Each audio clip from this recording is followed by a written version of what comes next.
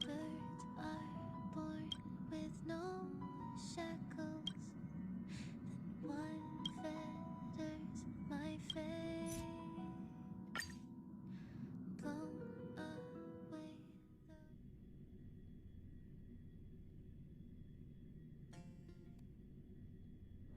This place is rich with the sweet scent of flowers. Here for a while longer.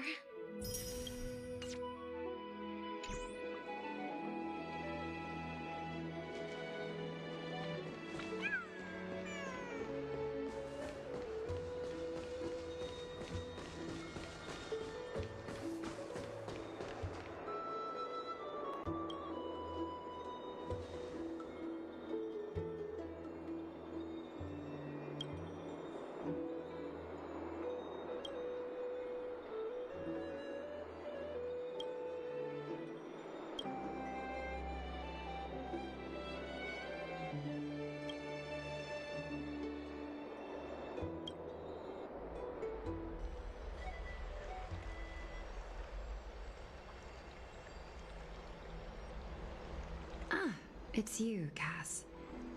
I finished the anthology of poems you lent me. Here it is. I thought you'd be too preoccupied to find time for reading.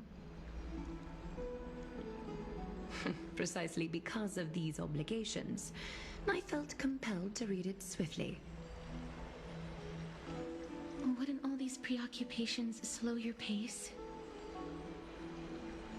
On the contrary, knowing that time is limited can push one to overcome their limitations. The weight of these responsibilities seems to have enhanced my reading efficiency. I understand completely. During my time at the Grove, the closer exams drew, the more efficient I became at tackling everyday mundane tasks. Anything but my actual studies. Precisely. As I remember, you and Phainon were both disciples of the new Sporists. I assume that Anaxa's exams were as unreasonable as the man himself, correct?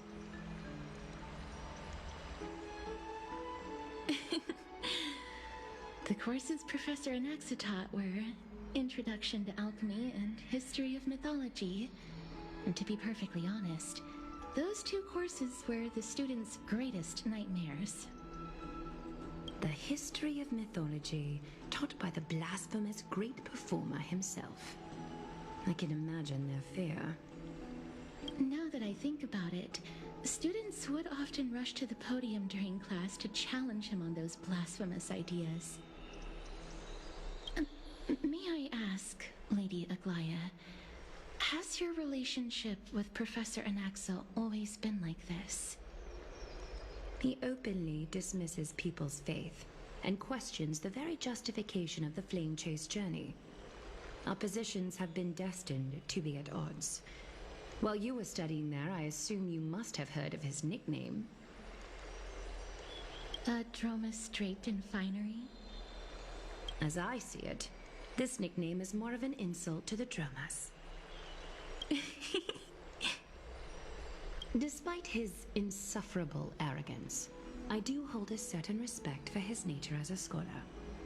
To remain true to his principles, he is unafraid to stand opposed to the world, and that requires considerable resolve.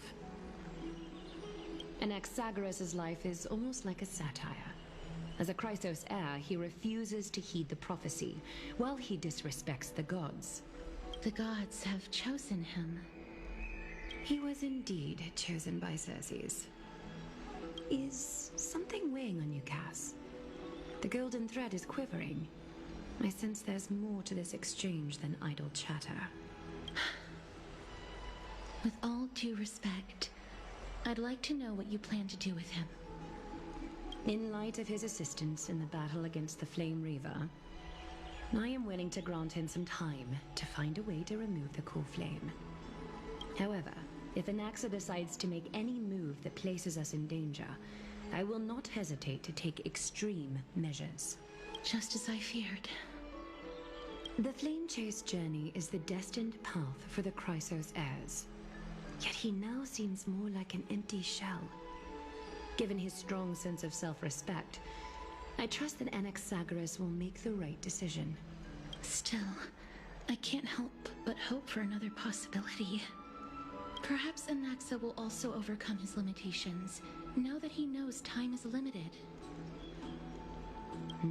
I understand your stance. Let's continue this discussion another time. But now, let's greet our guest. You're here. Does this mean you're ready to take on Orynyx's trial?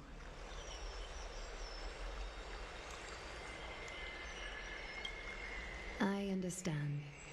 It was the sacred beast's idea, after all. However, it warrants careful consideration, given their intricate ties to the Titan.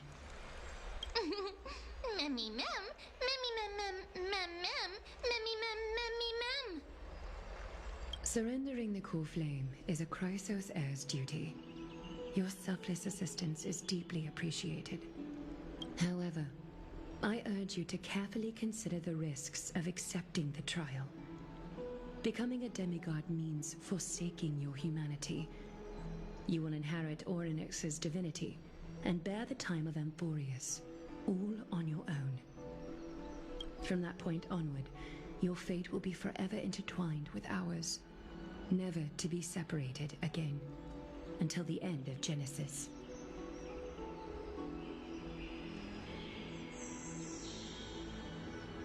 It's exceedingly rare to find a capable Chrysos heir. If this path proves unattainable, I am willing to lower my expectations. There are still many priests of Yanissopolis and their descendants in the city. If I'm left with no other option, I'll try to find someone worthy among them.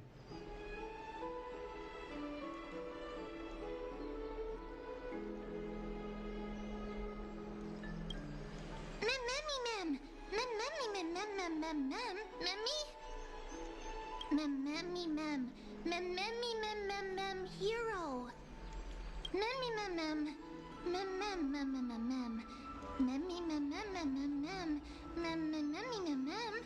Memmy mem mem mem mem mem mem mem mem memmy mem mem mem. It looks like you know that Titan rather well. Memmy mem mem. Memmy mem mem mem. Memmy mem mem mem mem. Memmy mem mem mem memmy mem mem mem.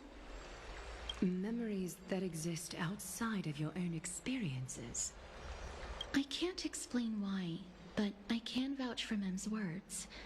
When I was in the abyss, I heard the Titan's groans, full of pain and grievances, yet without any ill will. Since you've made your decision, go back to the bath chamber and get some rest. Trinem will call for you when the ceremony is ready.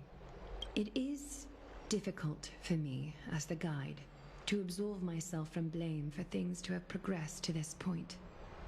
Time and again, you have risen to the occasion for Akima. Nearly rewarding you with some honeydew is no longer able to express the extent of our gratitude. When the dust settles, I hope that we'll have the chance to have a long chat regarding your return journey and the curse of the sky. It's about time that we lift the taboo and discuss things openly.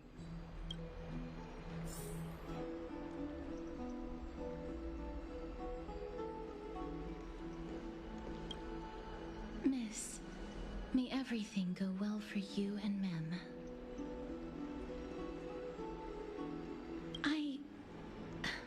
It's nothing. I only came to discuss some matters with Lady Aglaya. Previously, I lent her an anthology of poems that Lady Drianne had gifted to me. Tracing back, this anthology was something left for Lady Drianne by a bard before their passing. Although personal properties should be cleared out once their owner has passed on, Lady Drianne gave this book to me since she knew how much I like to read. No, it's just an ordinary book. It's definitely not some kind of unique copy. It just contains an allegory. In a faraway land, in a city known as Styxia, a dragon corrupted by the black tide descended one day, swooping upon the city like death itself. It swallowed the princess of the city whole before it was suppressed. After taking down the evil dragon, the warriors discovered that the princess's life had already met its end. Overwhelmed by grief, the queen hired an alchemist to resurrect the princess using the dragon's flesh and blood. However, having lost memories of her previous life, the resurrected princess turned into an evil dragon herself and wreaked havoc on the city. As a result, the prosperous Styxia met its demise.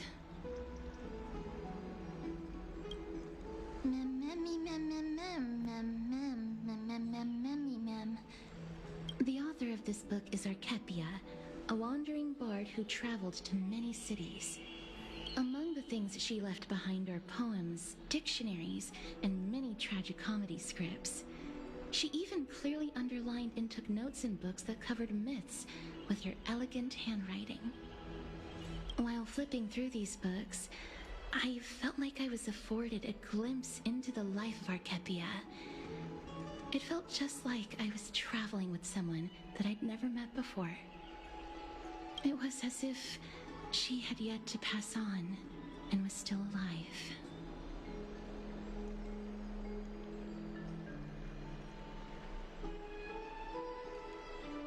That's right. Writing, drawing, and taking photographs. It seems like human nature to try and leave records of things. Speaking of taking photographs, when I was helping you to take the photo previously, I did not look through the photos in your photo stone out of courtesy. But I'm also very curious about the story of the Rosy Celestial Maiden. Despite having visited many cities in Amphoreus, I still understand nothing about the world beyond the sky. If there is an opportunity... forget it. Let's talk about this in the future. For now, I only hope that you'll be able to complete the trial safely and obtain Orynyx's blessing.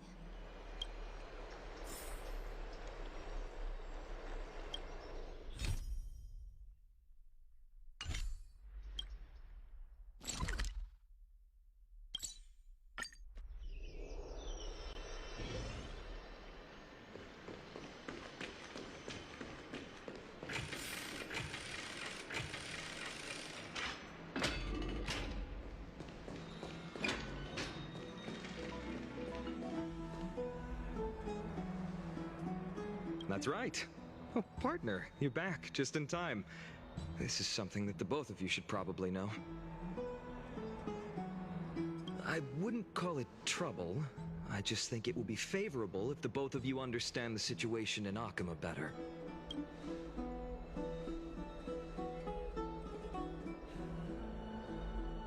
Some background information for you.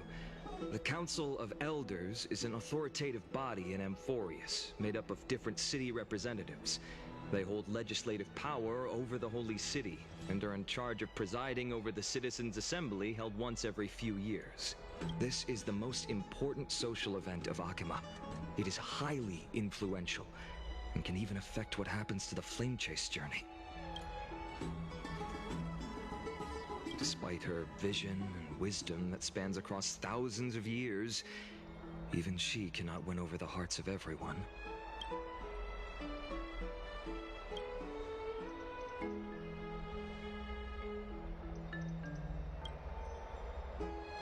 Every 5 to 10 years, the Council of Elders organizes a citizens' assembly at Dawncloud.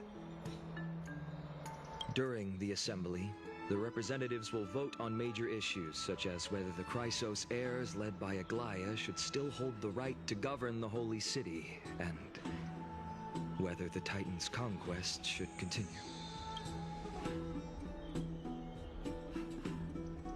That is correct.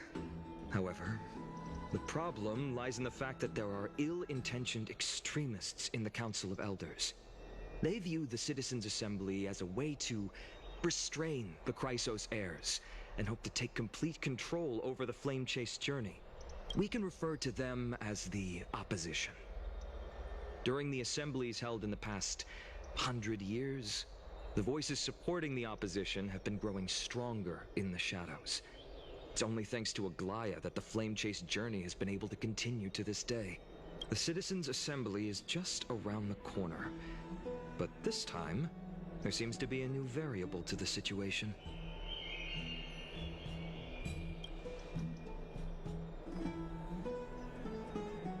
I'm afraid that the Council of Elders might want to take advantage of Professor Anaxa. Aglaia will surely take back Circe's core flame, but with Anaxa's current condition, it's so unique that nobody knows how taking the core flame away from him will affect him.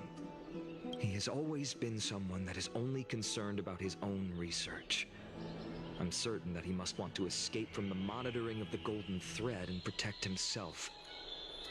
If the opposition were to offer an olive branch at this time...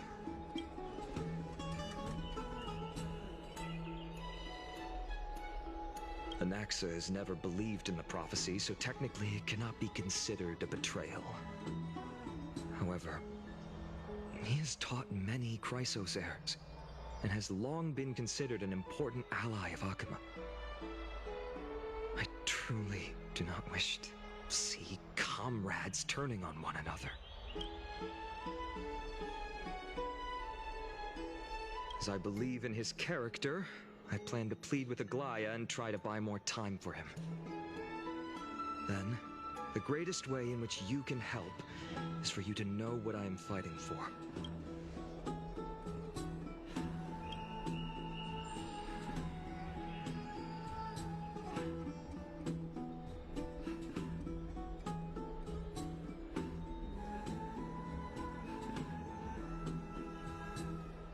Allow me to apologize for the fact that we always seem to be troubling you. I hope that Orynyx will show more benevolence and be more accommodating. I remember that they seemed quite fond of you back in the Abyss. Go and rest and regain your strength. We'll meet at the Vortex in a few days. Oh, right. You can read this scroll if you want to find out more about the Council of Elders and the Citizens' Assembly.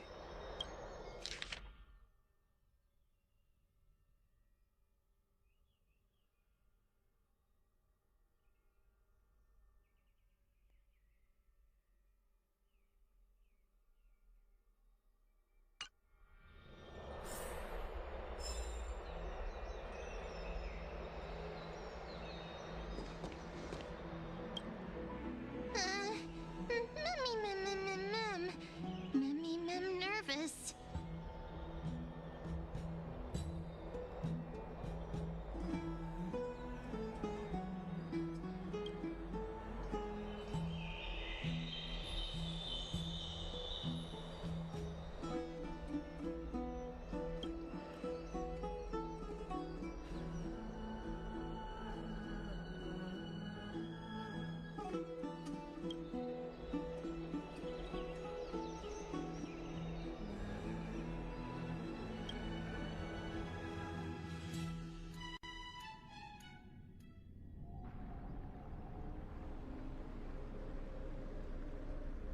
Esteemed one, Orynyx's vacant totem awaits. If you have already made your preparations to become a pillar of amphoreus, please, step forward.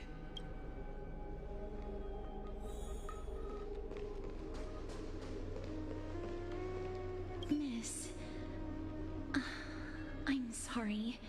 I'm not sure what I should say to help calm your nerves. Right. Perhaps something like, as long as you can successfully complete this trial, the rest of the flame chase journey will be smooth sailing? No, that sounds a little strange. Ah, don't worry, it won't take up too much of your time. Don't worry, you'll definitely make it back alive? Oh, sorry. It seems like I've made the mood even heavier. In any case, may everything go your way. Accepting a Titan's trial is a very peculiar experience. I'm afraid that I'm not able to accurately describe it. You can only go and experience it for yourself. I believe that you'll be able to pull it off. I can still vividly recall when you entered the vortex of Genesis for the first time. At that time, I could never have imagined that a guest from beyond the sky would shoulder the fate of amphoreus. Don't feel burdened. Just like during the trial of strife, Trinan and Finan will be waiting for you outside. If something unforeseen were to occur, they will intervene in the trial and rescue you. May Kefali bless you. Little Gray and Mem, thank you. Your resolves cannot be questioned. We praise your pure selflessness and courage. May Kefali light your path forward. Get ready to assume Orynyx's divinity, Trailblazer.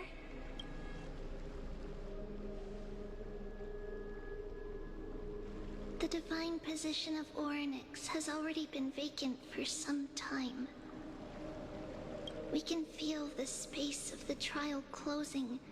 As there isn't much of their soul left, we'll have to complete the ceremony before their soul completely dissipates.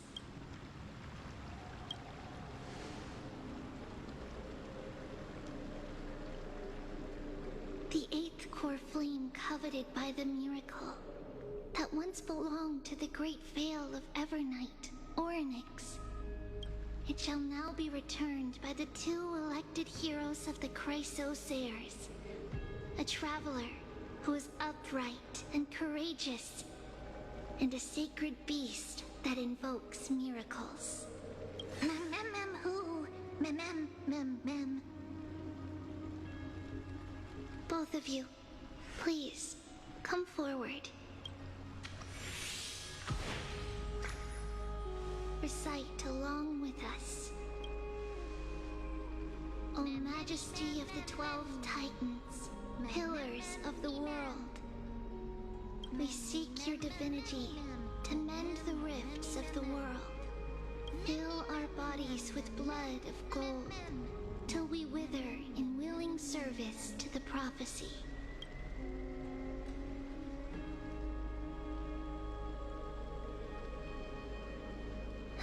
These are just words meant to make the prayer seem more solemn. Please, focus.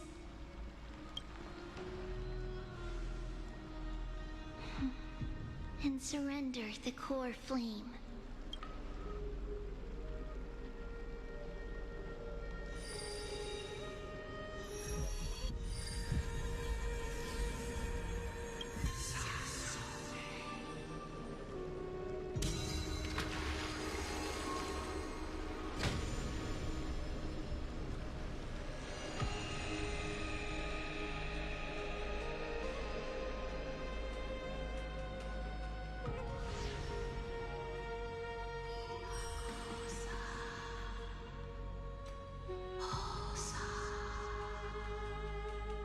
Orynyx. Their soul has been waiting for a long time. Perhaps they're also quietly waiting for the arrival of their successor.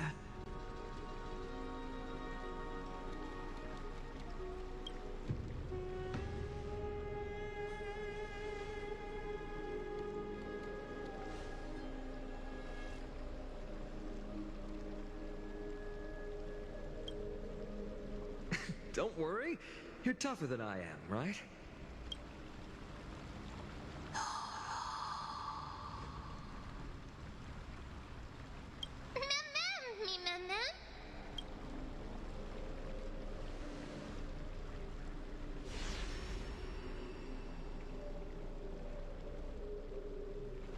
traveler from beyond the sky. Let us pray that the Titan acknowledges your worthiness. Although she loves cracking jokes at inopportune times, her determination is as strong as the Chrysos heirs. She will definitely succeed. While she's away, I would like to have a chat with you, Maglaya.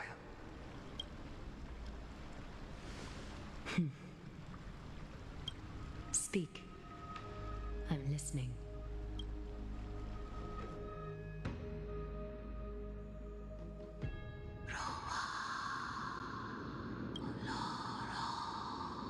Slap, slap! Wake up!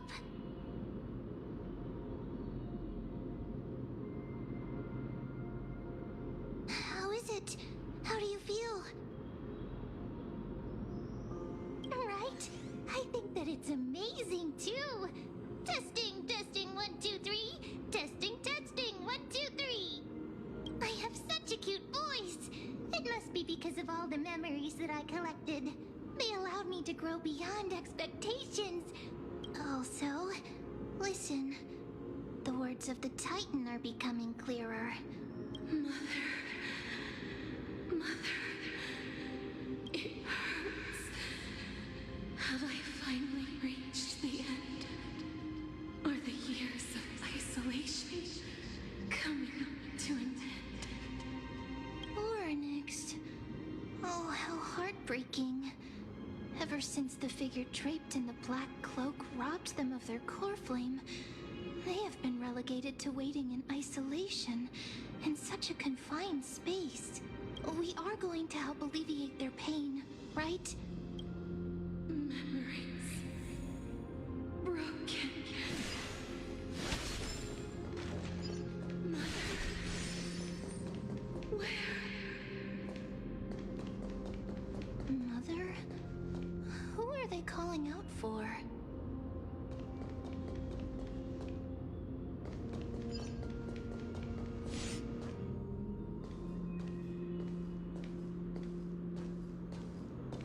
You. It's you. I remember you. Skyfather has gazed upon you. Mother is calling for you.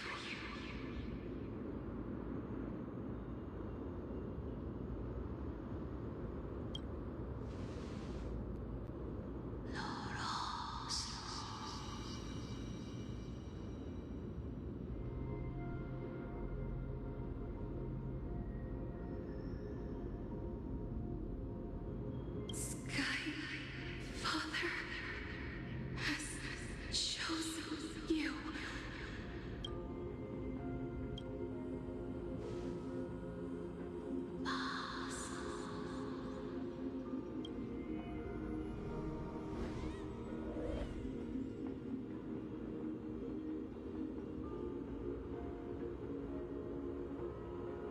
Mother is no longer responding.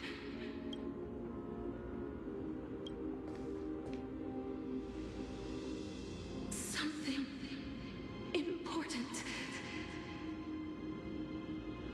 An important matter. Oryx, listen to me.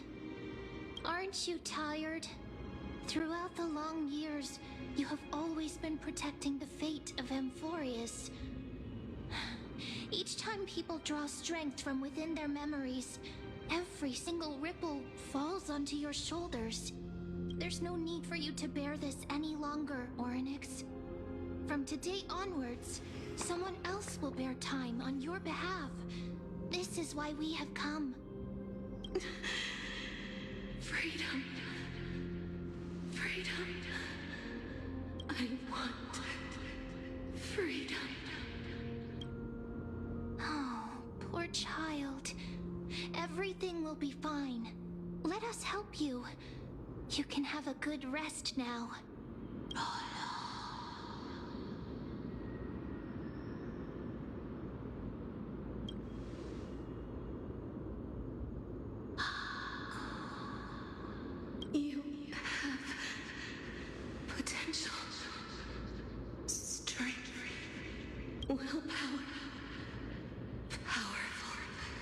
and tenacious.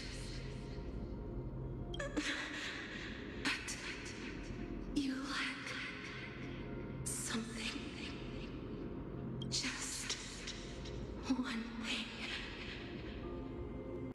Lacking something. What is it?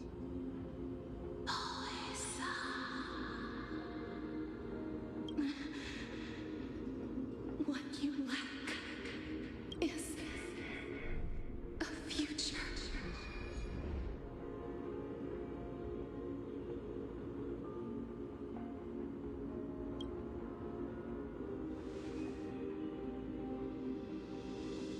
Future? Traveler from the sky, you should have dissipated already. The gaze from Sky Father stabilize your form. Because from the moment you crossed the sky, your life was cast away. Right now, you are simply a collection of walking memories. What? How is that possible?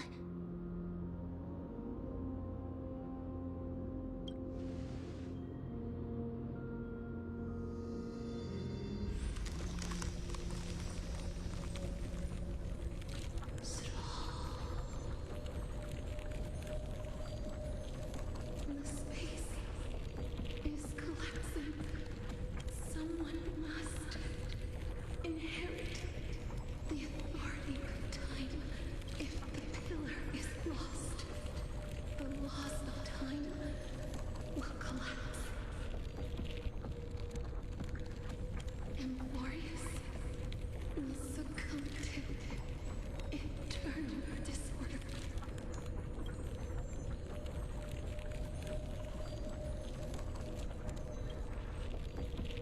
Time never compromises, never bears grudges, never forgives, never makes a choice. Child of humanity, Titans, Mother, Sky Father, Time, restrains everything that exists in this world. Orynyx's divinity is dissipating? Is the trial coming to an end? Pathstrider of remembrance, my strength, I shall entrust it to you. The fate of the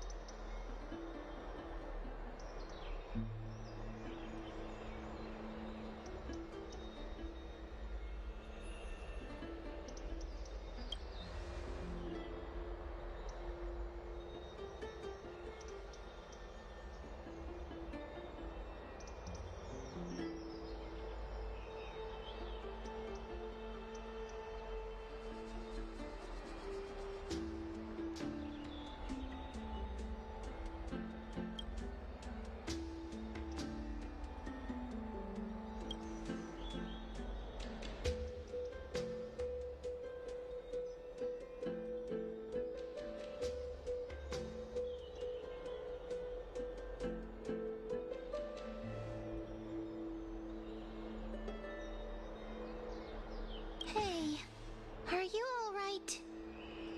I heard you two talking about Thanatos. Cass is also very concerned about the warning. She has left the vortex and returned to the garden. Shall we go and look for her? Thanatos is the Titan that Cass has always been looking for. Regardless of whether there are any clues, there's probably no one else that understands death better than her. Oh, right. There's something that I have to tell you. The Chrysosairs already know everything that has happened to you. I was too worried, so I told them everything. Please don't hate me, okay?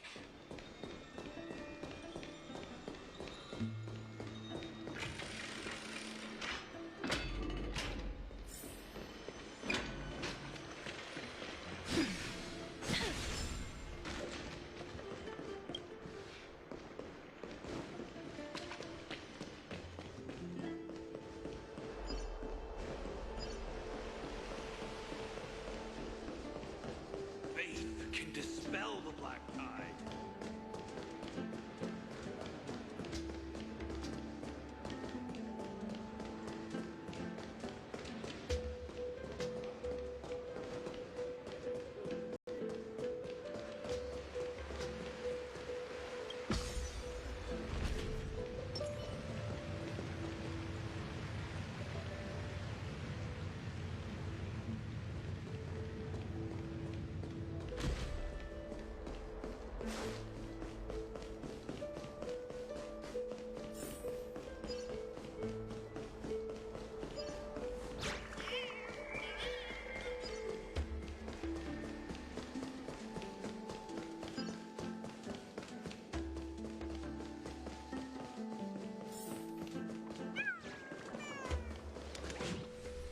Miss, I'm right here.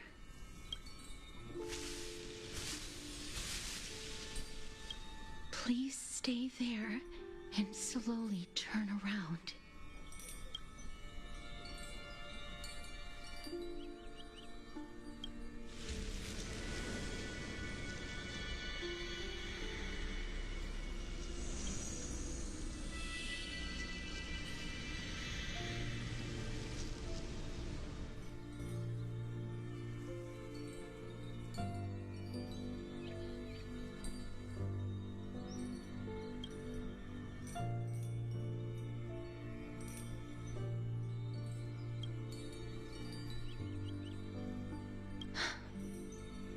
Please pardon me.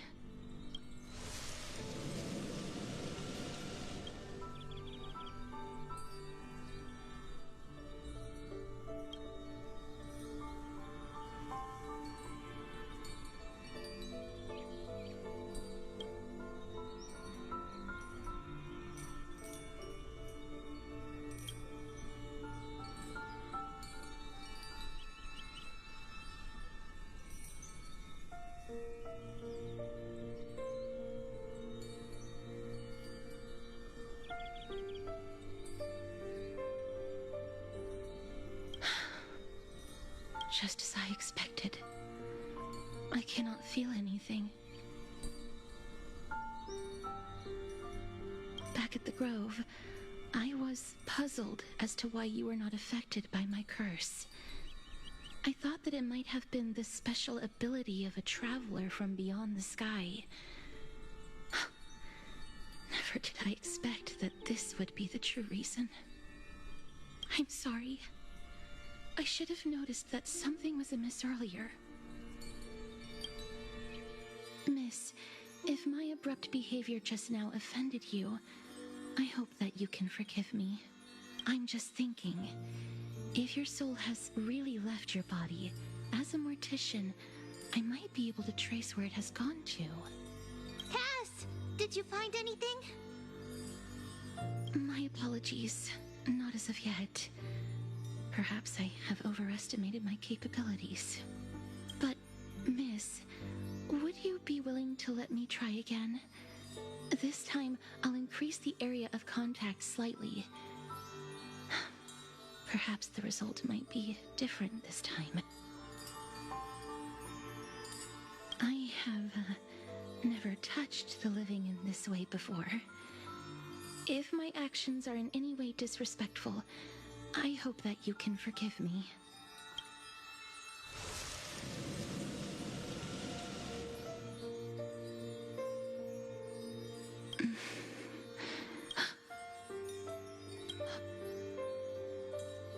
I seem to have caught a glimpse of something. Your soul is currently roaming someplace and cannot find a way to escape. But perhaps it might not be a bad thing. If your soul is still wandering around, it means that we still have time. We have a chance to find it before the fingers of Thanatos sweep everything away. Clues. Just a few more. I need more guidance. The connection has been severed. With my strength, I'm not able to trace it. It was me. I was a little too hasty. Don't worry, miss. Although we currently have no leads, I will do my best to search for the whereabouts of Thanatos, bring back their core flame, and personally return to you the life that you have lost too soon. I know that I'm lacking in confidence, but I hope that you can keep this promise of mine in mind. Before I manage to deliver on this promise, please do your best to hang on. Amphoreus needs you. Lady Aglaia and Lord Finon are currently discussing some matters in the paths. They're worried about you too. If possible, please go there and let them know that you're well. Although, I don't actually know whether your current situation can be described as well. Also, please accept this Styxian fable. Reading can help one to focus and relax. I hope that reading this can help tide you through this difficult period.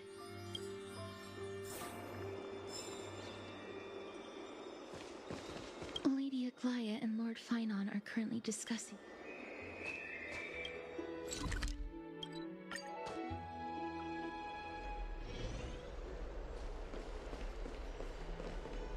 They're here. Partner! Hyacinth said you definitely wake up. How do you feel?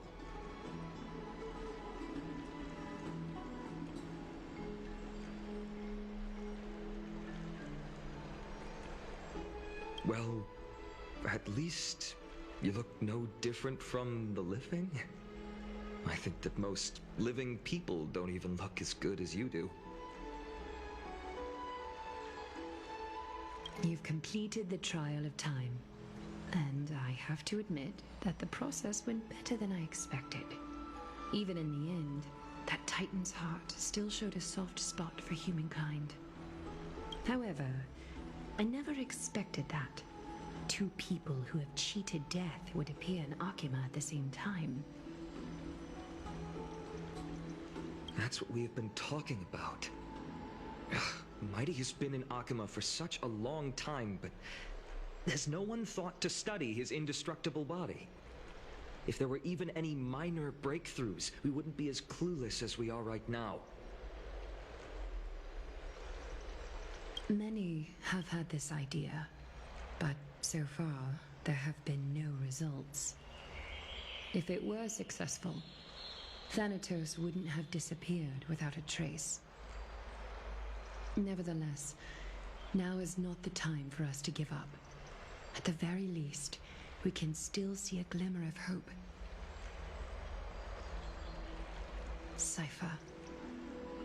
If anyone in this world knows the whereabouts of death, it would be her. I'll try and get her to return to Akima, but do be prepared for a less than ideal outcome. Please understand that throughout the history of Amphoreus, no one has ever managed to escape the clutches of death.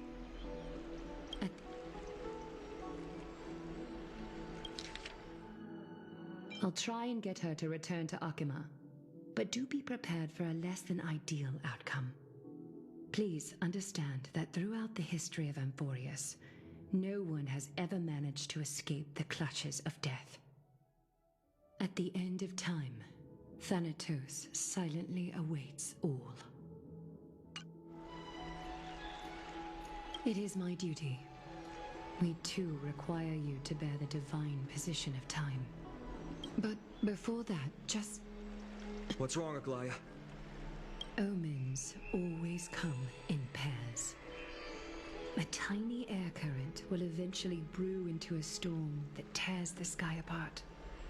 It's Anaxagoras. He has initiated contact with the Council of Elders. In the end, it has still come down to this. I earnestly hope that your assessment of him is accurate, Finan. Otherwise, the efforts of my teacher and I of the past millennium might be reduced to dust because of that great performer.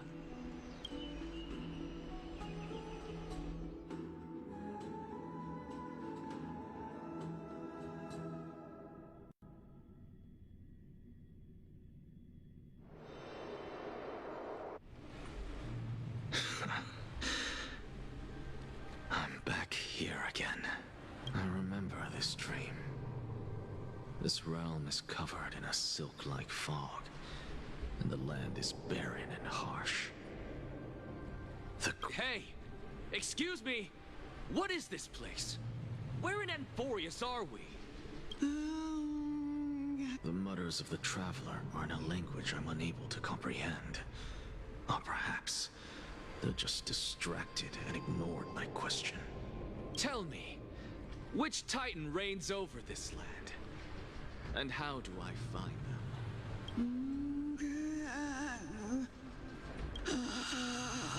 Hand of Shadow. Hand of Shadow Thanatos. Could this possibly be the Netherrealm? Not Netherrealm. Then where is this? River of Souls? The outskirts of the Netherrealm? Are you heading downstream toward the Netherrealm? The Netherrealm. Nothing but an illusion. Titan rejects you. Me. Listen. What? The traveler lifts their wrinkled fingers and remains silent. I look in the direction they are pointing and listen closely. There. A massive shadow brought the sound of rushing tides. The sound of tides. I can hear it. I hear it, deep within the tides, beyond the closed gates of the void world. A voice, about to recount something. Child of humanity, is it death's embrace you yearn for with such urgency? Oh, you have awoken.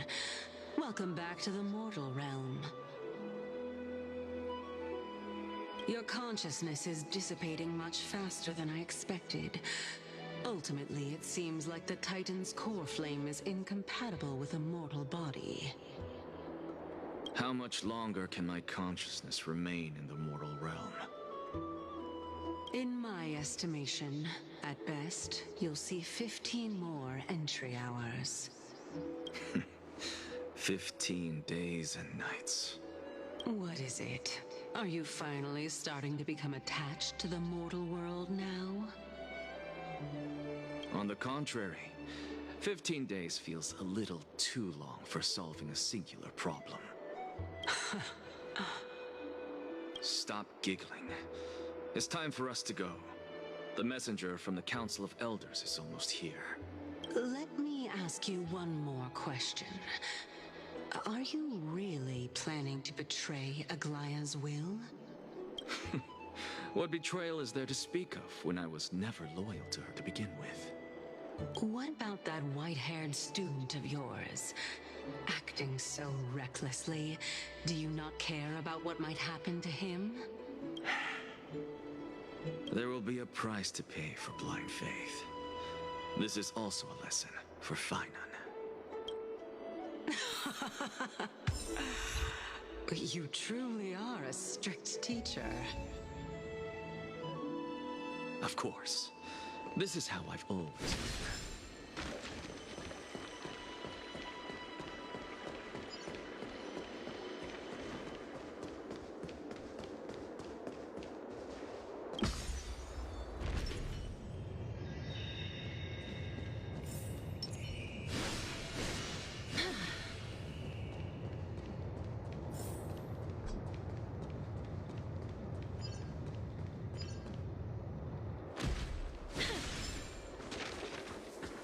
Sorry to keep you waiting, Lord Enexagoras.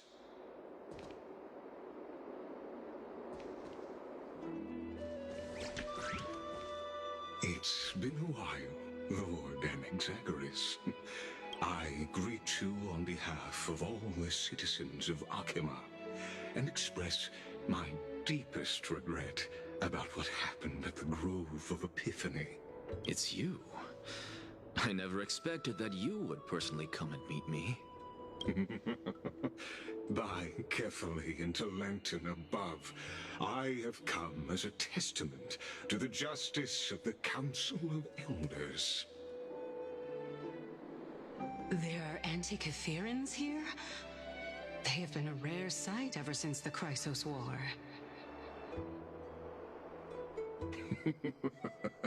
I extend to you my utmost respect, revere Titan. I am Lycurgus, though you may call me Lygus, holding an honorary position within the Council of Elders in Akima, and as the Theoros, I stand to protect the right of all upright citizens to express themselves freely. You can see them too? You know about us. We Antikytherans perceive the world through the amplitude and frequency of souls. Just as I am conscious that Lady Aglaya is secretly listening in on our private meeting from afar. If necessary, Lord Enexagoras, I can sever the golden thread to protect your fundamental rights. The demigod should know better, for such is her station. Spare those poor threads, and just let her listen to my words. They shall serve only to unveil her own folly. May I interpret this as you having a countermeasure? I need not any plan, because she can do nothing other than petty espionage. As the Citizens' Assembly approaches, and with Orynyx's fall, any attempt to capture the core flame within me will only usher chaos and calamity. A truth she undoubtedly comprehends. While I, Enexagoras, serving as the Grove's special envoy to Akima's Citizens' Assembly, have have long known the extent of your abilities. Let's forego the formality of asserting authority, Lord Lygus. Lead the way. Very well. Surely Lady Kindness would appreciate such... She's been waiting. Follow me, please. Is there something on your mind, Lord Anaxagoras? Nothing really. It's just a question that I contemplate every time before I ascend to Dawncloud. For the Titans, does the falling equate to death? Ah, a pondering truly deep. Time is on our side. Do you mind sharing your While all living beings must ultimately face their demise, Kefali has yet to meet theirs. Their journey... Are you suggesting that Kefali may not have truly passed? Yes. For dying implies an ongoing process, an action, whereas death signifies a static state. In contrast to mortals, Titans exist on a grander scale of space and time, thus elongating their passage into death. The notion of their fall... Ah, an intriguing concept, albeit challenging to substantiate. After all, Kefali has maintained a profound... Perhaps the gods in their arrogance deemed it beneath them to reveal their perspective. Could you elaborate on... Circes, the kin of the Skyfather as recounted in myths, now resides within my brain. Oh. That very well could be true, but what if the... In that case, the myths crafted by the people of Amphoreus. It's worth a try. I believe, and I'd love to witness the fruits of your... Because I completely concur with you on this aspect. If the Titan has indeed...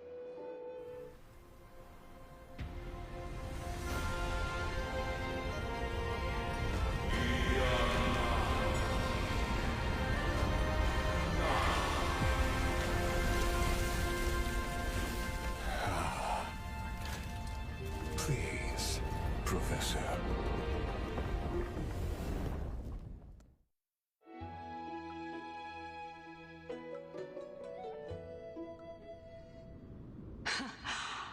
The children of humanity have indeed created a spectacle.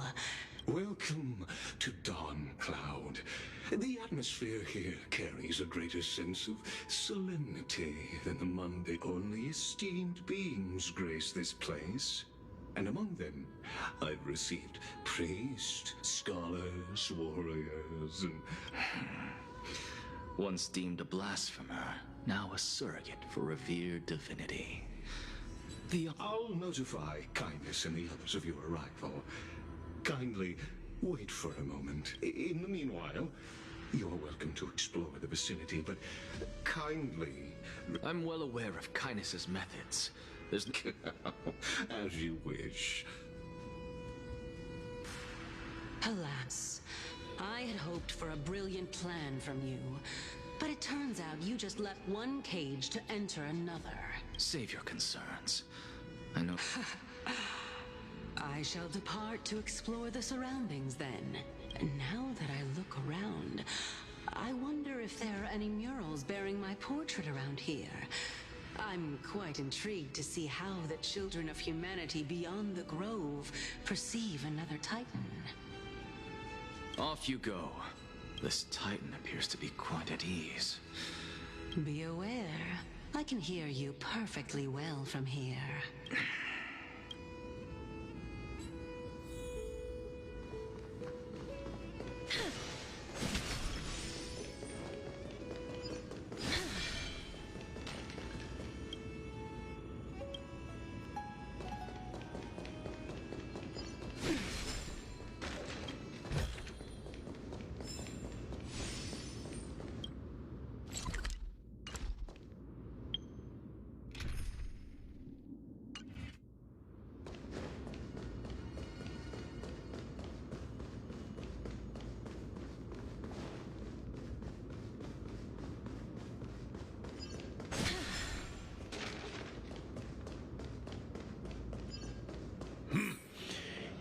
even blasphemous scholars can come here, it seems. Looks like my presence here is quite unwelcome.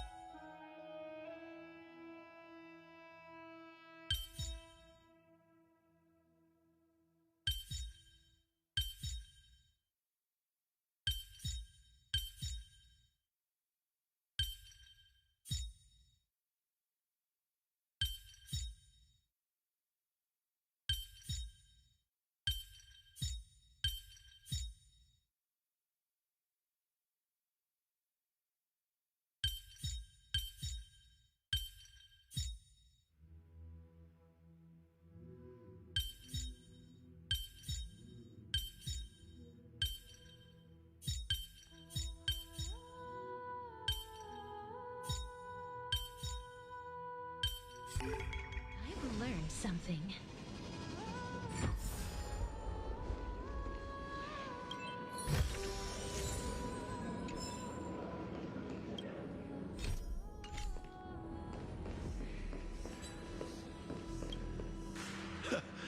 Anaxagoras, I thought that you had done... As Kephales's priest, are you not aware of the decorum of respect? Surely you jest.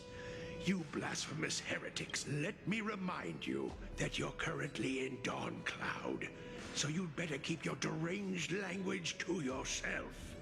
I am no longer that altar servant. I'm not sure whether I should laugh or cry right now. I can't believe that as I see it, a dead Titan can't provide you with this level of confidence, right? Then who is it exactly? Could it be kindness? Yes. You. Seeing how fond of you Elder Kindness is, I shall let... Seeing as we were able to hear of this matter from the mouths of others, it seems that Kindness is indeed quite sincere toward us.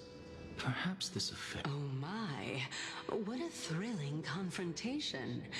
As expected of one of Kephales's followers. Are you praising or insulting him? Praising him, of course. As a believer of the God of Deliverance, it is only natural that he detests evil. Didn't you hear me? I asked you to leave. Go as far away from here as possible. Don't...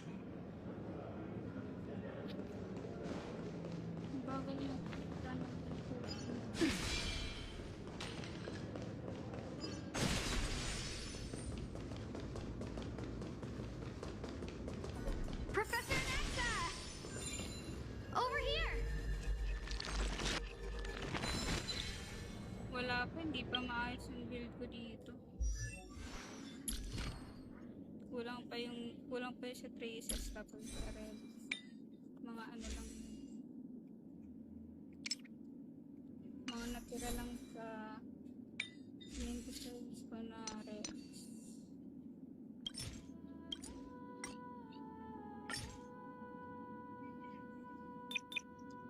Oh, same. Sa traces din muna ako magpo-focus.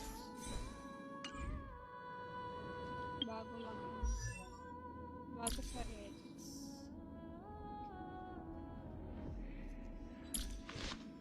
Meron akong parang galing sa guide. Kung anong need mo pag-focusan saan.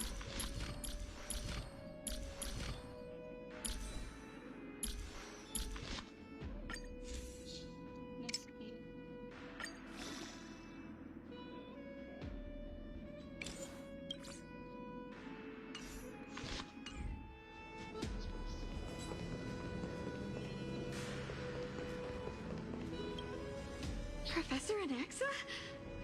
Word has it that the scholars of the Grove valiantly perished resisting the Black Tide. To find you here safe and sound. You could say it's the fates toying with us. It's only the Crimnoans and Idonians who chase glory through death. But your survival is a victory in itself. I'd settle for that gladly. So, are you here to report the incident to the Council? I heard that after the Black Tide devoured the Grove, Akuma would be next in line, even with the demigod of strife standing alongside humankind. Tell me, how much does the Council of Elders know about the Black Tide? Once Kindness and her followers learned of Circe's and Orynyx's fall, they proclaimed in the Council that the Flame Chasers could no longer stand against the calamity alone.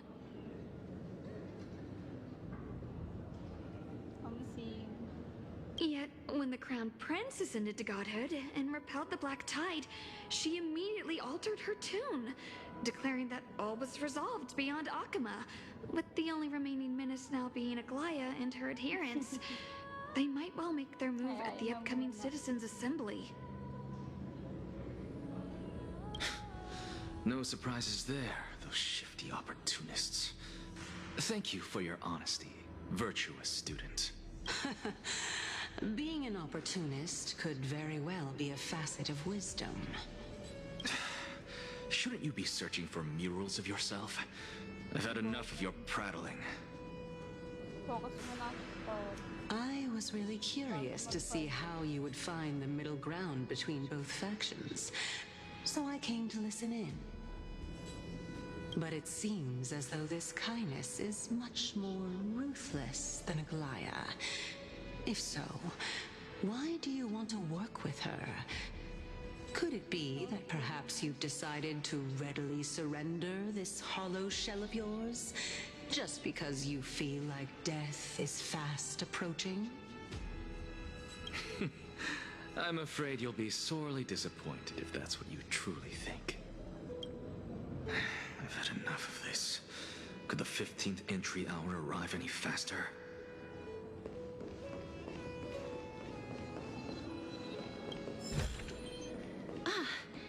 Make sure you keep it safe.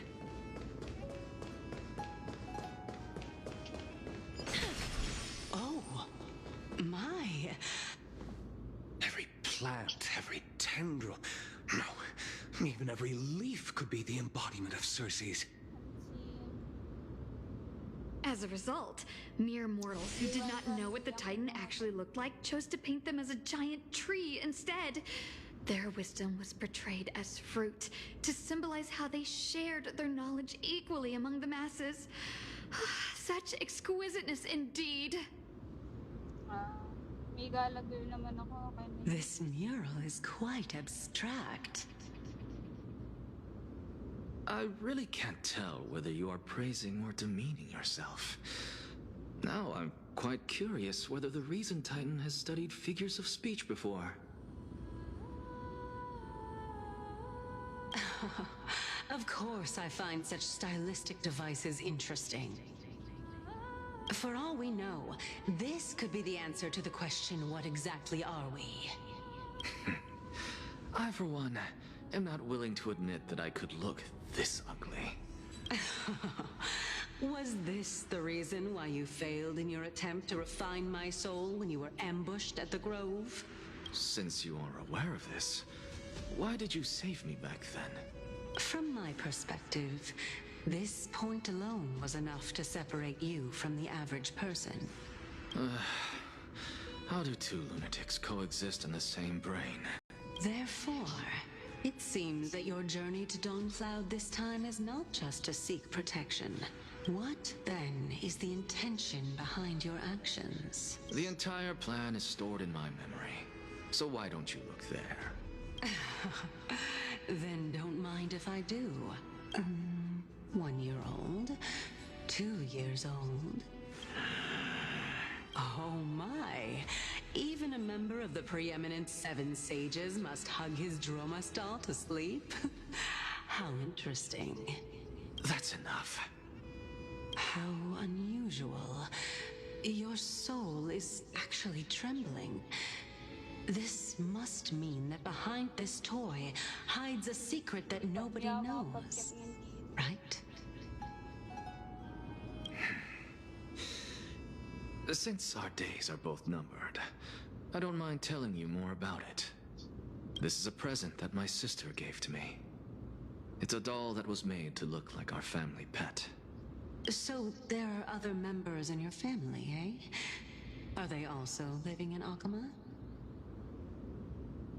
Don't you just love to pick through my brain? Go on, continue flipping through my memories. It won't take long. You'll discover the answer when you reach the memories of when I was 5. Oh, the black tide is everywhere. I can't bear to look. When I was young, I couldn't accept this outcome either. Georios, Aquila, Kefali, and you, of course. Although I prayed to every titan that I could think of for help, my efforts were ultimately futile. This...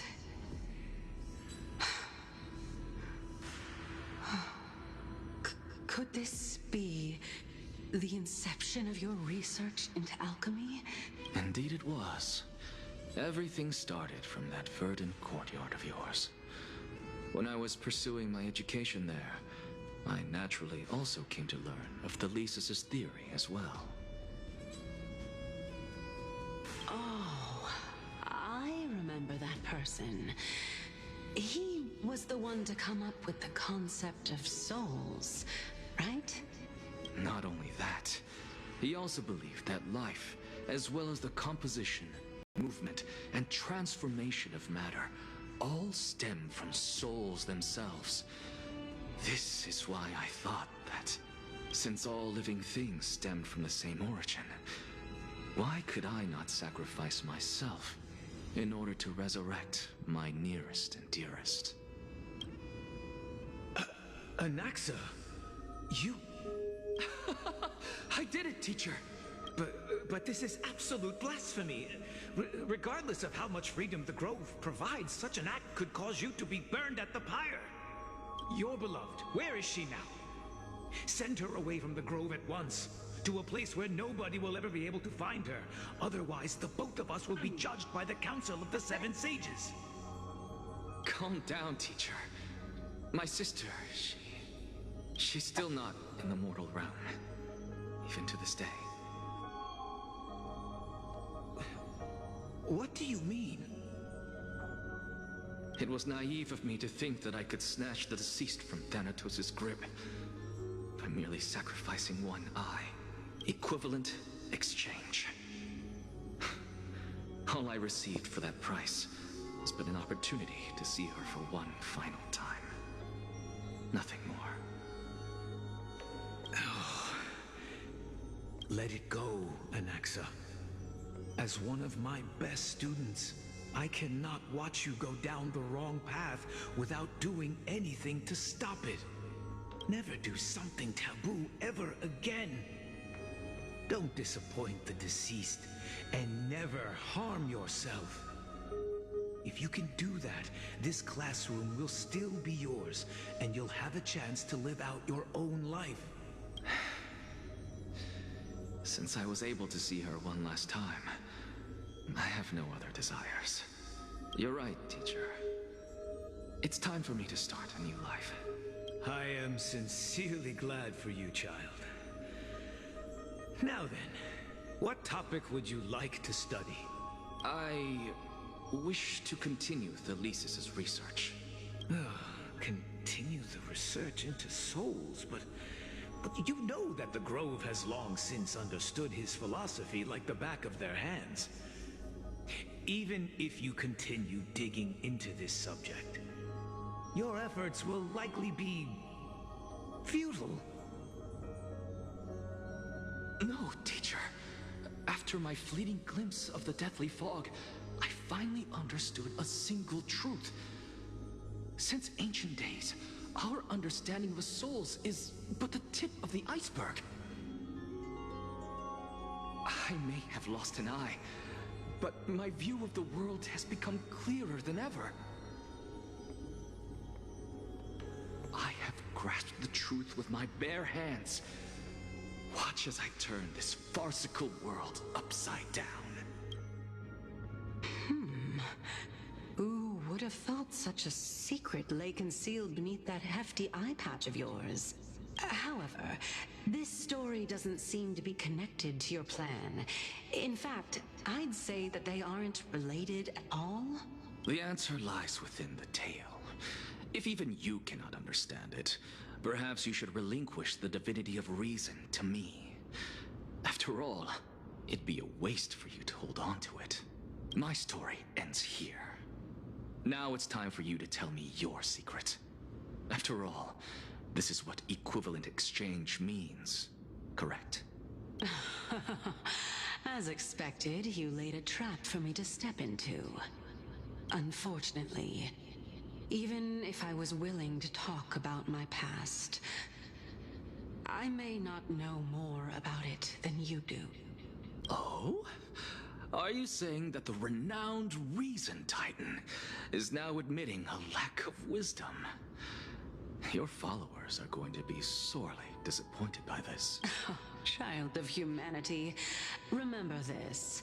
Being cognizant of one's ignorance is the greatest wisdom of all. Now I understand. No wonder you asked me to answer your random, nonsensical questions. Not only that, you're the only one who can shed light on my query. As the saying goes, onlookers see most clearly. Is that so? Lord Anaxa. I saw you muttering to yourself and was wondering whether you were caught in a delirium of reflective thought. I'm sorry to interrupt you, but time is of the essence. I have a message from Lord Lygus. Lady Kindness has met up with the Council of Elders and is awaiting your arrival, so please depart forthwith. It's finally time. Carefully. The one who created the world, and the one who bears the world. If you truly have not met your end, how will you answer the challenges of those who defy you? I didn't expect you to agree to Lady Kindness's invitation. What a wonderful turn of events. To tell you the truth, there are many people who hold grudges against that Lady Goldweaver. Isn't that the dromas draped in finery? Avoid his gaze. I don't acquaint myself with blasphemers. Don't worry.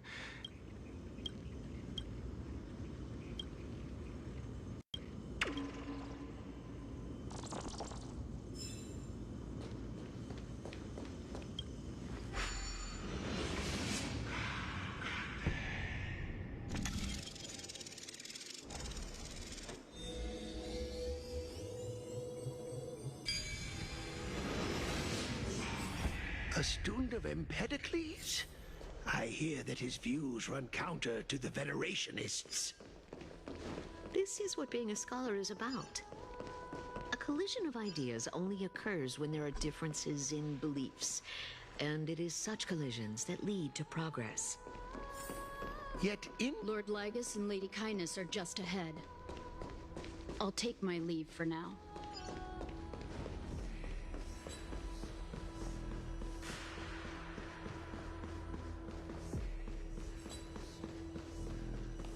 Welcome to the Demigod Council. Lord Anaxagoras, I've heard so much about you. Head of the Nusporists of the Grove of Epiphany, notorious blasphemer, a Chrysos heir who bears Circe's core flame, a survivor of the Grove calamity. Did I miss anything? Well, if so, please be so kind as to enlighten me. Since Lady Kindness is already well acquainted with me, I won't waste any effort introducing myself again. But then again, perhaps the customs are different here. Back in my hometown, there is a form of etiquette known as honoring guests. The host will welcome their guest with warm hospitality by treating them to fine wine and a cozy bed. And yet, ever since I arrived, I have not been welcomed with warm courtesy or ceremonial gifts. Instead, I am met with it. Perhaps you intend to cut open my heart, retrieve the core flame, and then hold a grand feast for all of the guests. Everyone, stand down. Thank you for understanding. I am but a feeble scholar who is not used to the stench of avarice and blood. No need to be humble, my lord. From my perspective, your courage and gumption are worthy of the reputation of the Seven Sages. So, you... Well, since the Chrysos heirs are calling for war, we will respond in kind. Conflict is inevitable. Since Aglaya endeavors to suppress the virtuous commoners with blood of gold, we will not hesitate to... As to your question of whether peace is still a viable option? Well, to that, I can only say this. And since you, as a Chrysos heir, accepted our invitation... What brazen arrogance. What you're saying right now is worlds apart. I don't deny it. After all, they're responsible for cleaning up any threats, and just a moment ago you were on this. But now that you're an ally of ours, we can continue talking some. I was fortunate enough to have the opportunity to discuss a treatise about the Venerationists with your teacher, Empedocles. I want to make something with Yet, it seems you subscribe to the Nusporists instead, Lord Anaxa. I've heard that this school of thought is one with many detractors. It's normal for ideas to have supporters and dissenters, just like how there are two types of people in this world. Welcome back to the hub of the Demigod Council, Lord Anaxagoras. Surely you remember that countless eloquent orators have stood in this spot before and emerged victorious by stoking public sentiment with their words. And yet there have also been innumerable... This tiny stage is the most profound embodiment of Akama in centuries. In 15 days, this site may the both of us carry out our duties with honor and lead the masses back toward the Erechrysia, a golden age. Oh my, 15 days and nights. That aligns perfectly with the date of your demise. Could such a coincidence truly exist? Using death to prove myself fits my intentions perfectly. What strong conviction you have, as expected of the hero who dared to stand up to the Gold Weaver. As expected, she misunderstands you. That's enough, Lady Kindness. Dispense with the niceties. I only accepted your invitation so that I can serve the commoners alongside the members of the Council of Elders. Don't test my patience with such superfluous formalities.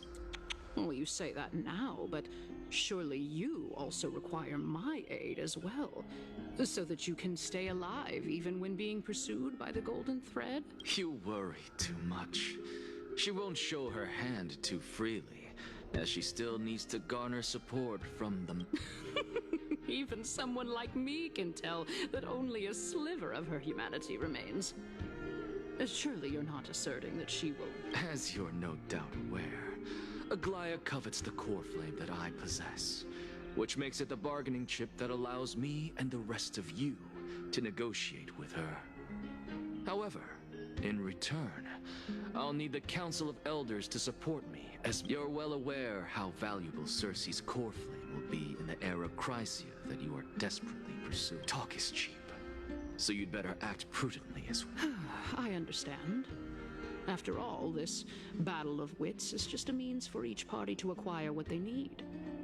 As long as your request is reasonable, the Council of Elders never shortchanges its allies. Since we're both, let us decide how much we can secure for ourselves and how much we're willing to sacrifice, like true. Continuing from the earlier topic, let us discuss our common enemy. She is the second most experienced Chrysos heir across the whole of Akama, who has gradually lost her humanity to the raven. Admittedly, there is ample reason for her to take your life. Yet your previous reasoning is quite sound. As a seasoned political animal, it's unclear whether she will actually cross that irreversible boundary. Is there anyone present who can swear by the sacred vow of Kefali and guarantee that you weren't in league with them? I believe you're aware of Castorus the Executioner. Long before I returned to Akama, Aglaya had already dispatched her to monitor me. If I weren't able to reach this place in time, I would have been forced to meet Thanatos first. As compared to a comprehensive plan with uncertain results, if you decide to cut open my chest and remove the core flame, wouldn't that settle her nerves even more? Everything is in place.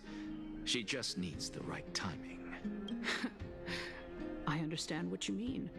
At the very least, the both of us agree that this tyrant who wallows in extravagance and greed is the greatest threat to achieving peace in Akama. However, I regret to say that sentiments in favor of the Chrysos heirs and Aglaya are only growing in magnitude.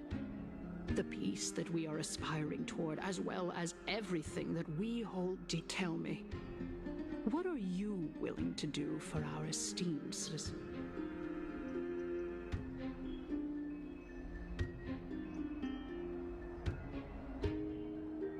Although the circumstances are rather unfortunate from an objective point of view, it is an undeniable fact that ever since the Grove was attacked, I have become the de facto leader of the Grove. The Council of Elders needs more backing if it wishes to topple Aglaya, and it's evident that the Academy wields considerable influence. At the very least, I have served as the Grove's special envoy to Akama for a significant amount of time. Of course, this also means that I will hold a crucial vote at the Citizens' Assembly. In the name of Kefali, Akama thanks you for your... At this stage, it's clear that you and I understand the benefits to be won from this discussion.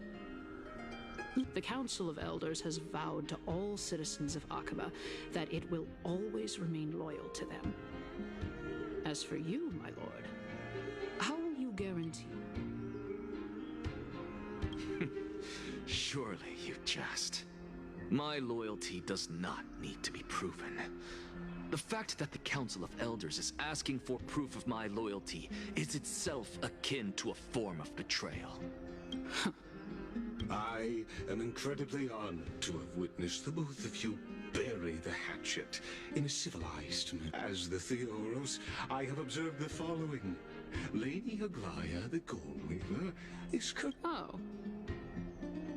Well, I do believe that we might have... Feeling dissatisfied, Lady Kindness? Despite the Council of Elders' lofty residence on Dawncloud, it must still tolerate the whims of the Chrysos heirs. So you were holding back just now. Seems like you are better at playing this game than I. So tell me, Anaxagoras, now that you're an ally of mine, if Aglaya were to demand that I... You can do as she says. Tell her that the Council of Elders merely wished to chat with me and had no intention of offending her. However, By doing so, the authority of the Council of Elders will be as thin as papyrus that has been soaked in blood. Not only can it be destroyed at the slightest touch, but the Council... No. More like 2 core flames. After all, at the next Citizens' Assembly, that young lady who is synonymous with death will also be standing on our side. Oh? How can you be sure of that? Is that of importance to you? All you need to know is that I have a plan. In my opinion, you should be... If Aglaia sees me in full view of the masses today, she could also dismiss the entire Council of Elders in one fell swoop tomorrow. Is this the outcome that you wish to see, Lady Kindness? Fine. I will handle this, but you do best to remember this. Fool the people, and karma will be on your tail. Unless, of course, you crave cruel punishment and consider suffering the perfect... Well, what do you know? That... We shall see, then. I've got to say that you've managed to really impress me again. But shouldn't you be going after more? Dying to know what I'm after. I mean, I'm the reason Titan after all. It is in me to ask and seek answers. Easy there. You'll learn the answer soon enough. I didn't bring it up with her purely because she doesn't have the means to give me what I truly want. It's as they say, onlookers see most clearly. The true masters of Dawncloud have always been the Theoros, who watches over everything.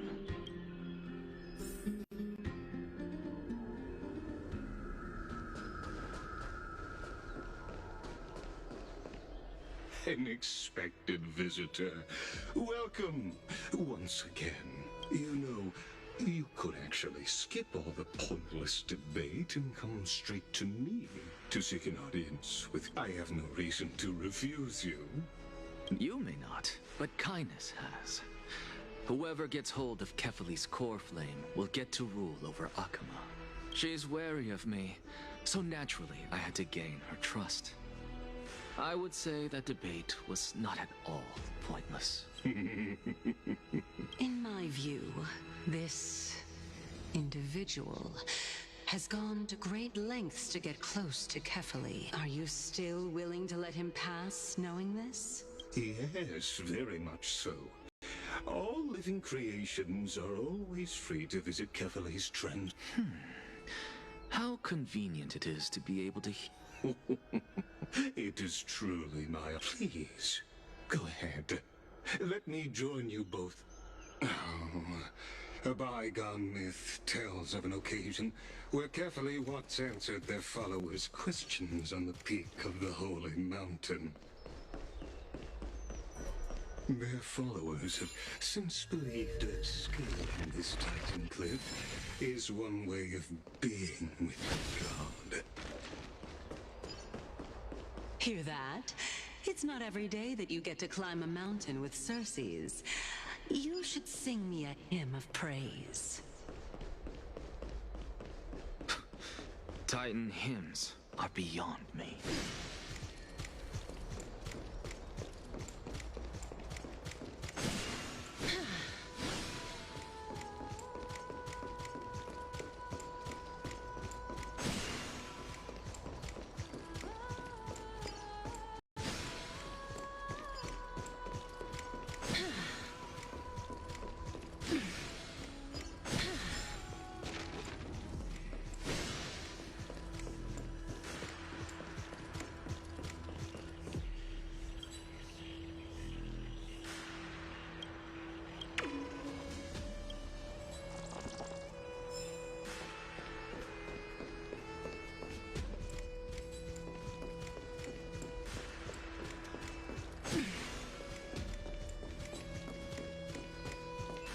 Go on ahead.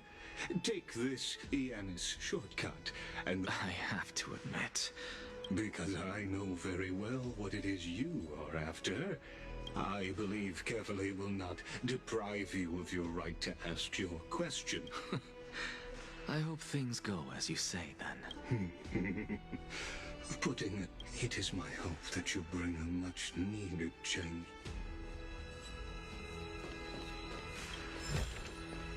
I want to make something with it, but what to make?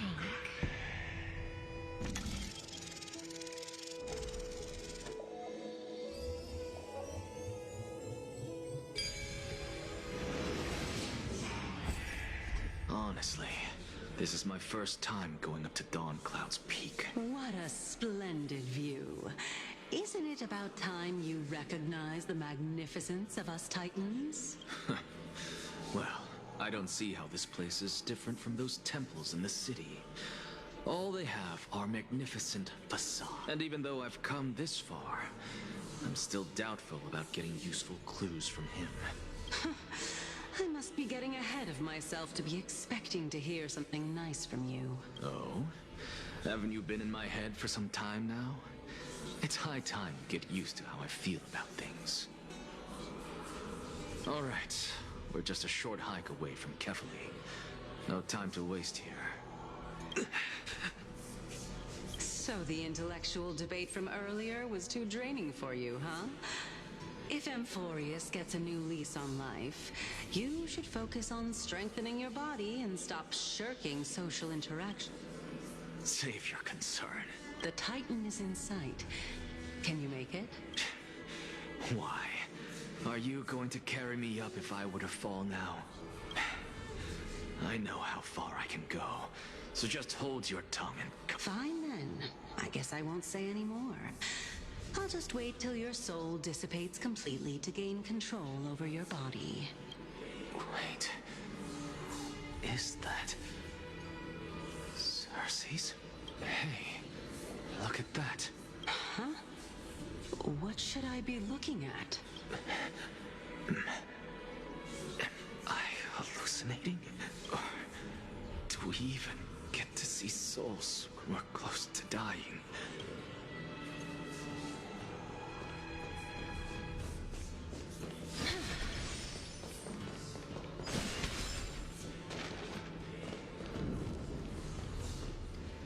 Oh? Why didn't you bring your favorite spear with you on this trip, Nias? Nias? I know I've heard this name somewhere. It's unfortunate. The Black Tide destroyed every last inch of my calyx.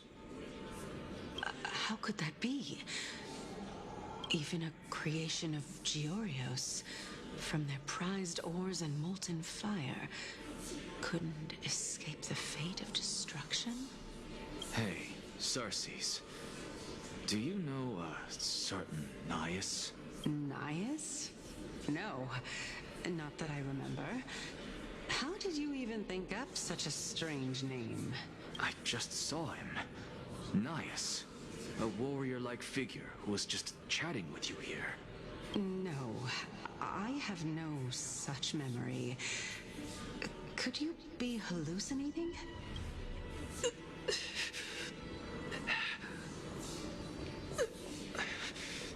This is...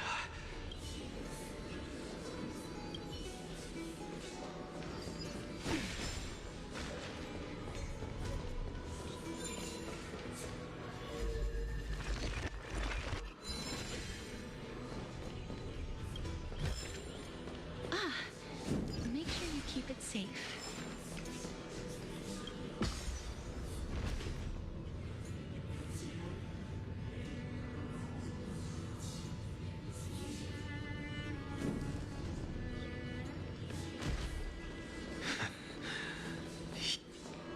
Enough about me. Did Kaos ever reply to you? Well, regrettably. Seems like the price of becoming a demigod is a lot heftier than we thought. Kaos. Demigod. I've never heard of this person. Which Titan's authority did he inherit? Look on the bright side, Nias. Since we've come all this way, I doubt he'd snub his old friends, would he? Let's just hope we mean as much as the world to him. Hey! Are you seeing that same hallucination again? Yes. It's still you, Anais, but you're now talking about a certain Kaos. I'm guessing he's one of your companions? Kaos? This name sounds just as strange to me. Never mind. I think I know what this is about. If things are as I thought, then they aren't hallucinations, but the souls of people. What? But if those are the souls of the dead, then what am I? Beats me. For all I know, you're just an illusion I conjured up in my dying moments. Let's just keep going. As long as I take in more sights and hear more stories. Know your limits. Wander too far among the dead, and even I might not be able to save you. I'm fine. If this is indeed as I thought, then this will be very amusing.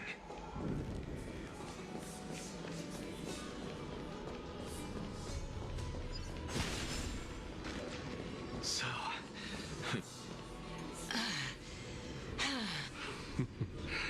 Can you keep going? Of course. I'm just... If I knew we had to climb a mountain, I wouldn't have come along with you. I guess this also counts as one aspect of the world-bearing burden.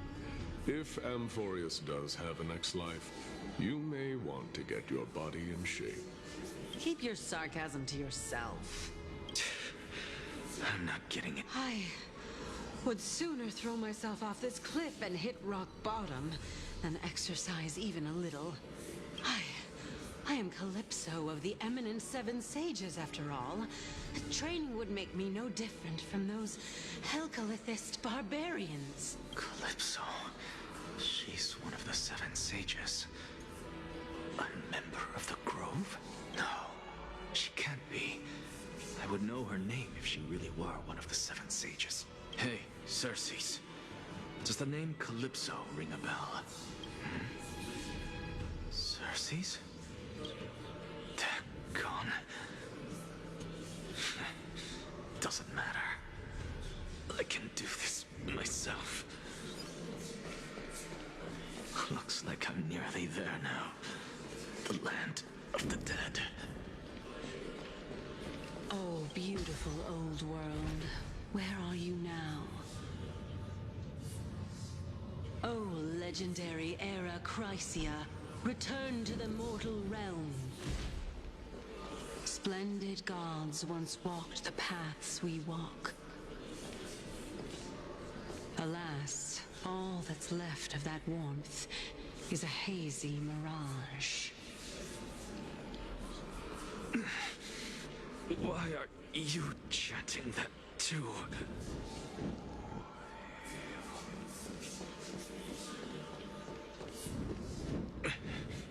We're here, finally. So, I don't get to ask the Titan my question, but all of you make for a pleasant surprise, nonetheless. Very well then, let me uncover the truth for myself.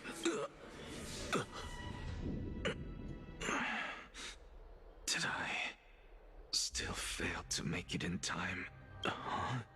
So, I'm back here again. I can hear it. I hear it from the depths of the tides, behind the closed doors of the void world. A voice ready to tell me something. This time, the voice is a lot clearer than before.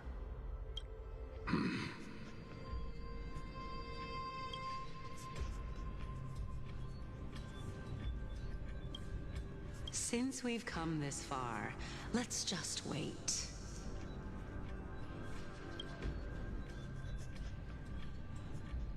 Lord Nias and Miss Calypso, are you both here to visit Chaos too?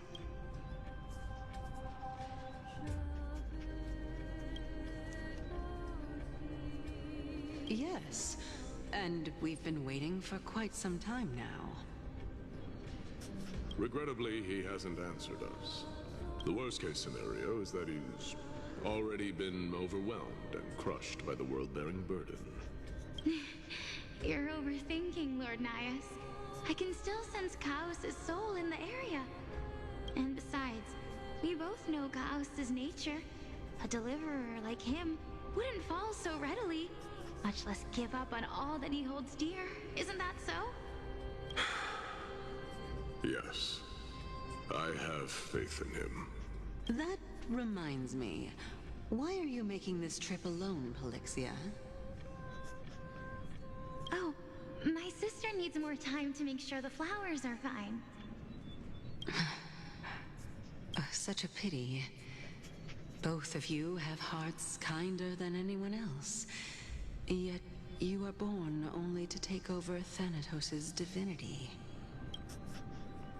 Everything that I see and hear this time has left me shaken to the core. What may seem like a mundane conversation is in truth a once-in-a-lifetime exchange that has revealed the ultimate answer to Circe's question. The conjecture has taken shape and must now be solidified into a theorem. Next, I only need to seek verification from Kefali. By doing so, I can answer Circe's question and reclaim my body. But no, I will not do that.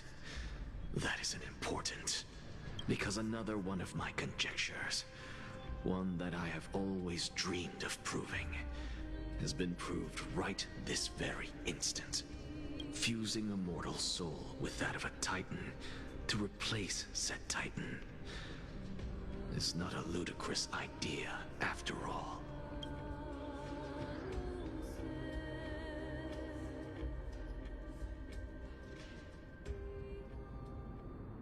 What are you thinking about?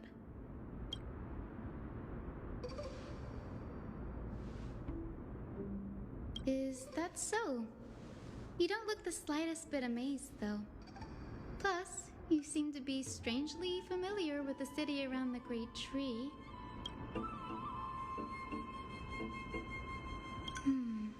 Events of the past, huh? I was also a child when I looked up at Circe's. Their leaves and branches reflected the sparkling stars, and their trunk was like a pillar that supported the sky and ground.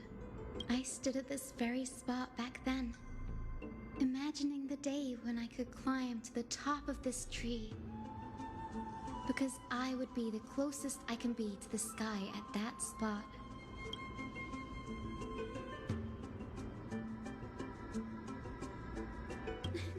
Don't read too much into it. I mean, can mortals even hope to reach Aquila's realm? They're a strict and draconian god, nothing like Circe's. Reason is willing to share what is theirs with others, but Sky only expects people to revere them. You get what I'm saying, right, Denny?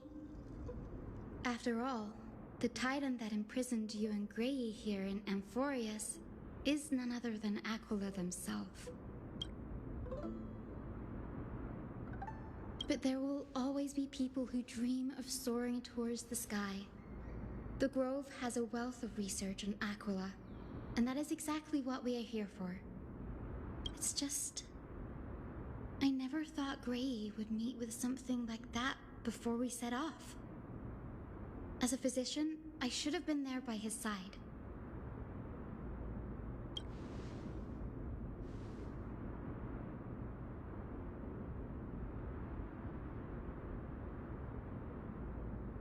Yeah, there's no rest for the weary, huh? In any case, what we're looking for could be anywhere in this enormous grove. Let's split up to cover more ground. Danny, with your skills, I'm sure those monsters born of the Black Tide will pose no threat to you anyway. Have you forgotten that you're talking to the chief physician of the Twilight Courtyard? Have more faith in me. I'll be just fine.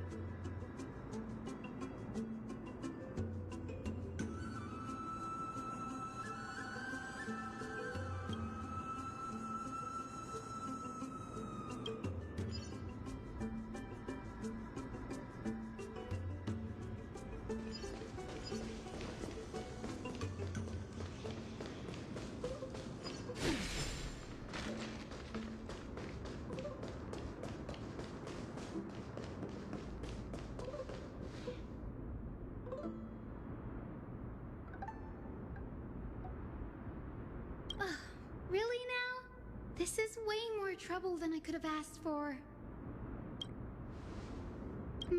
Or you could sit back and watch.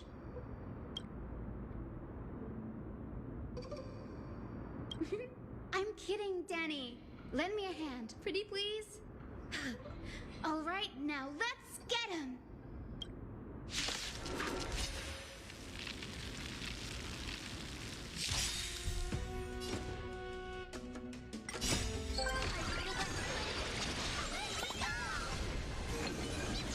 How's this take?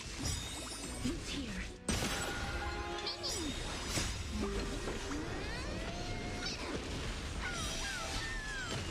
As you wish. My friends? Indulge yourselves! Embrace a new life.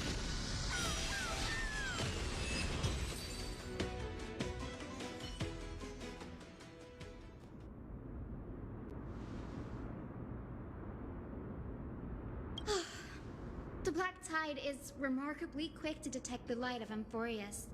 So or rather, the blessings of the Sky Priest in me, might have unknowingly called them to me. Anyway, never mind that for now. Here, you might want to have a look at this. I found it around here and thought it might be of interest to you.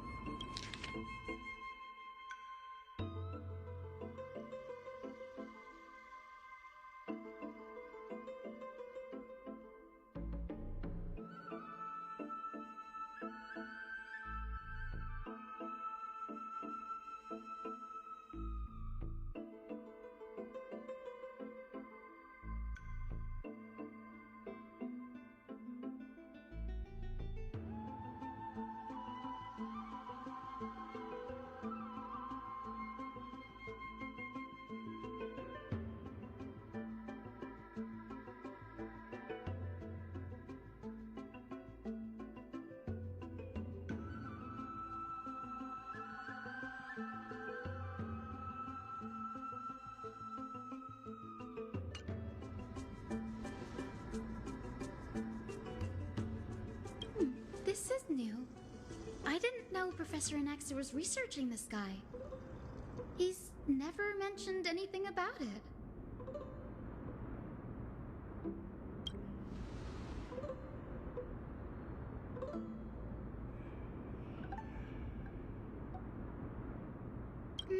Might is an understatement. Anaxa has never been one to venerate the gods, nor has he ever found it within himself to put any faith in the prophecy. People have come to think of him as a heretic, even in a place as liberal as the Grove. Yet, it is also this very blasphemer that Circe's favors. Fate sure works in mysterious ways.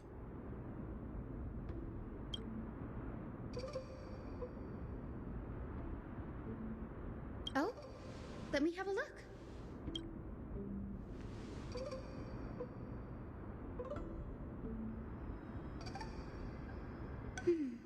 By the looks of them, these scrolls are records of two conversations that took place in the same setting, one after the other.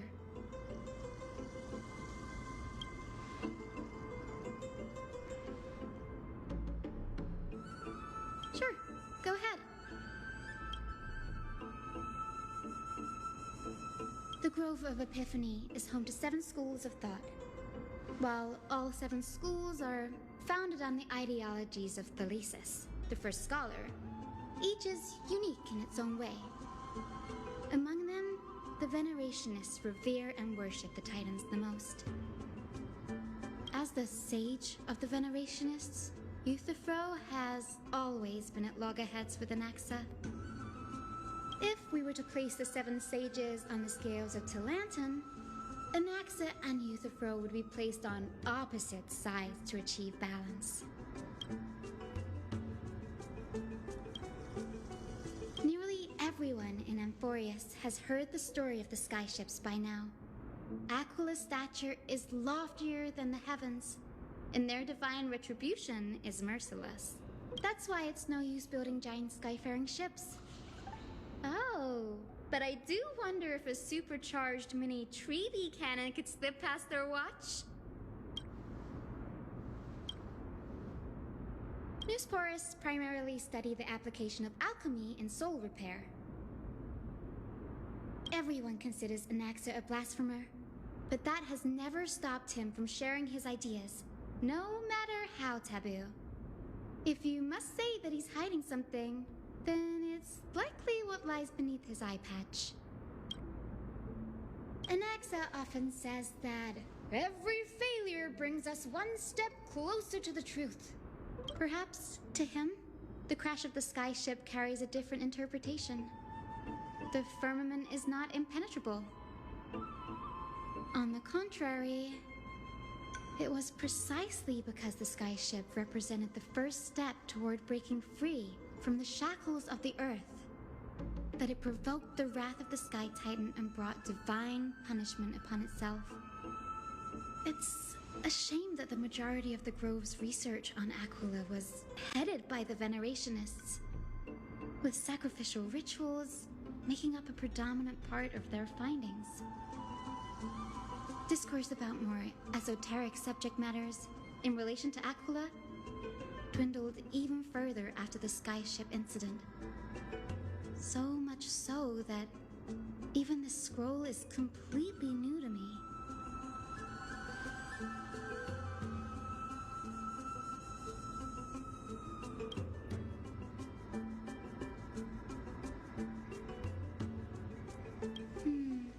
That's what I'd like to know. What are these experiments he's involved in? Even I, the assistant lecturer, know next to nothing about them. I have a bad feeling about this. Could there be more to what happened at the Grove?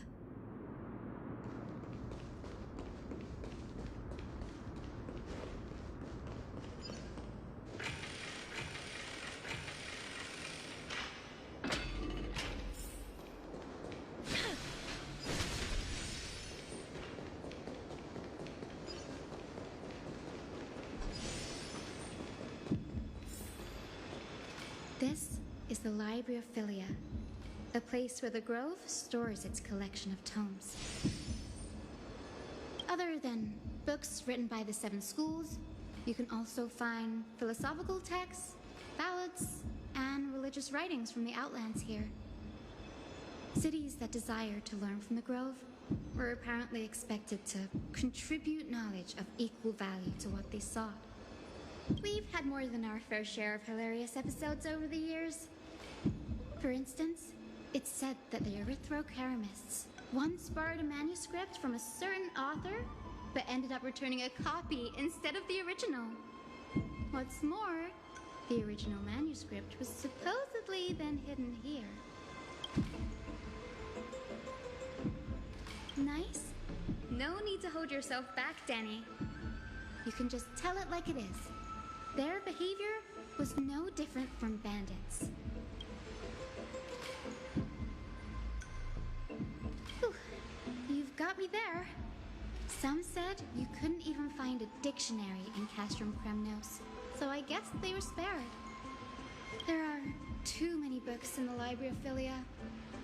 Flipping through them all will take too long. Why don't we use the Biblioslate to search for the texts we need? We can bring them back to Occama for reading after that.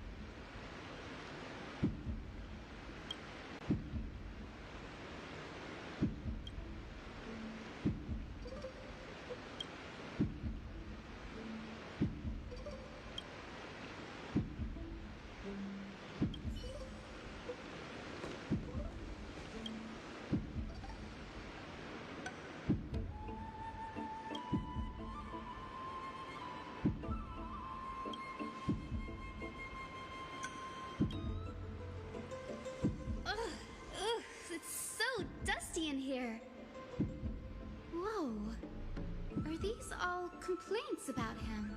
I can already see what they must have written. Anaxa has no respect for the gods.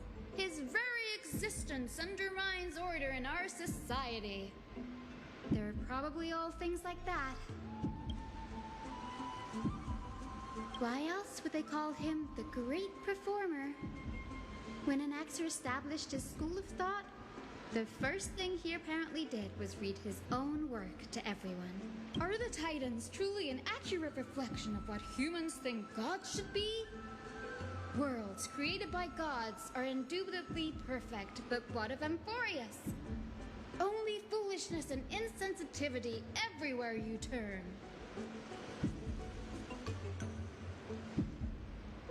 They marched him straight to the seat of judgment before he could finish.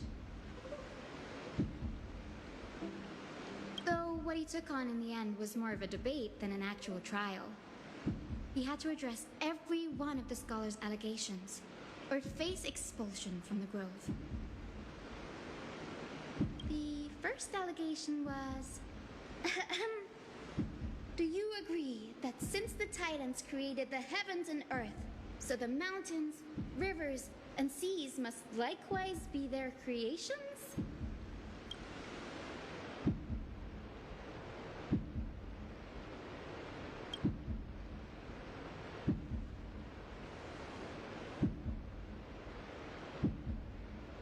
Anaxa would have probably been spared a lot of trouble if he had answered this way. Instead, he quoted past instances of the flame chase journey and posited that humans have the potential to take over the divinity of Titans. Needless to say, his critics didn't take kindly to his answer, so they followed up with a second allegation. You claim to be studying souls, yet you are, in fact, defiling them and committing acts condemned by the gods. Do you admit it? Anaxa always wears an eye patch, never removing it, even when alone. Some say he used one of his eyes as an alchemical ingredient. Every being in the world owes their safekeeping to Kifili, and this is even more so for the Chrysos heirs who have divine blood coursing through them. If he has really done something of that nature, then it'd indeed be sacrilegious. Thankfully, they had no way to prove it, so it amounted to nothing more than an allegation in the end. One by one, Anaxa engaged in wars of words against those who would challenge him. Toward the end, a scholar asked him, Anaxagoras, have you any respect for the gods? It was only after a brief silence that he answered, I have never denied that Titans are meant to be noble constructs.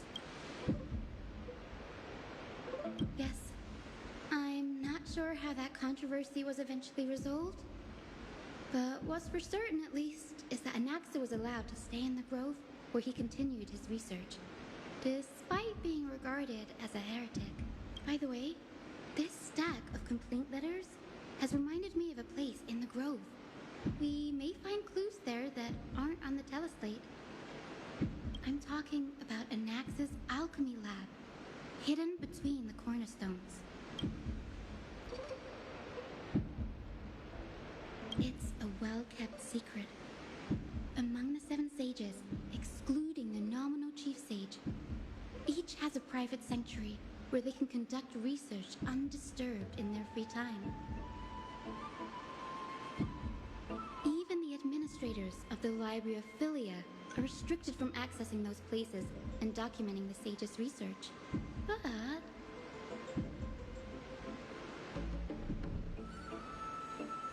with the Grove in this state, I'm sure Anaxa won't be mad even if we sneak into the lab for a short while, right?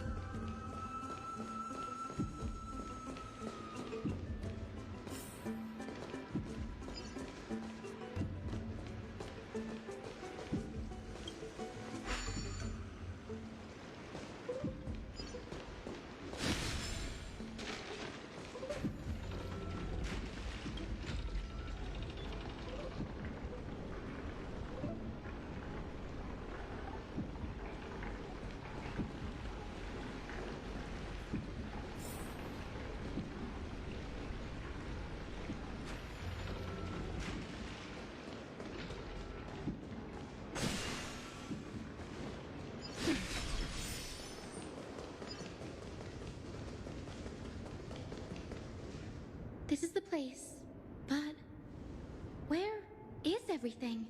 Materials for alchemical experiments, matrix diagrams, and even the seal to the lab. They're all gone.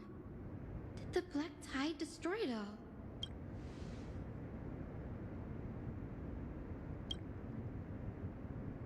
No, not even close. Not only are alchemy experiments high-risk activities, but Professor Anaxa also has a penchant for using bizarre materials.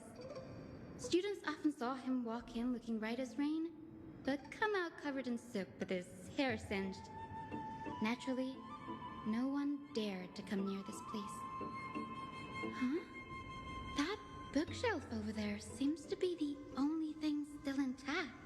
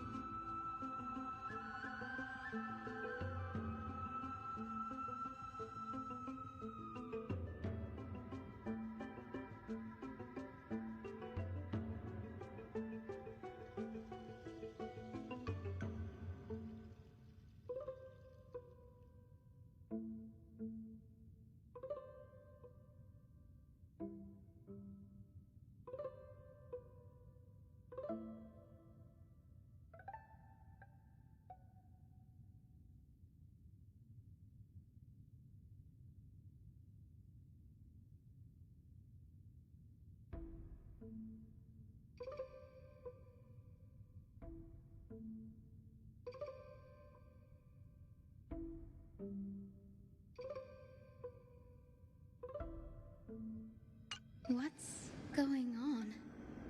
Anaxa is conducting research on our friends in Alchema and me?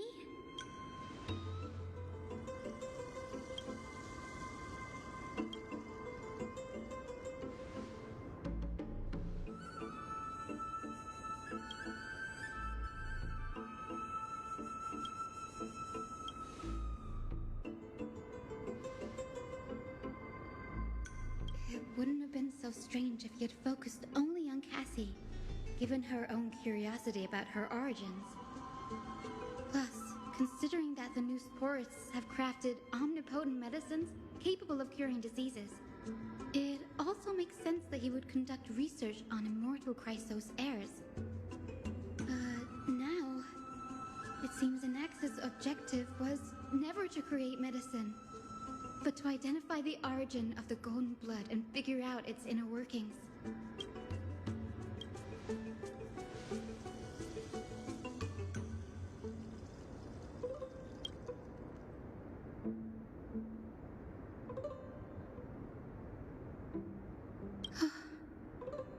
Danny, look at this. I have a bad feeling about this.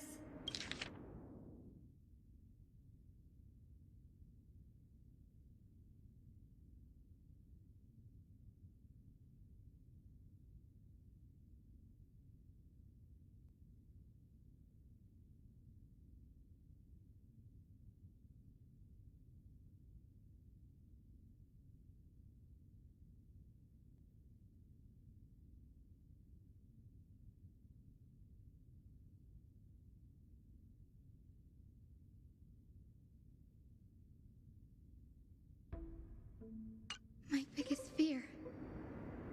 It's come true.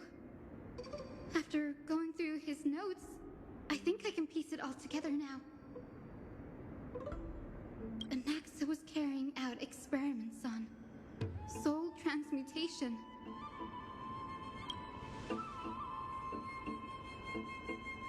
Yes, this is what he was secretly conducting research on. Something he had to keep hidden from others. Compared to his public speeches, this is the real blasphemy. Oh, I just thought of something. Do you remember when the black tide was approaching? The Grove had planned to send Cersei's core flame to a safe place. But an accident happened along the way, and Anaxa lost his life in the process.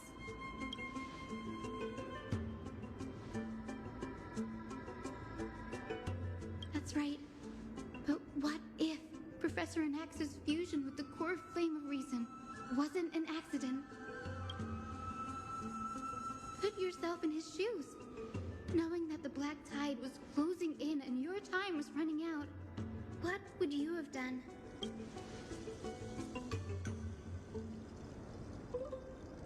Exactly. When the black tide came, the true reason Anaxa headed to the Luminary Throne was to transmute and fuse himself with the Titan's core flame. No. Judging from how he reacted after the event, the results came as a surprise. Maybe he failed to consider the possibility that Cersei's would make a similar decision. The manuscripts detailing all the alchemical formulae have been taken away. His research is still ongoing. Like, what?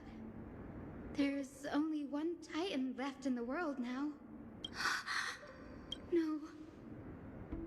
No way.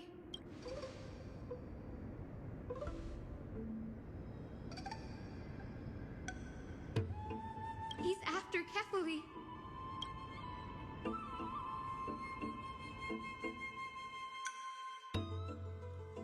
Sir, this sky above us, it's not real, is it? Of course not. This is just an image from a projection device used for educational purposes. A simple trick.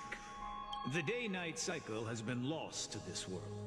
So that students like you may still learn about the night sky, astronomers have harnessed the Titan's miraculous power to manipulate the light, projecting the nights of the past here for you. Much like how the sky above the Holy City is also illuminated by Kefali's dawn device. So, the skies of Akama are fake too. You mustn't conclude that, Anaxa. You should know that only a child would expose a trick and be proud of it. Often people know more than they let on. They simply choose to feign ignorance because they have no other choice. Then they're just deluding themselves. People believe in Kefali's tale of Genesis, accepting wholesale whatever the priests preach. But we're different. We've already walked out of the firelit cave of ignorance. We have already realized that we live in a world where Titans make the rules. Even when we look at the sky, we're only seeing what they allow us to see. Rather than gazing at this mockery of a night sky fabricated by them for the rest of my life, why shouldn't I be the one to take control of the projection device instead? So much time has passed since you sowed the seeds of doubt in my heart, child. Many a night, I find myself penning down all my theories and wild ideas, only to burn them to ashes when I open my eyes in the day. Why? Because we'll face death by burning if word gets out? As a sage of the Venerationists, my soul has already become inextricably linked to the great tree. Every word I say and every move I make is certain to influence every leaf, every branch, even the tree itself.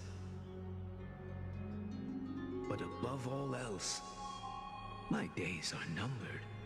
Instinctively, I have my doubts about the golden blood and the human soul, yet I have no means of verifying them.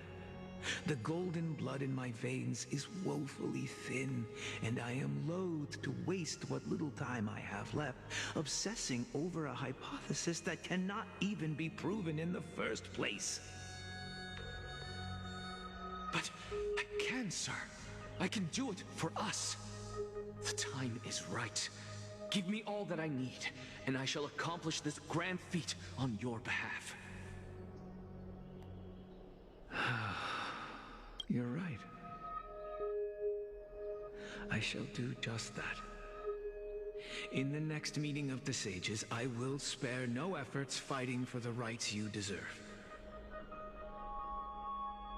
Go. Establish your own school of thought. Find out what we are. Become the one who conquers the ultimate truths of the world. Child of humanity. You didn't go to such lengths for an audience with Kefali. Just ask him a few questions, did you? So, you figured it out.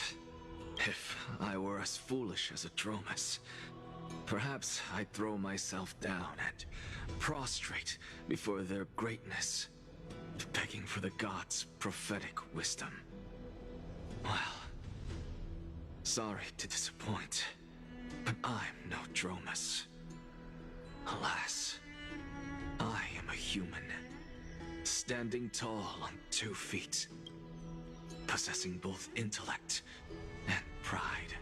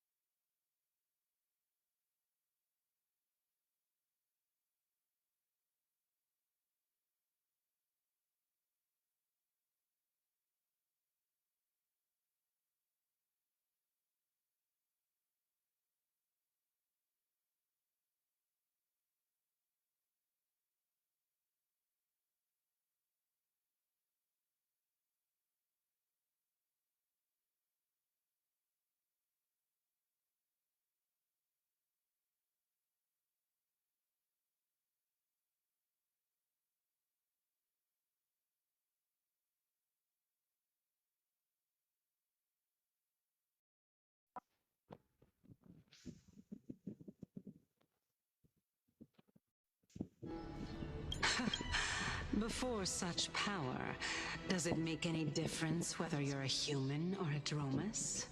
I'm sure you're familiar with the story of the Styxians. When the raging waves threatened to swallow them, they didn't just give up and become sitting ducks. No. They constructed a dam that kept the roaring tide at bay, chaining down the mad Fagusa. They call me a blasphemer, Circes. But that doesn't mean I deny the existence of gods. It's just, as I see it, Titans are simply a force that mankind has yet to find a way to tame. Oh? If power that rivals the Titans is what you crave, why not conform to the prophecy and brave the trial? Why stop at harnessing the power of the Titans when I can do so much more? The source of life is what I wish to grasp, to understand what makes up the soul, and to learn what we really are. Thanks to you, I've had the chance to personally verify, in more ways than one, that the soul indeed ceases to exist in death. But where there is death, there is life. And where there is an end, there must also be a beginning. How then is a soul born. That was the only unknown variable left in my calculations. And by the sound of it, you have already formed a conjecture. No, I have already drawn a conclusion.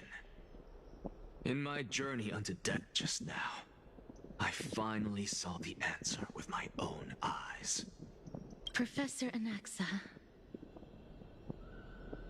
I'm here. Her life hangs by a thread. I must ask you to refrain from taking any unnecessary steps. Of course. I'll bring this to a conclusive end, and give you the answer you so desire.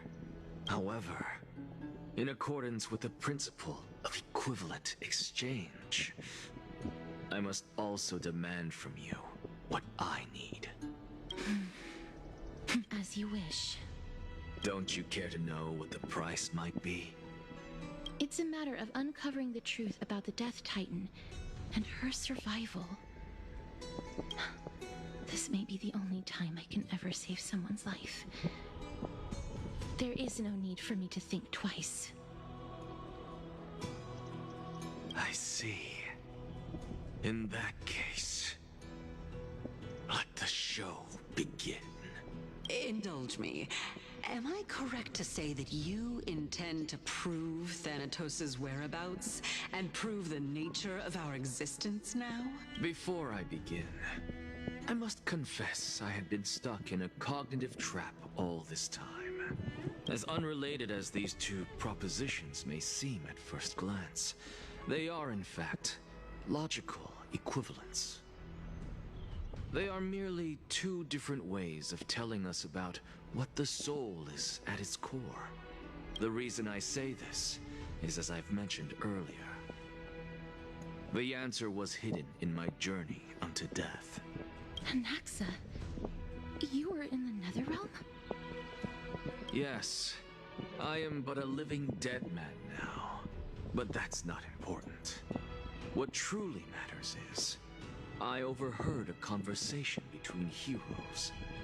That's not all. Remember how I said you were a part of that conversation too, Circes?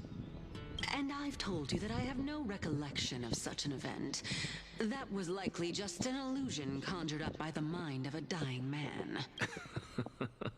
Of course you would remember. Because that wasn't you. That was Calypso, one of the 7 sages of the Grove. Calypso? That's the name I made up on a whim when speaking to this girl. How do you know of it? And surely you jest. Don't you think I, of all people, would know if that were the name of one of the 7 sages under the shade of my tree? Don't you claim to know the Grove's past like the back of your hand? It seems you've lost even the memories seared into your soul. Use your head, Circes. Since all of this took place in the realm of the dead, it stands to reason their likenesses are of souls from the past. The living cannot step foot into that world. So who could they be? Think about Calypso. Why does she share your likeness? Yet you have no idea who she is. The answer is evident, is it not? Those fallen heroes are the mortal incarnations of the Titans before their ascensions to godhood. The gods aren't master creators born out of thin air, and they are no different from humans, because they all evolved from one. Does this answer disappoint you? Yes, because you've answered nothing. If I truly was once human, as you claim, then where do the children of humanity come from? Even on the off chance that you speak the truth, this brings us no closer to grasping Thanatos' whereabouts. How are we to find them? I knew you would say that. But it matters not. I know what I'm doing. Actually, why don't we have this supreme being standing before us tell us everything? You can revive a Titan? Humans cannot return from the dead. Neither can gods. But all we need to do is look at this from a different perspective, and the problem will resolve itself. The solution is simple. Just like what you did to me. If I'm reborn as Kefali, I can rebuild the world and all within it as they once did. Simple, is it not?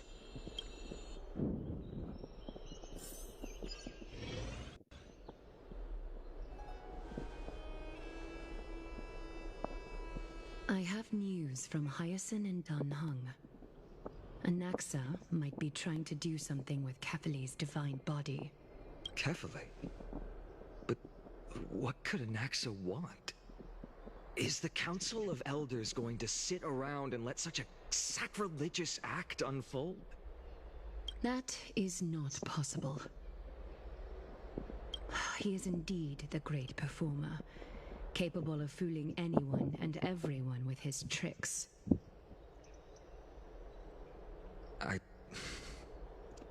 I'm sorry.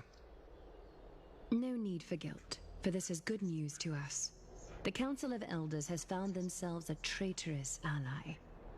Anaxa's ambitious desires will be something we can exploit. What we should be doing now is to keep our eyes peeled for whichever trickery Kindness is up to, and react accordingly to thwart her plans. Being Akima's political center, the Demigod Council holds just as much significance as the Vortex of Genesis. Someday, after my duty is over, this site will take the place of the battlefield where you hunt gods. Become the next challenge you are to overcome. Till then, it's best to get used to this place as soon as possible.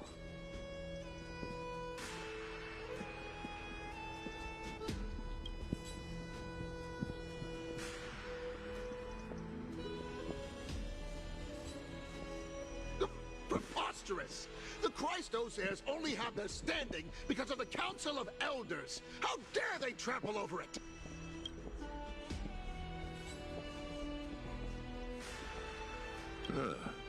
It's been a while. What is that supposed to mean? Is this really the sort of person that the young lord praised as a ferocious warrior? It has indeed been some time, Lord Crateros.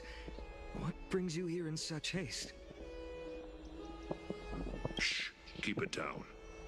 Be more vigilant. See those duplicitous dogs over there? They do the dirty work for Kindness. I've already ordered my people to hold them back, but we should still lay low. Unless you're itching for a bloody fight to get a workout in. My bad. So, did something happen? Did you hear thunderclaps last night?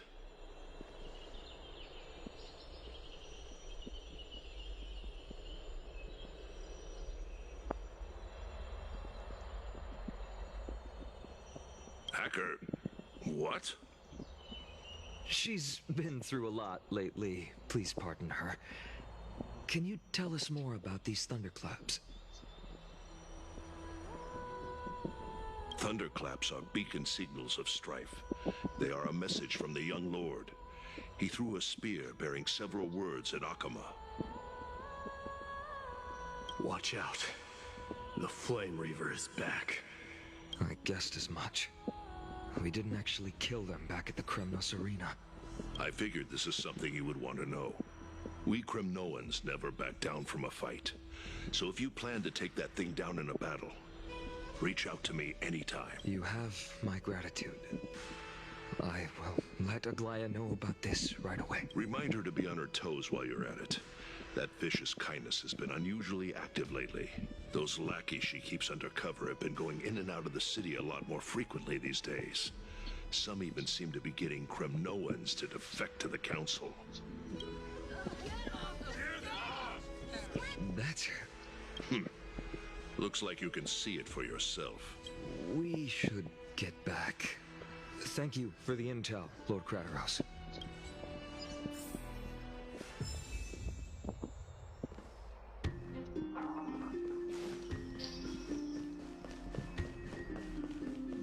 carefully into Lantern above, as the Theoros I have observed. Aglaya, what happened here? I know about the poisonous fangs of that king snake through the golden threads. In the past, I would be confident about keeping her in check, but I admit I am now unable to do so. What do you mean? It is no longer about eloquence or arguments. I have been a demigod for far too long that I hardly have any humanity left. Before I realized it, I have become no different from these hypocrites, no longer capable of relating to the people. This has come a lot sooner than I expected. But perhaps it is time. I need you to step up, Finan, in order for me to retreat behind the scenes. Yes, this is my duty, but... It is far easier for the Council of Elders to fool many than just fool one person. Their so-called more support is no more than a ruse to distribute power using words instead of lances. There is no glory in winning this debate. But that makes having respect for humans so much more priceless. Finan, you are a Chrysos heir without flaw, capable of relating deeply with humans. I appreciate what you've taught me, Aglaya. I hope we'll live up to your expectations and win this debate.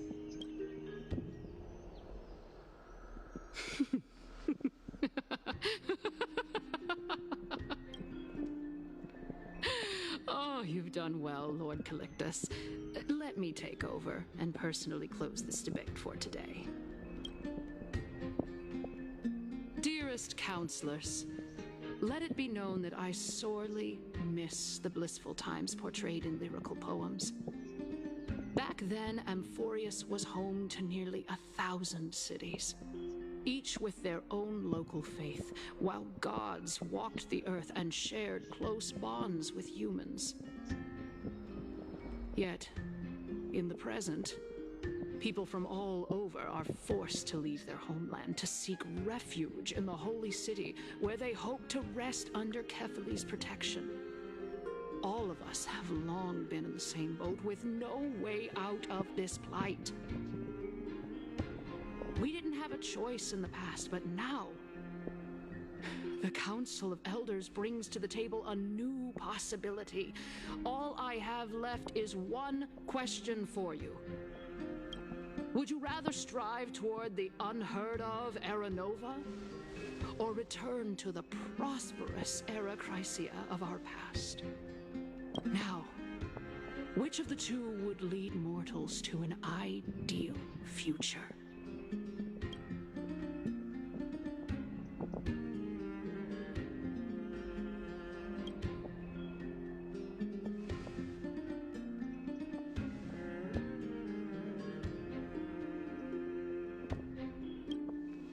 We all know that Era Chrysia is a thing of the past, Lady Kindness. Please, enlighten me. How does the Council of Elders plan to turn back time? Let the three Titans of Calamity be born, and Era Chrysia is nevermore. But bring demise to those Titans, and Era Chrysia will descend upon us again.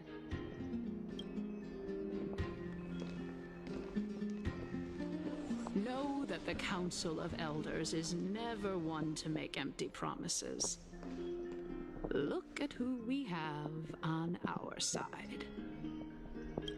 Anaxagoras, one of the Grove's 7 sages, and Castorus, Idonia's goddess of death. With the help of these two heroes, I can promise all of you that Era Chrysia will exist once more. Aren't they Chrysos heirs? They're supporting the Council of Elders instead? It's clear from the start that these heroes do not get along well in their group. All the more proof that Aglaya isn't fit to speak on behalf of every Chrysos heir. I am in favor of Era Chrysia. Era Chrysia! Era Chrysia!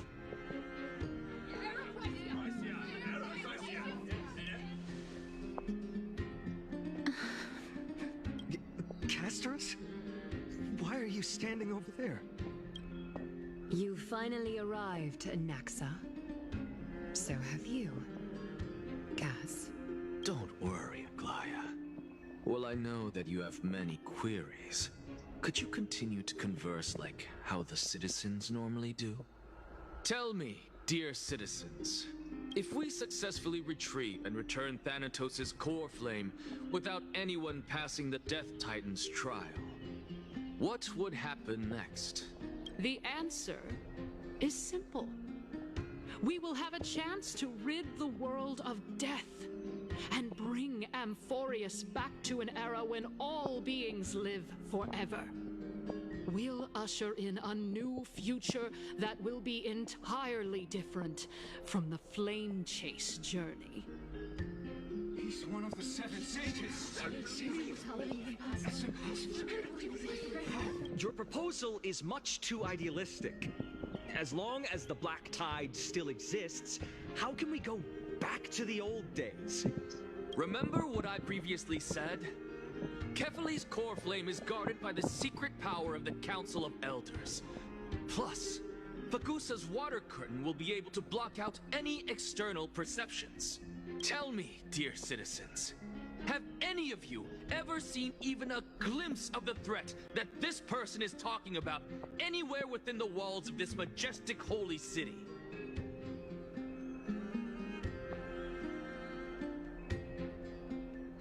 If we eliminate death, then there's no need for us to fear that Flame Reaver, right? Citizens, let's loudly sing the blessed hymn. Oh, beautiful old world, where are you now? Oh, legendary Erechrysia, return to the mortal realm. After the destruction of the 3 Titans of Calamity, the Flame Chase journey will have to end.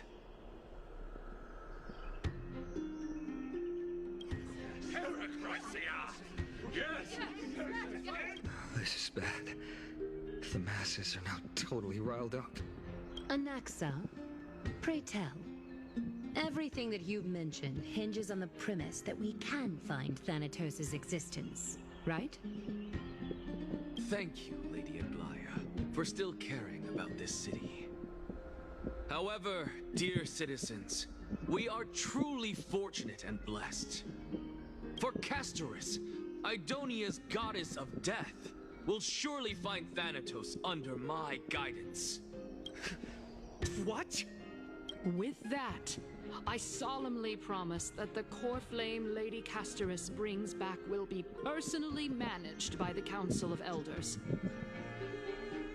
Thereafter, if we are able to garner the support of all of you at the Citizens' Assembly, we shall spare no effort in ensuring that the Erechrysia will return to our world once again.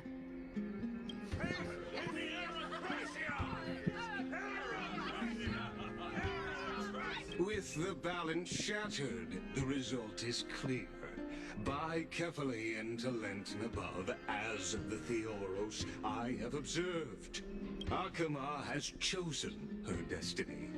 The issue up for discussion at this Citizens' Assembly shall be modified to the suspension of the Flame Chase journey. This resolution shall be put up on the Wall of Heroes, such that all citizens are aware of the city's way forward.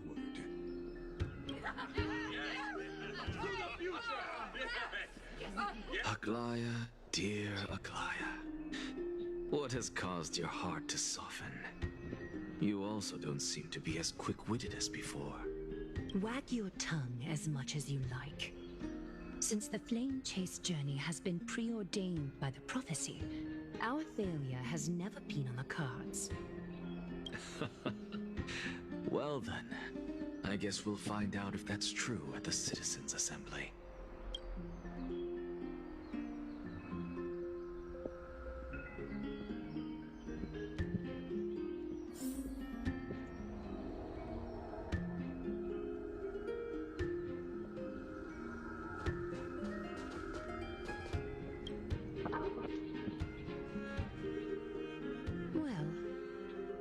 It seems that when I sent you to look for Anaxa, I unintentionally facilitated your partnership with him instead.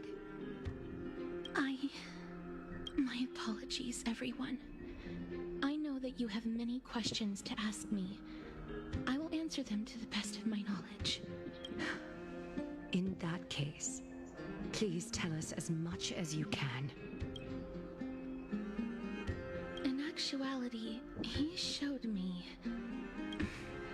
a past that was both long and heavy.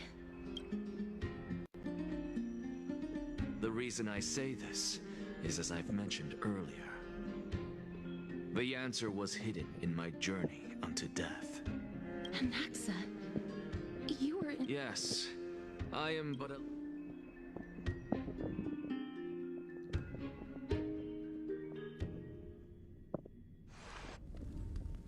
Have you heard of this tale before?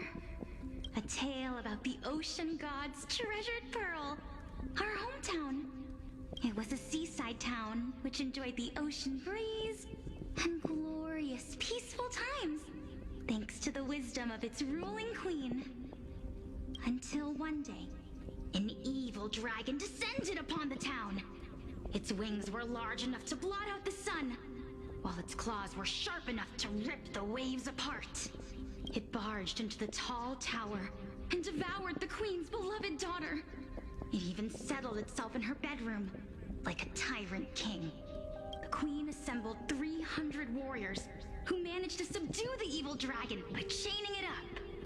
However, when the queen slit open the dragon's belly, she realized that the princess had long since been digested, and all that was left of her was a pile of bones. Devastated, the queen wept for several days. It was then that a devious, smooth-talking scholar arrived at the palace and suggested that the princess could be revived through the use of dragon bone and dragon blood. That liar called this process the secret art of alchemy. The princess was reborn! The queen was overjoyed, blissfully unaware that the evil dragon's soul still lurked within the princess's body. As revenge, the evil dragon swallowed the poor queen, the glib liar, the courageous warriors, and all of the town's innocent civilians in a single gulp. Worse still, the souls of the deceased refused entry to the Netherrealm because they were filled with regret. Forced to roam the mortal realm, these resentful souls ultimately converged into a river of souls that would not retreat for a long time. The terrifying death had consumed all. Thereafter, our hometown fell into ruin as well. Until... Until?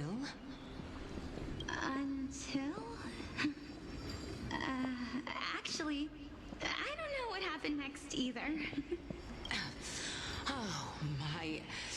It seems that you still like to whet people's appetites even after all this time, Pelixia.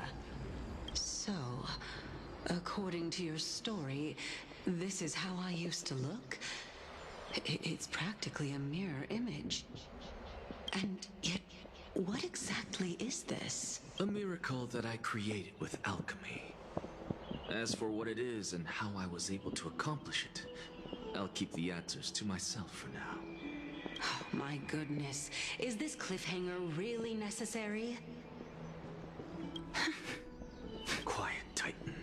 Continue to enjoy this splendid play, and the truth will naturally reveal itself. Dragon, huh? I've heard this legend before. In that case, what do you think of it? I think that this so-called alchemy was a tenuous analogy added to the story by future generations. After all, you've never heard of a tradition of alchemy in your hometown before, have you? Indeed. Before I left home to pursue my education, I never even knew that anybody was looking into this area of study. Therefore, we can just treat this tale as a fable told to young children. A fable, you say? If so, what moral is it trying to impart to the kids? I guess it might be the concept of equivalent exchange? Oh? I thought the moral might be closer to something like honor the dead. What? At a loss for words? No, I merely realized that we're both thinking of the same principle. If life is priceless, then there is hardly anything else in this world that is of equal weight to it, right? Indeed. As expected of the wisest scholar in the land. You flatter me. Why don't I ask you a question as well, as a form of equivalent exchange? Of course. What is your question? If I imparted my knowledge of the art of alchemy to you, would you use it to resurrect someone you loved? What? What kind of strange question is this? I got it. You're just trying to get me to tell you whether I like anyone, right? Let's just leave it at that. That was rude of me. Yes, I would. Oh? Death is inevitable. In the days to come, I'm certain that someone whom I cherish deeply will leave me for good. If such a mighty power really existed, I think I would use it without hesitation. After all, you, me, and the rest will all have to face that fateful moment eventually.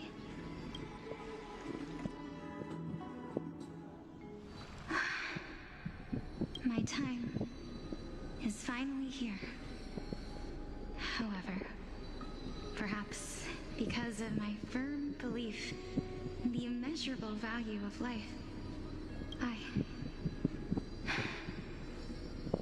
I am unable to complete the trial.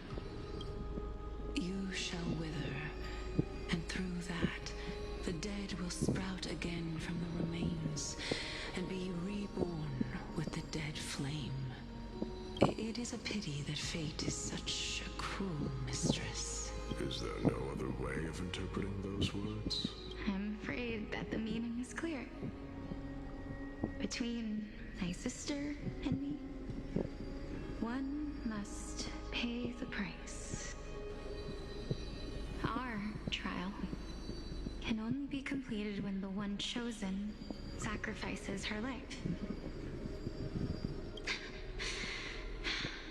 I'm afraid that the prophecy might even have selected a pair of twins for this exact purpose. Fortune makes fools of us all. My sister is prepared to sacrifice herself. And yet, I can't do the same. How absurd. My time is almost up, but I'm still afraid to welcome death. What should we do? If I'm ultimately not able to make up my mind... Since Chaos is willing to guide all of us and leave this trial to the end, there is still plenty of time for you to ponder. That's right. Don't allow the fog of an uncertain future to cloud your mind. Trial, prophecy, the topics that they're discussing seem familiar. But these three people must not have left their names in the epics. Otherwise, I would have some recollection of this. Amphoreus' history before the Titans were born was complete chaos. Is that not strange by itself? I have long held three hypotheses about this. However, let's continue watching for now. Calypso, Polixia, and this warrior... I seem to have met him somewhere before. Regarding this matter, Nias, are you confident that you'll complete your trial? Of course. Though, I am worried about what will happen once I've emerged victorious.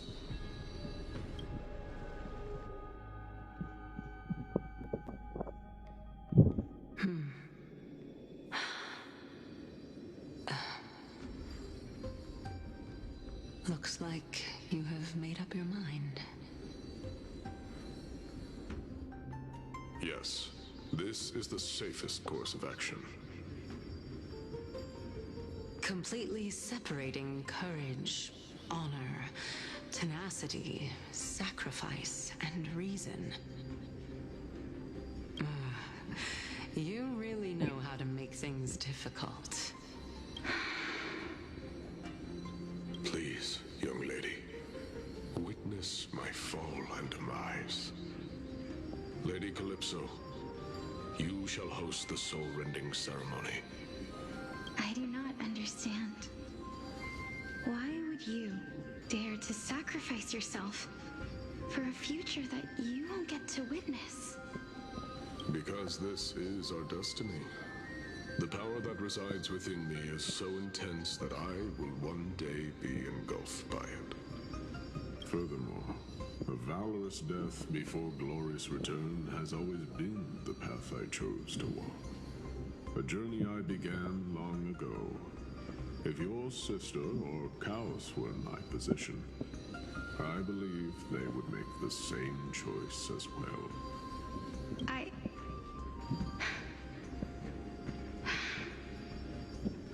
I'm not that brave. I don't know how I'm supposed to face such a serious affair.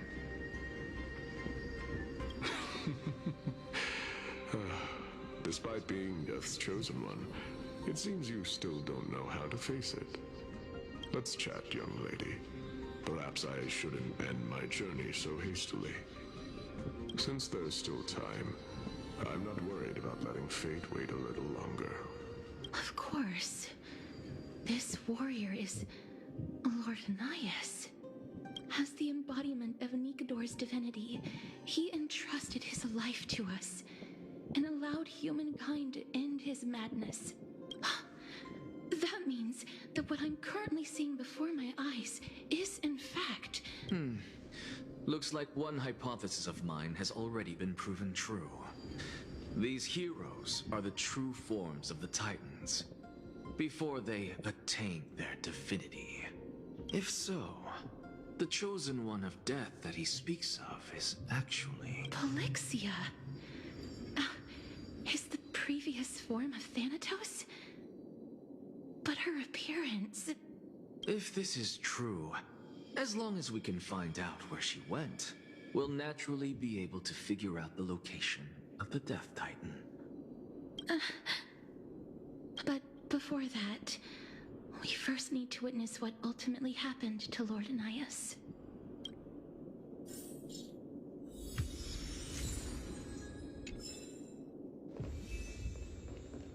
Nikador's courage is a testament that they have never once retreated from a battle. I've heard that these words are still engraved in Castrum Kremnos even today. It didn't occur to me that they were actually part of an alchemical formula. Sealed within this statue is undoubtedly his sacrifice. They use their own body as our city walls, keeping out and protecting us from the pervasive spread of madness. They are acutely aware that if the end times were to arrive, there would be nothing left in this world to conquer.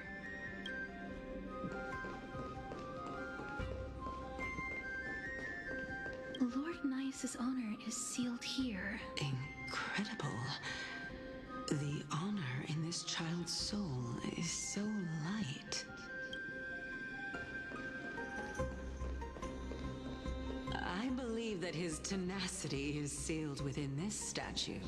Before we fought Nikador, we also released it from the stone statue.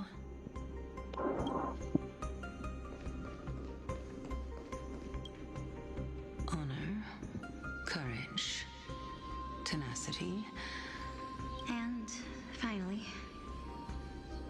the only thing that remains his reason. Cheer up, young lady. There is no need to shed tears over a glorious death. All farewells in this world are sorrowful, Lord Nias. No, young lady. As a warrior, I have witnessed too many bitter deaths. But now, all I feel is peace. I did not know until this moment that mortals could live their lives in such a way. Although only a sliver of your soul remains, you remain so optimistic. Or maybe the truth is that you aren't able to feel sorrow anymore. To be honest, I don't know either. But I am certain of one thing. This is not an acceptance of death nor apathy toward it. It's not even a feeling of despair. I am just enjoying what remains of my life to the fullest. Enjoying? Indeed. Along this journey that we've taken together, not only have I changed the world, I myself have also changed in the process. And now I have reached the journey's end. When I look back and see the grand epic that I've personally written, how could I not revel in that fact? But when you depart the mortal realm, won't all of your accomplishments be reduced to nothing? Separation and death are two sides of the same coin. Reconciling this doesn't come easily for a mortal. Finally, let me recount to you a story of mine, young lady.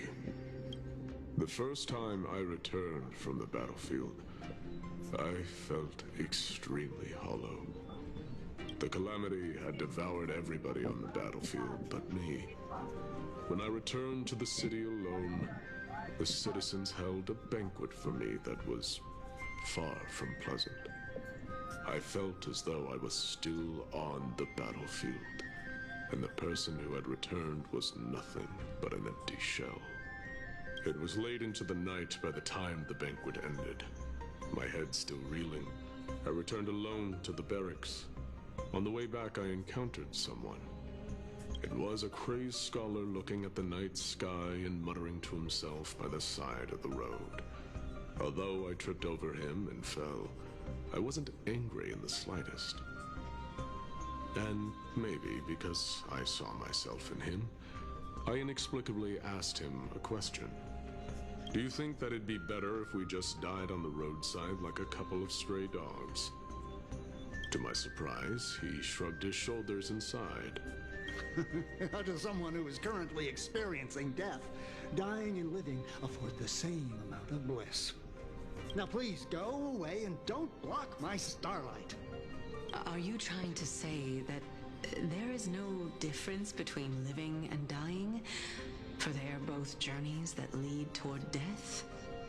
That's exactly what life is, and death is, but a scale to measure how valuable the journey was. Journeys and epics are only glorious and magnificent because all things eventually fade to dust. Therefore, young lady, don't detest your fate. Instead, willingly and respectfully embrace it. The embodiment of strife telling me about the majesty of the world. Indeed. I believe that when the fated moment eventually arrives, you will be able to understand my words. It is time for me to knock on death's door. I will set up a long table at the end of the road and humbly await your arrival. When that moment finally comes, let us drink and be merry then.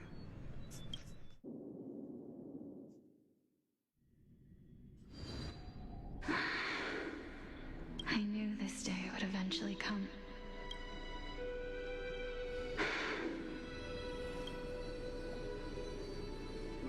Are the both of you ready?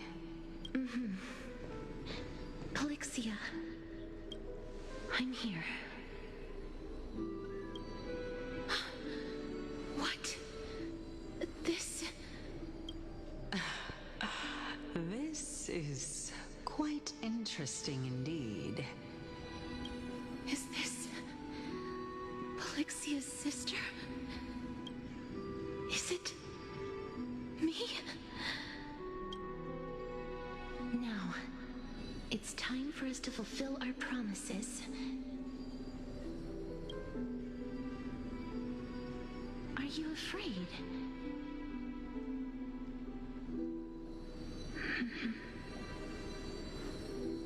What are you afraid of? That I won't be able to do it. You shall wither, and through that, the dead will sprout again from the remains, and be reborn with the dead flame. As foretold in the prophecy, and according to our vows, once it all ends, we must face our fated moment head-on.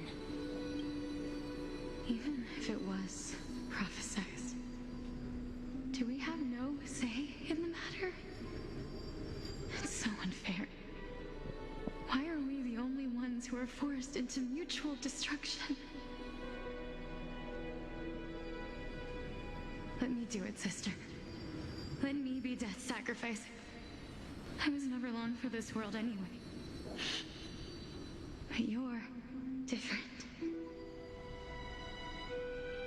I was the one who wasted your life after all. You're wrong, Polyxia. I don't think that my life was wasted. Just the opposite. When I finally arrived at this destination and looked back at the journey I took, I discovered that flowers had long since bloomed along the path I walked. It was you who sowed the seeds for this sea of flowers, one that is more beautiful than the promised land at the end of the world. Besides, I have lived a fulfilling life. Even though I was fated for sacrifice, none of the things that I've experienced will dissipate. Instead, they'll forever live on as memories inside your head. Will they not? How could my memories of you ever compare to the actual you? Well then, tell me, what exactly are we?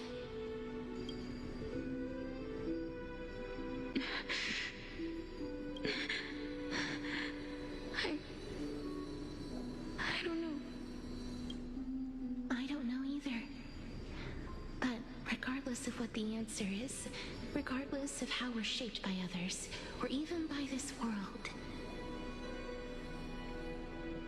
ever since we were born, the fact that we existed was predestined, and nothing could erase it. This is why I will always, always be by your side. We're twins, after all.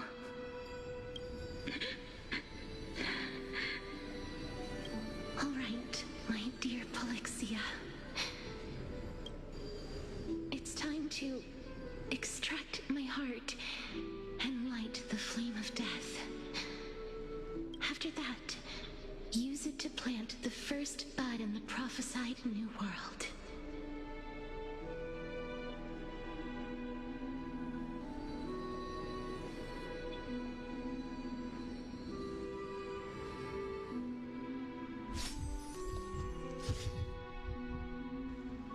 If I imparted my knowledge of the art of alchemy to you, would you use it to resurrect someone you loved? Death is inevitable. In the days to come, I am certain that someone whom I cherish deeply will leave me for good. If such a mighty power really existed, I think I would use it without hesitation. Even now, my answer remains the same. This is why, sister, I promise you, in the prophesized new world, I shall plant the first bud on your behalf. Go now. Return to the ocean god's treasured pearl, our hometown. I shall open wide the entrance to the nether realm and grant you a second life. The living beings on this earth shall respond to my call and lead you to the sacred daylight. Remember, do not look back on the land of the dead, and do not stop moving. In the new world promised by the prophecy, march toward your new life. As for the price of our equivalent exchange, let me be the one to pay it.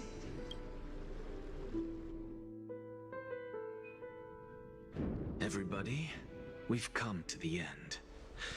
Unfortunately, I am not compatible with the Supreme Being, so I was unable to completely fuse their soul into my own body.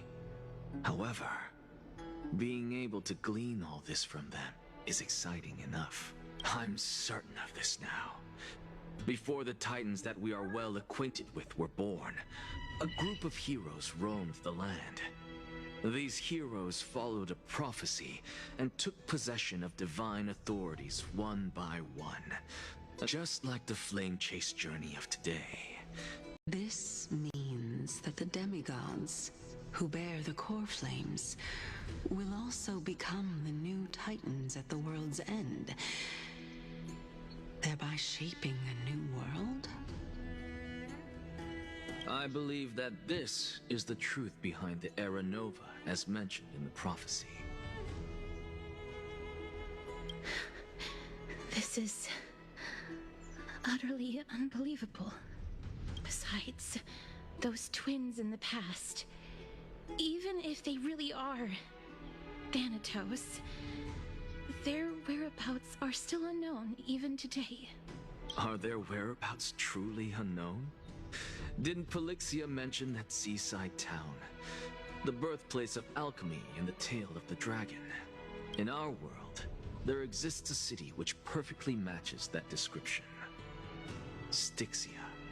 But the people there worship Vagusa and bear no relation to Thanatos. I have also never been to that place, as in the time of Idonia, it had long turned into underwater ruins. Take this. This is... the new Sporist masterpiece, the Philosopher's Stone. It was made by transmuting all of the sages' wisdom into a single entity, with their flesh and blood as its foundation. Remember, I've mentioned before that the art of alchemy is all about conversion, tempering, and ascension. This process also applies to the pursuit of truth. Regardless of how unbelievable this sounds, the truths of the world have been refined from the impurities. Think about the story of the dragon. This stone will lead you to your real hometown, allowing you to reform the door to the Netherrealm and discover Thanatos' fate. You still look as confident in your victory as ever. But what if your conjecture is wrong? Simple. I shall merely admit to the entire world that my experiment was a failure. However, my line of thinking will not fail because I have already planted the seeds of doubt into the hearts of the masses. Actions speak louder than words, Castoris. With the assembly about to begin, don't forget the promise you've made. I've already searched for so long. I'm willing to try one more time. While we converse, her life is also slowly slipping away. But before I leave, I have another question. What exactly did we witness just now? That was the world imprinted in Kefali's soul. If we are to prove its existence, You must take the final step. Go. Do not disappoint me. I understand. Hey, child of humanity. Don't get antsy. I still remember the question you posed to me. As a scholar, I do not wish to offer up ambiguous conclusions. Let's discuss this topic again when she manages to find the evidence. I merely wanted to ask, was that stone transmuted from your heart? If so, rebirth is no longer an option for you. Why not? When I was a child, I lost someone dear to me. When I was a teenager, I lost my faith. A while back, although you saved my life, I also lost my soul in the process. Now I'm merely forsaking my body. What's the big deal? Why are you always finding ways to die? Isn't it good to be alive? This is but a necessary sacrifice on my path to transform into the purest of them all. Can someone who's dead even claim to be the purest of them all? Furthermore, if your hypothesis is proven correct, does it not just confirm that the myths are true, and thereby invalidate all your theories? No, it's just the opposite. If my hypothesis is correct, it means that I can actually ascend to godhood and reshape this absurd world that you all have created.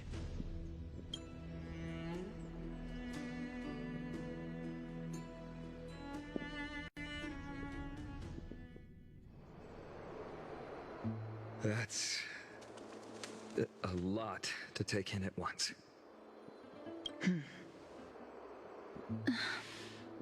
Lady Aglaia, please, let me explain. Go on. You know that the core flame of death has always been the greatest unknown regarding the Era Nova, which is why both you and Kindness desire to gain the power to control that core flame in the approaching Citizens' Assembly. Professor Anaxa has come to a consensus with Kindness. They want to suspend the trial once Thanatos' core flame is reclaimed, hoping thus to eradicate death from this world. If they're successful, then the flame chase journey will cease, and Akama can enjoy everlasting peace. But I know this runs counter to your wishes. So long as we do not usher in Era Nova, the Black Tide will never be eradicated. Even with Lord Mighty on the front line, and the Black Tide not posing an immediate risk, the danger nevertheless remains. Honestly, it's difficult for me to assess the pros and cons in this decision. But someone must bring the core flame before we can begin negotiations over it. The Titan could be very near. I cannot let this chance slip by. Besides, someone has to make this trip to bring back Mrs. Soul. Well said. You already had every reason to seek an audience with Thanatos. It's that great performer who has weaponized your wishes and placed us in this difficult situation. A world without death. Do you desire that too? If fate dictates that my path must oppose yours, I will do all I can to resist it and protect what I aspire to achieve. Lord Mighty showed me that without taking the first step, all talk of what follows is moot.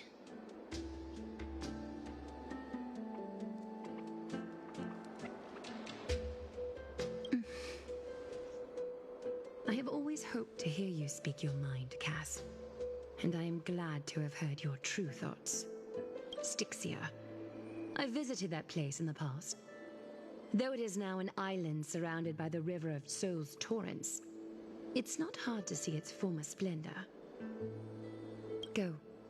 I will not stand in your way.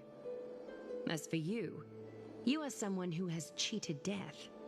I believe you have more than enough reason to make the trip with Castorus and meet the god of death himself.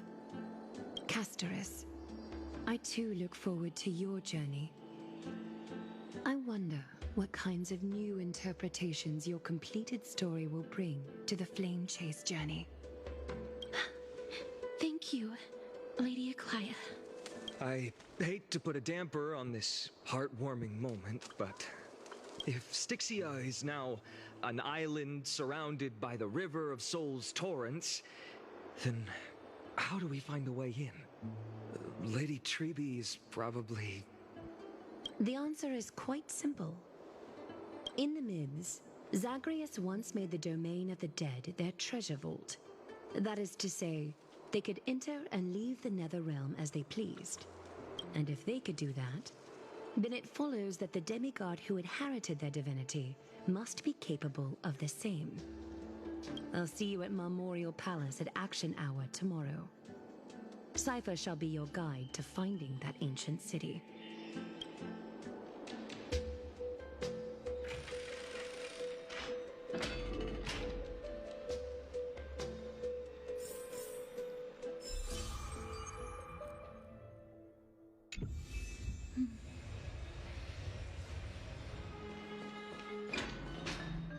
Hey, friend! Is the debate finally over? Did you win?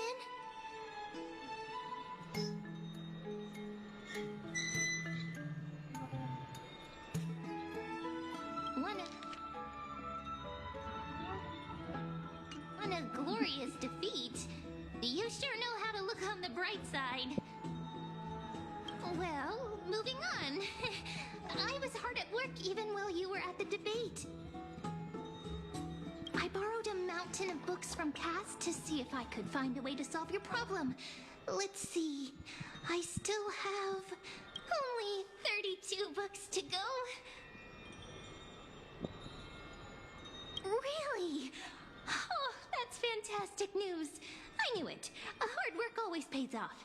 Especially if you're as diligent as Mem. I feel like a huge burden has finally been lifted off my shoulders. Why are my eyelids so heavy all of a sudden? You're right. Then I'll go back to...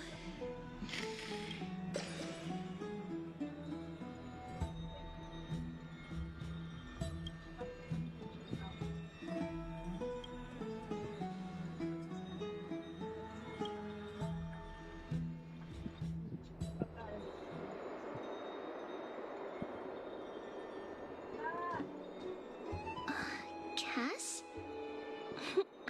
What a surprise. Lady Treby. Is something troubling you? I just wanted to speak to Lady Trianne for a bit before I set off. No matter how breathtakingly beautiful Styxia once was, the place is now the domain of the departed. There is no telling what we'll encounter there. I don't want to have any regrets. Has anyone told you that your eyes are sparkling today? Is that a figure of speech? In the past, when you did smile once in a while, all of us could see that your heart remained troubled even as you smiled. Lady Treby, you know perfectly well that see you tomorrow is nothing but a white lie. I hope your toughness is not a mask hiding a lonely heart. Cass, you hardly ever talked of your past. None of us knows what you went through, apart from Maggie. But we know it must have been filled with pain and hardships, as it is the fate every Chrysosaur is destined to live out. We are just happy for you that the core flame you're meant to inherit has finally surfaced. Isn't it a little too soon to say that? But you already know where tomorrow is, don't you? There's no need to rely on anyone else. Just give it your all and leave no regrets. We have always believed that your embrace is just as warm as everyone else's. Because we embrace others to comfort them. And Cass, you're the kindest Chrysosaur we know. Thank you, Lady Treby. This feeling... it's hard to put into words. I suddenly found myself with so many wishes. So much I want to accomplish before setting off. Then go do it, Cass! Trian was actually working on a surprise gift for you. It's a pity she didn't get to finish it. But now Trinan and I are working on it, and we'll make sure to give it to you. So, let's meet back here when you return from Styxia. Safe travels. See you tomorrow!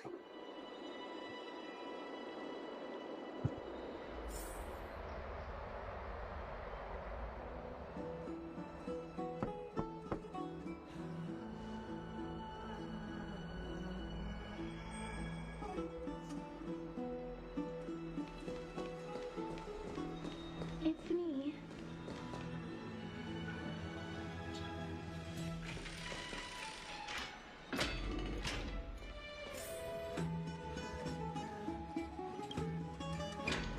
I hope I didn't wake you.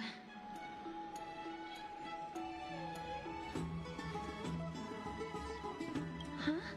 No. No. I'm here because of private matters, actually.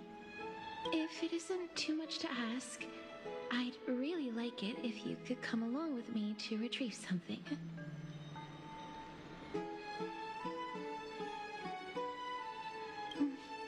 Aren't you going to ask me what it is? It isn't a long way from here. Shall we?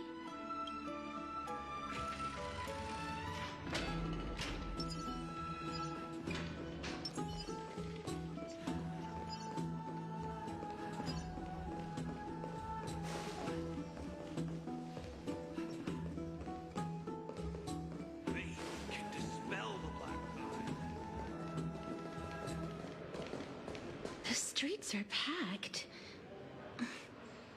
It seems the vote to pause the flame chase journey has begun.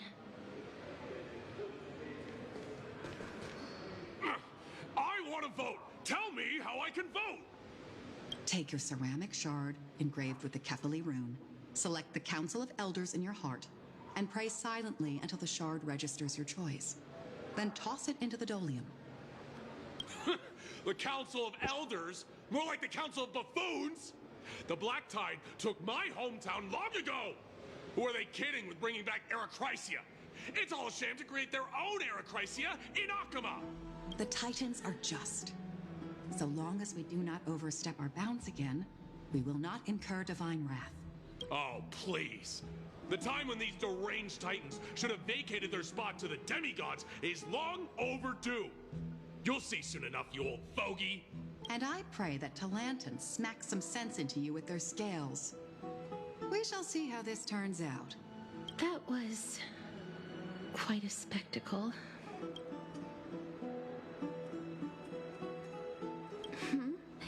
You're interested in that?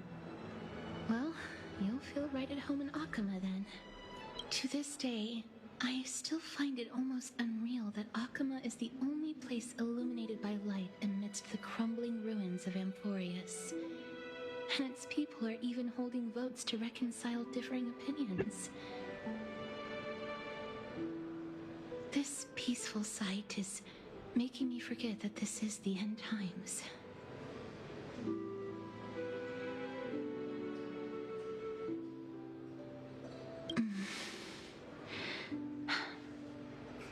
Before coming here, I had lived for many years in Idonia, a city of rime and frost. The people there were devotees of Thanatos, and were well known for their unique burial rites and traditions. traditions that I played a major role in.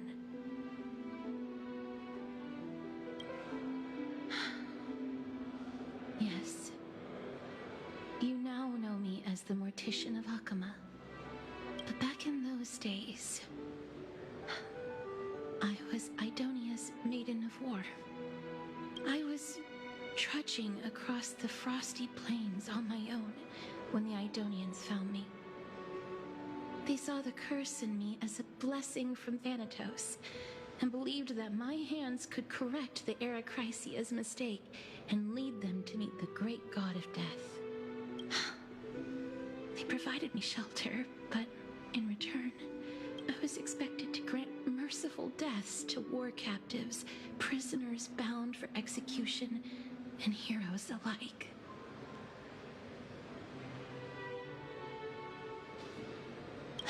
Yes. No matter how kind or cruel the means, nothing can change the essence of death. Taking away someone's life is never worthy of religious worship.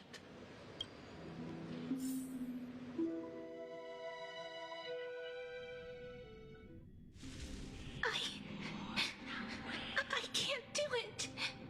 Their voices, they pierce my ears. The pleading. Thanks. I know that feeling, child. I was once as lost as you are now. But you must respect those walking towards death, just like how you should respect yourself as the Holy Maiden granting humans glory and liberation. What you're asking me to do is no better than the task of an executioner. And yet you want me to respect myself. No matter the titles, I am still taking away human lives. This won't be the first time that Edonia's fanatical nether warriors have faced death.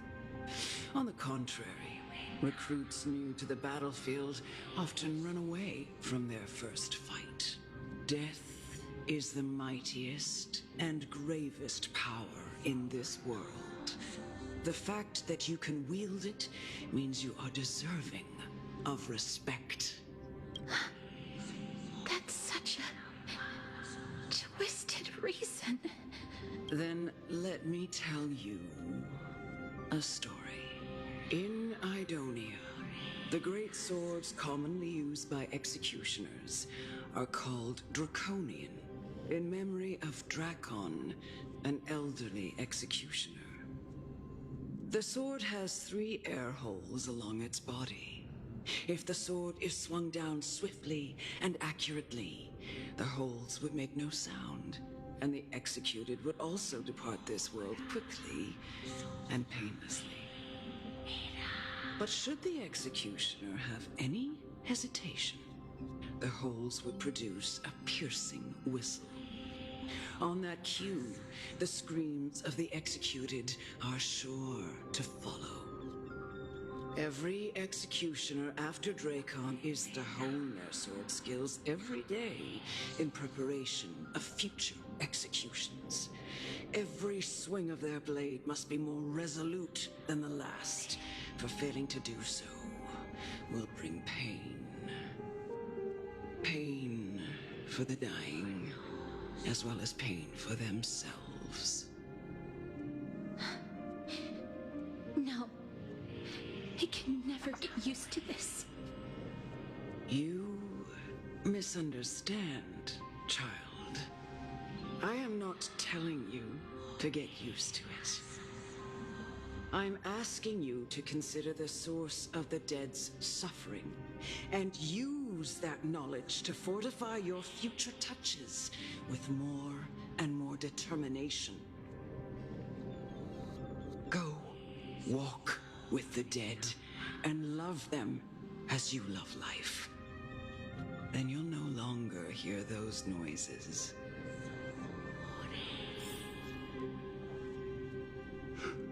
Please, don't kill me. I don't want to die.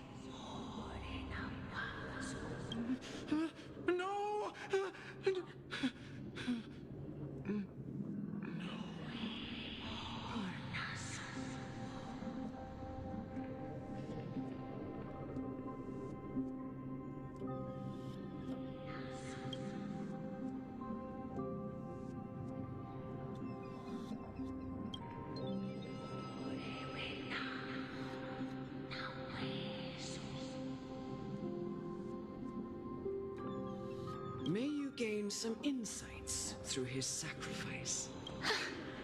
Is this all? No. Come with me. This is just the beginning of your life as the Maiden of War. You executioner!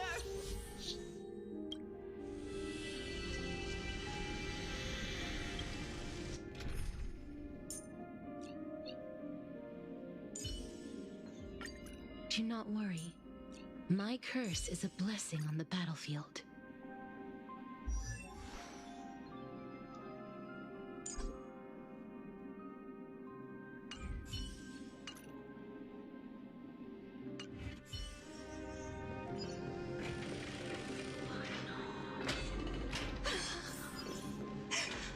Holy Maiden! Go. Grant her glorious death.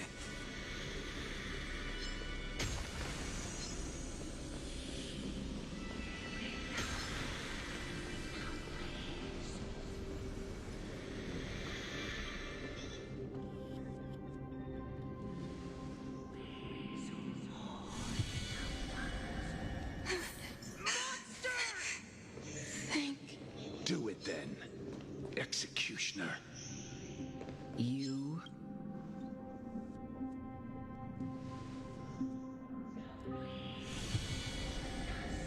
I curse you. Why? To live in...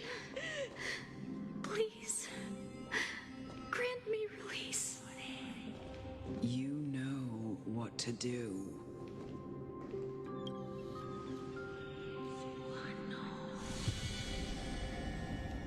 When will this ever end?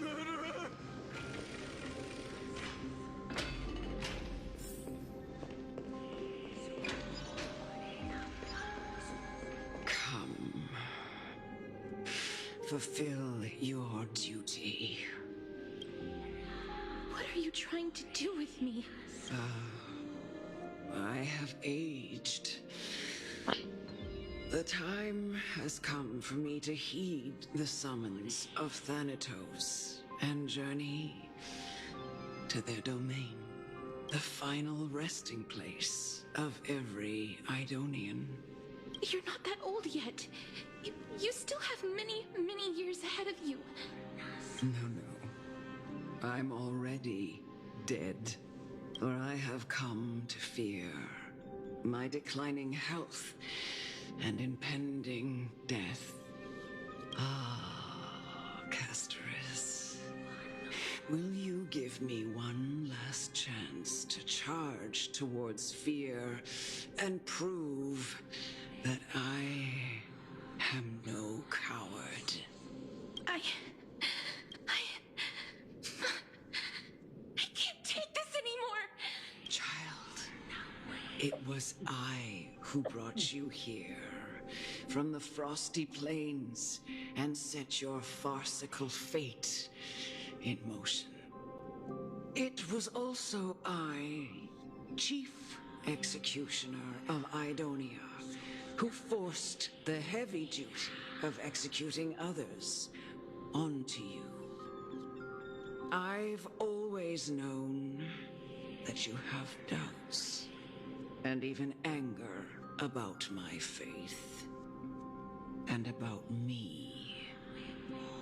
I never had a choice. Indeed. We essentially abducted you. Yet you can end any sinful life with just a touch of your fingers. Shouldn't it be easy for you to escape from here? I'll never do that. It doesn't matter how lightly the Idonians take death, or how readily they accept it. I simply can't do it. I knew I was right about you. What do you mean? I've taught you and cared for you as my own daughter all this time. because of this blessing that's been with you since your birth.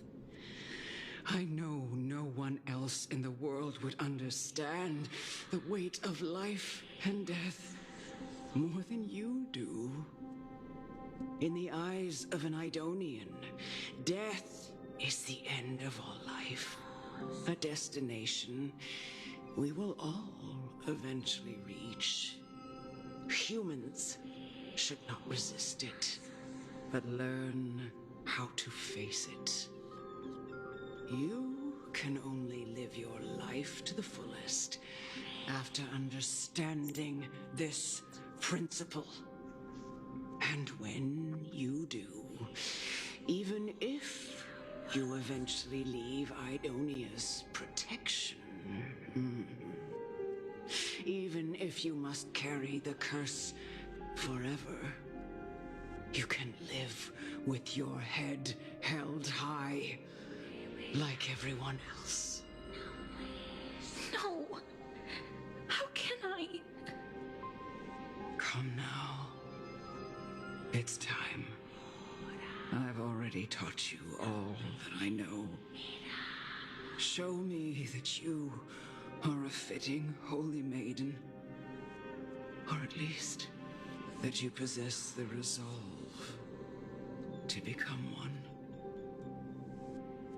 Come now. It's time. I've already taught you all that I know. Show me that you are a fitting holy maiden.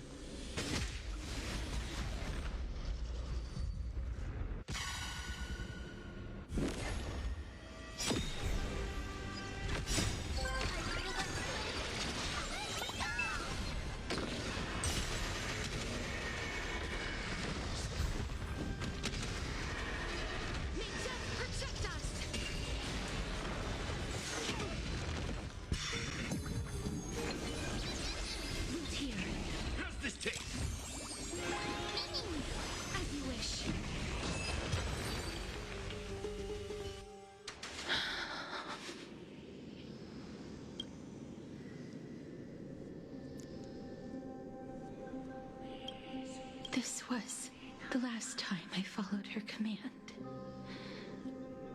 I gently touched the elderly woman before me.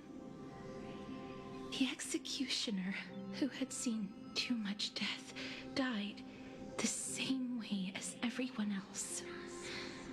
I gasped for air, a wistful look in her eyes, and a barely perceptible tremor in her fingertips. Elder Amunet, the person who tried to teach me about death, ultimately vanished like dew in the morning mist. She spent her life embodying the beliefs of the Idonians, and when death finally came, she embraced it exactly as their doctrine had taught. I have nothing but respect for her. I erected a cenotaph in her honor in the marshes outside Idonia's city walls with the others I had laid to rest. Then, I set out once more in search of Thanatos. It was a long, long journey. I heard so many discussions about death along the way. Life finds meaning in death. The world improves because there is an end. It seems the most terrible darkness in this world. Everyone talks about its heavy weight. Some resist it, some worship it, and some even revere it. How did a disappeared titan become the deepest fear of humankind? And why do they haunt my dreams? I continued my travels to seek an answer. Initially, I was running away. Then, I started searching for it. And now, at the end, I just want to know if my touch, if my embrace, can do more than taking things away. Can I make anything? Can I leave anything behind? I don't want to die. Please, can you just let me go? I don't want to die, please. I don't want mercy like this. Just let me go. I need him. I don't...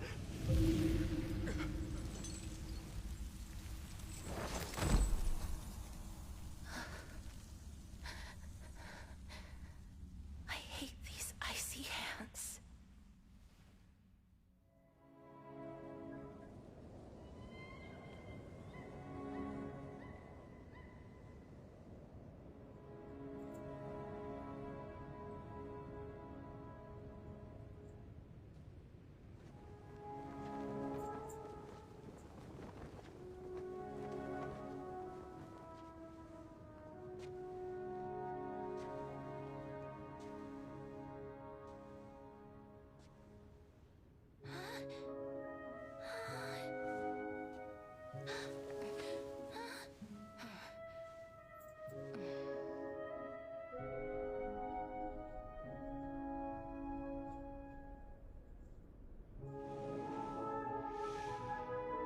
Get it over with. End its suffering.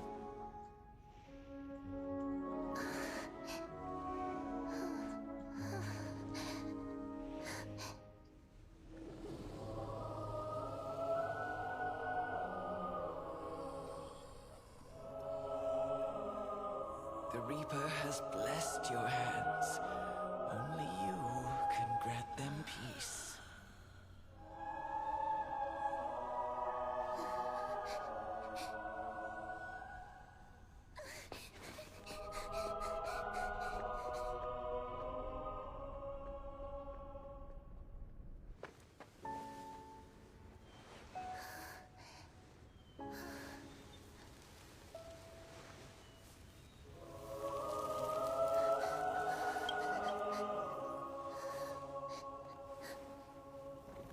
Embrace death.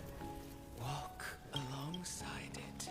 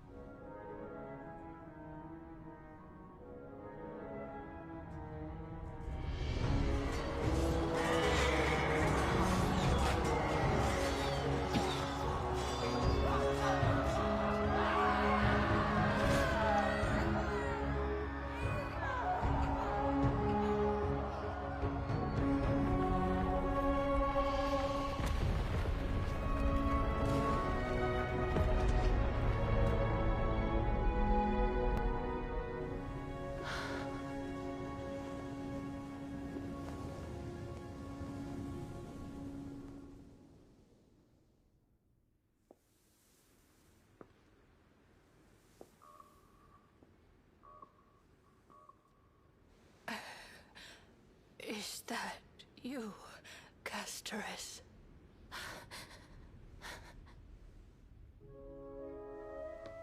All of them have gone, heeding death's summon, crossing into their domain. I must go too. I don't fear it, just I have some regrets. One watching people leave this world again and again. It must be lonely for you. You must want to desperately embrace them before they go.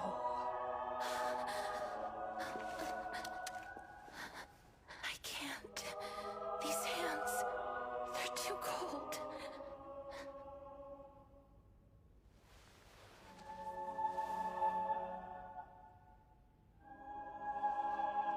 But Big Sister Castoris, your hands are so warm.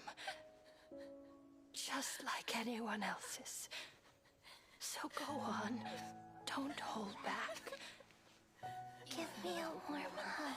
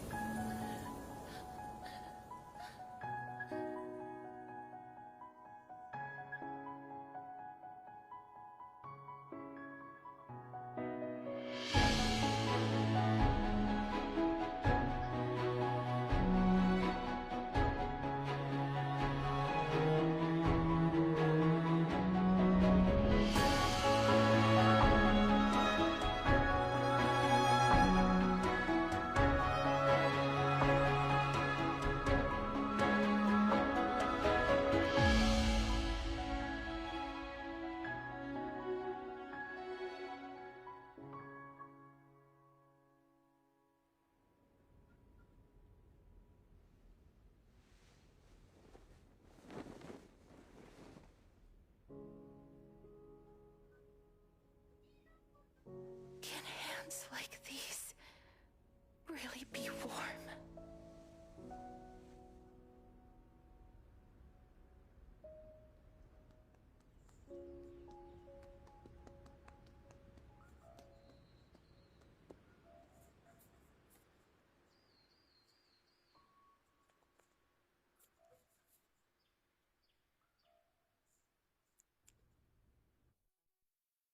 On the day that Orynyx's trial ended, you must have had many questions. I felt just as confused. Why, as someone from beyond the sky, were you so cruelly dragged into amphoreus's fate? I wished I could take action, but no matter how hard I try, I cannot simply interact with the living as ordinary people do. Even when we brushed against each other unintentionally in the grove, and it was obvious that nothing had happened, when an almost unattainable hope finally welled up in my heart, when I thought that perhaps my touch would no longer bring sorrow, fate declared to me it wasn't that the curse of death had finally been lifted, but that your soul no longer belonged to this world. And there was nothing left for my hands to take. Nothing. And did I really think this time would be any different? It's not that I don't understand this reality, just that I'm unwilling to accept it. Having walked such a long road, I am still unable to find the answer to life and death. I am resigned to eternal despair. Anything I wish to hold on to, death will inevitably wrest from my grasp. From that moment on, I lacked the courage to confirm it again. Until Orynyx laid bare the cruel truth before us.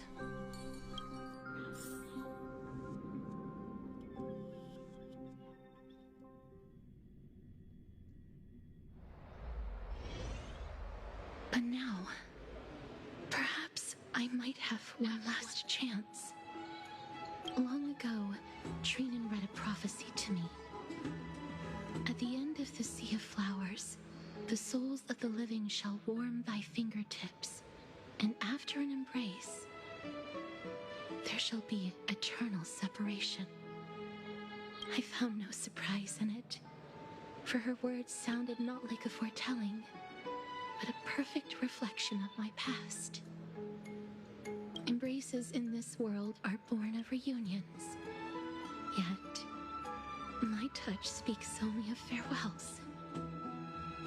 In that moment, I had no doubt that this destiny would weave itself through the entirety of my life. And yet, things have taken a turn for the better. Now that I can finally have an audience with Thanatos, perhaps I can rewrite the meaning of that fated prophecy. I have no reason not to give it my all, for your sake and for my own.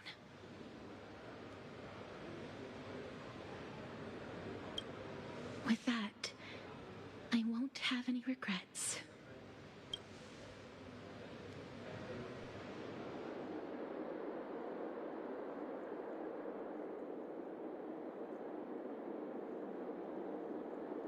Let's put that aside for the moment. We've arrived. I want to retrieve a small gift I specially prepared for you. I made it myself, like the trinket I gave Lady Trianne. I want to leave something for everyone, if possible. The journey to seek an audience with the Death Titan cannot be an easy one. I want to make full use of every moment I have before we depart, so that I don't have any regrets.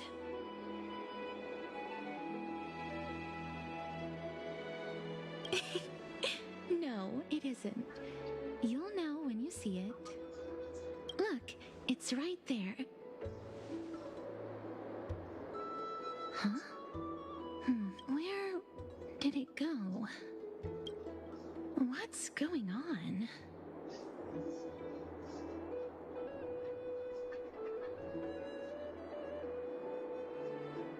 I am not some corrupt grown-up.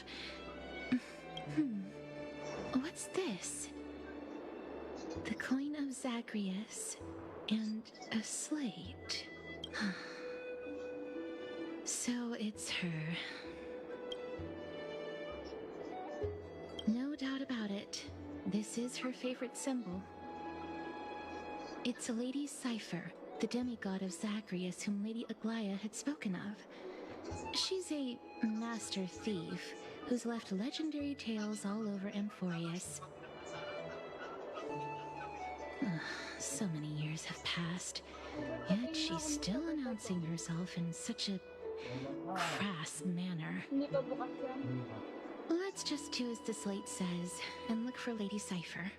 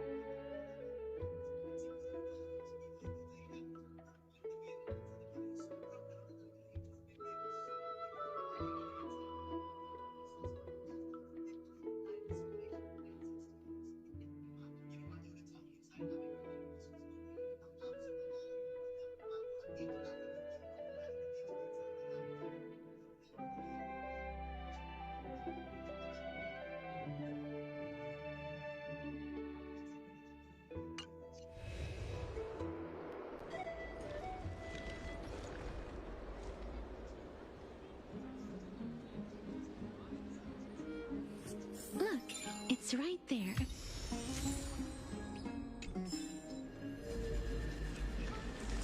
We must pursue her.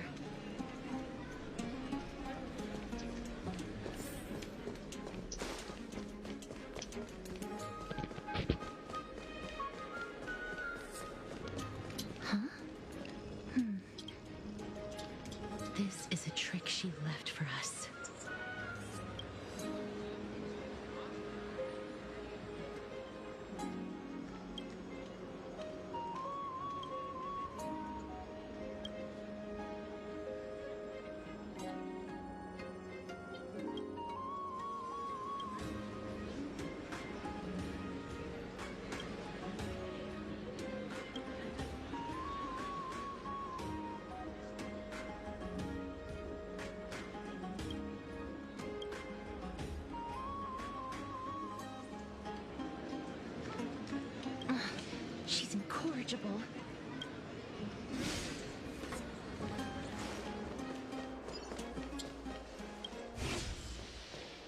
This is how it should be. We must pursue her.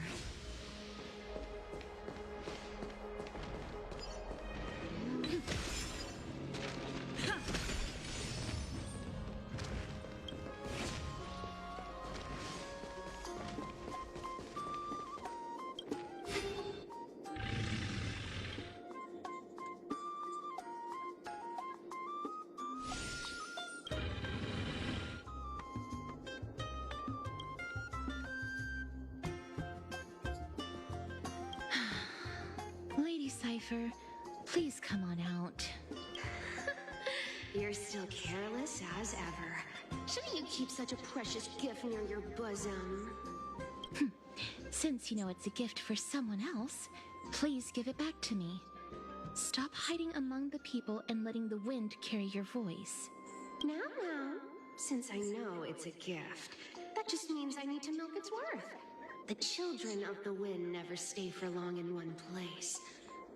Unless your offer is tempting enough to still the wind. What say you? Name your price. I'll give you however much you want.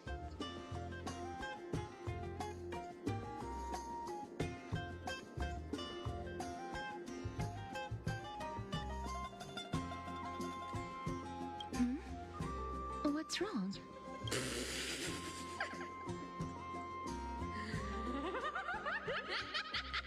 No wonder they call you Princess Homebody. Why don't you two come over to my place? It'll make a better venue for proper business discussions. You can find where I live through the winds I've sown. Right. Piece of cake. I can do that even if I can only sense your soul. Alright, I'll see you there. Oh, by the way, everyone cool with me collecting a deposit before we reach an agreement, right? Now, come this way.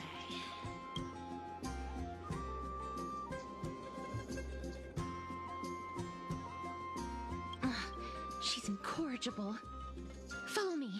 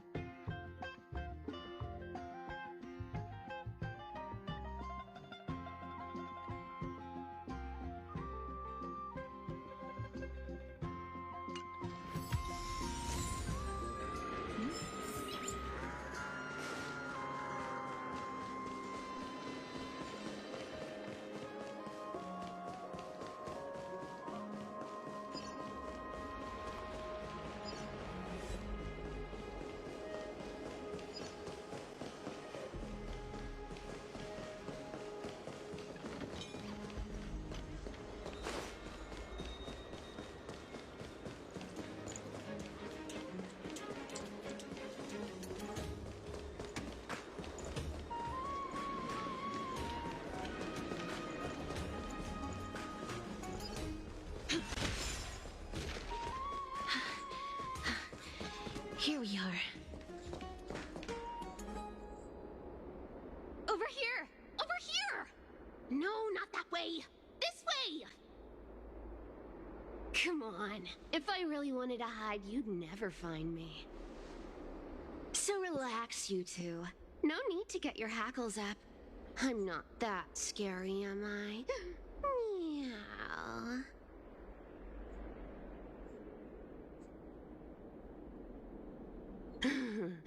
No way.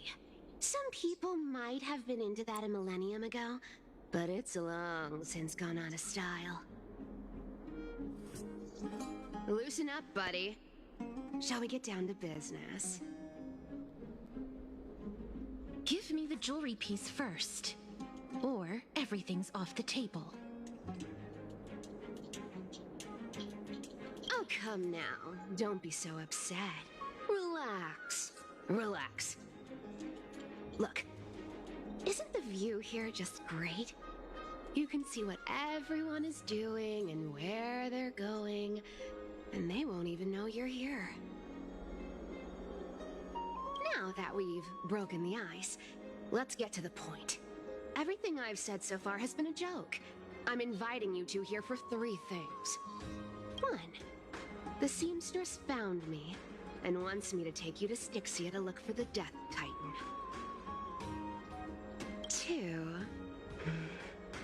the Council of Elders also found me and wants me to make sure the core flame of Thanatos ends up in their hands.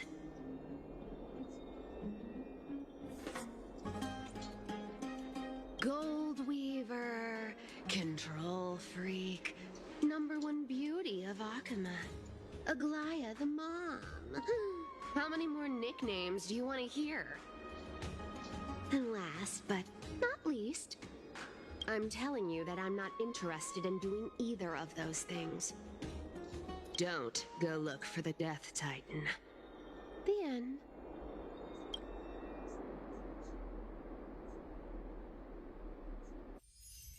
Wow, this is some high-quality stuff.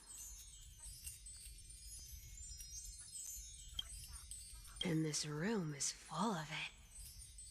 How much are these worth, Did you get all this through that Aranova gimmick? Some of it is family fortune, while the rest came from my business as a dressmaster. Don't liken the flame chase work to your shady dealings. Wow, I should have busted down your door instead of going around like a thief. Well, spill. Why are you giving me so much money? Payment for doing work. You're worth this much. Did you forget my stance to all this? I thought I made myself very clear. You wish to run away. Run away from your responsibilities, from the prophecy, and from your destiny. You shall walk with greed and die over petty change. I understand this prophecy weighs on you immensely. That is why I have never reproached the demigod of trickery for running away. But I need you right now, so don't turn me down. You know, maybe the gods got your tongue with their golden threads, Aglaya. I'm not hearing any sincerity in your words. Give me a reason why you're bowing your noble head to me. We lost Trian. Oh.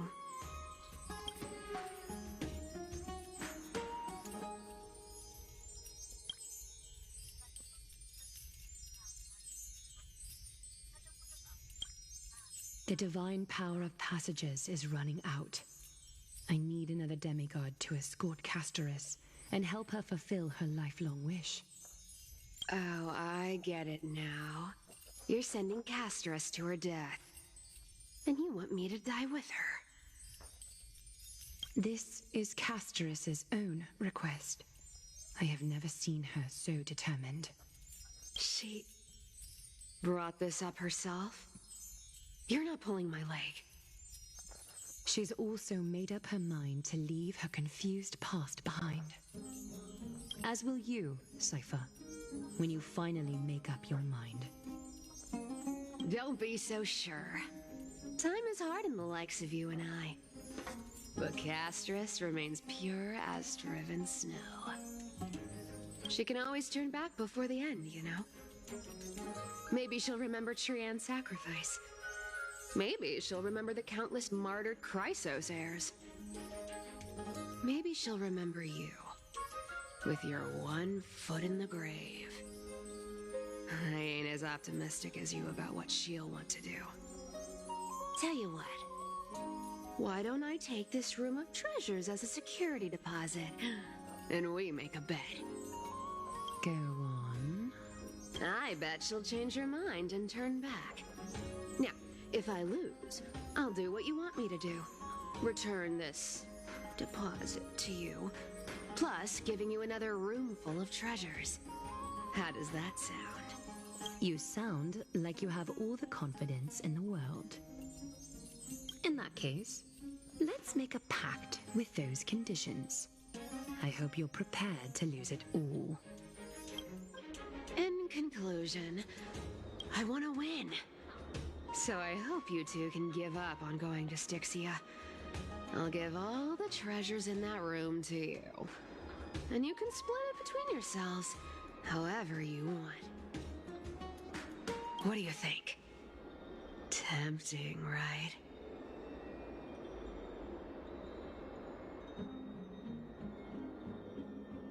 I decline.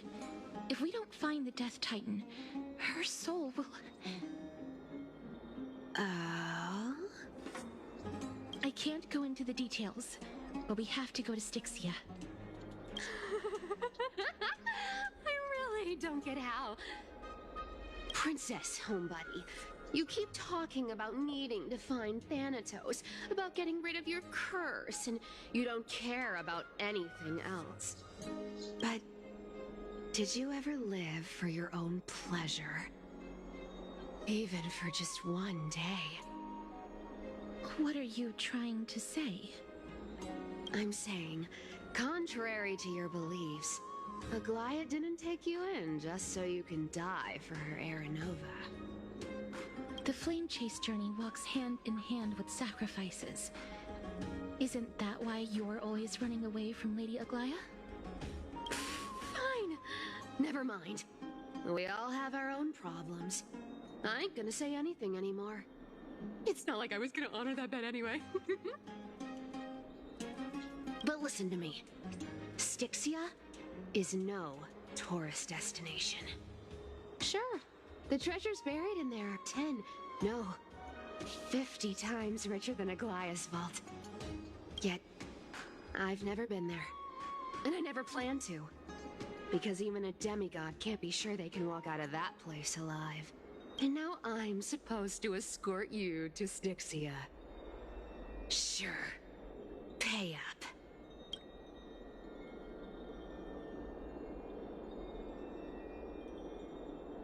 You know, you're not wrong. At least it's part of my responsibilities. I don't like this. However, I have lived a longer life than most people. Though I'm not as good at doing business as Lady Aglaia, I still have some savings. I can give them all to you. Then how are you going to live the rest of your life? Then I'll give you 90, no, 80%. Well, don't mind if I do.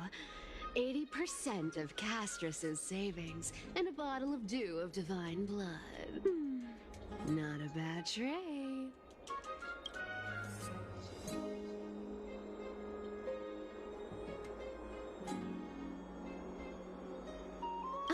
Okay. I didn't know you hold grudges. Gray mystery. Here! Catch. Be careful with that! A minor change in plans, though. Don't go to the bath tomorrow. Come look for me at Akama's city gates instead. So, why are you changing the meeting place? Oh, nothing really. Just a bit scared of the seamstress's frosty face. I wouldn't stay a second longer in Akama if it were up to me. Well, now that we've struck a deal, why don't I give you guys a lift back? It's gonna be a long ride. So have a good rest.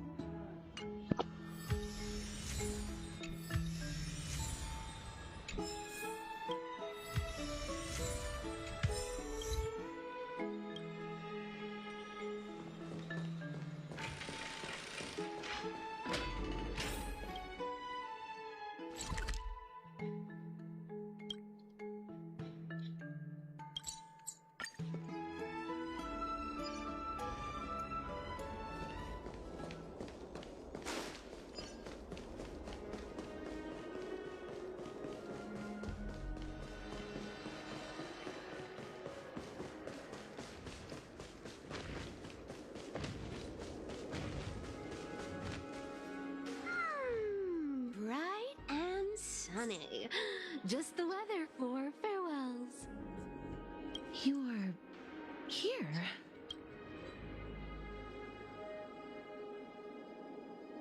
Totally. The trio team is the best set up to reach the finals. No need, I already told her. She's fine with it.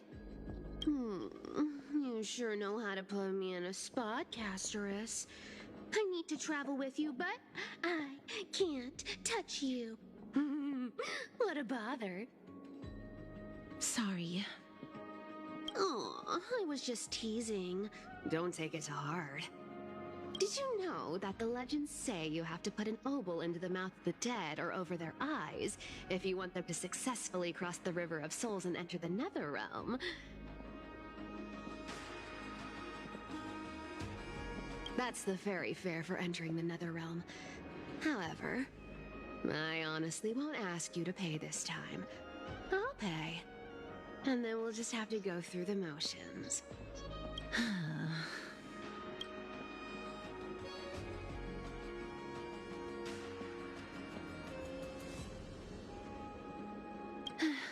Don't worry. It's not a lot. All right, pass me the coin. It's time to get the gods' powers going. A fleet-footed trip to the Nether Realm. Here we come. Oh, one last thing before we go. I gotta give you this piece of advice. Especially to you, Princess Homebody. You can't catch the wind by waiting. You only live once. So make the most of every moment you have.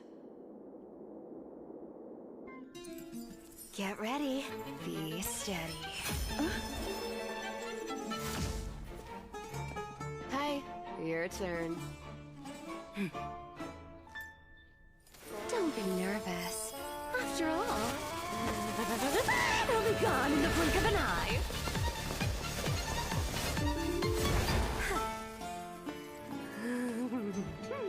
All done.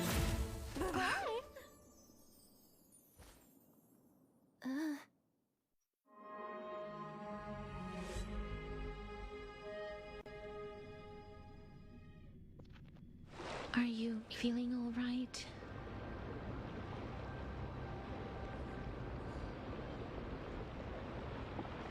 She's the demigod of trickery. When she flips the coin of whimsy into the air, she gains incredible speed that lets her travel anywhere in an instant. Just like how she clearly had no intention of lingering here for even a second longer. We can only depend on ourselves for the rest of the way. Don't worry. Mem's here to help. I don't think I even meet the height requirement for the ticket, so I won't need one, right? This is Styxia, the city of dragons and waves. Anaxa hypothesizes that the missing Thanatos is somewhere in these ruins. This is the land of their birth. Or perhaps of their death.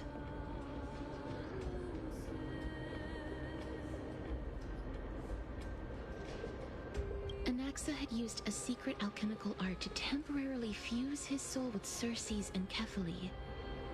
And when he was on the verge of death, he was pulled by Thanatos and caught a glimpse of the flowing river of souls. This alchemy, considered a sacrilegious act, might actually make the souls of mortals and titans attract each other.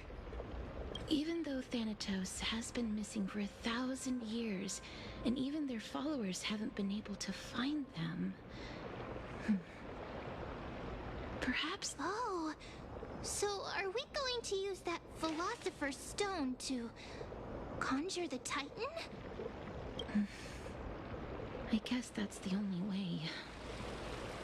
The only leads we have now are the name of this city and the fairy tale about the dragon. Thanatos is even more mysterious than I am. Indeed. Even one as erudite as Anaxa could only point us to this place, and no further. We will be entering the unknown as soon as we take our first steps. But that won't be the first time in my long journeys. I believe that, rather than standing still, taking action is by far the better option. Perhaps fate might take pity on us today and show some compassion.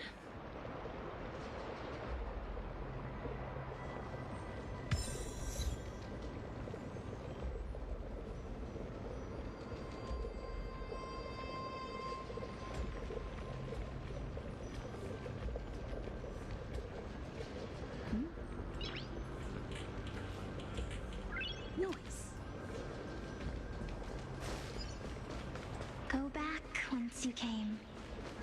Go back.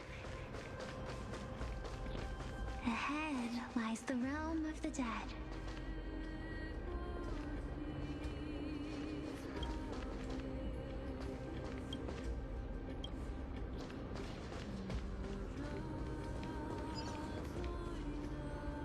What a beautiful butterfly. Is it talking to us? This is a eulogistic butterfly. They are found in places where many have met their demise. In Idonia, some think of them as manifestations of Thanatos' benevolence. By turning the lingering obsessions of the deceased into these creatures, it is as if the Titan has made life into a specimen. Others think of them as Thanatos' messengers that guide the departed to the nether realm. The second theory sounds more believable. After all, the things they're saying are rather, direct. Perhaps. But the fact that we're able to hear their whispers proves that we're fast approaching the realm of the dead.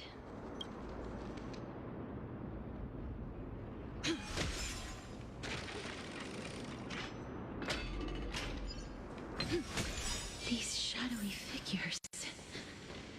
Are they illusions reflected by the River of Souls?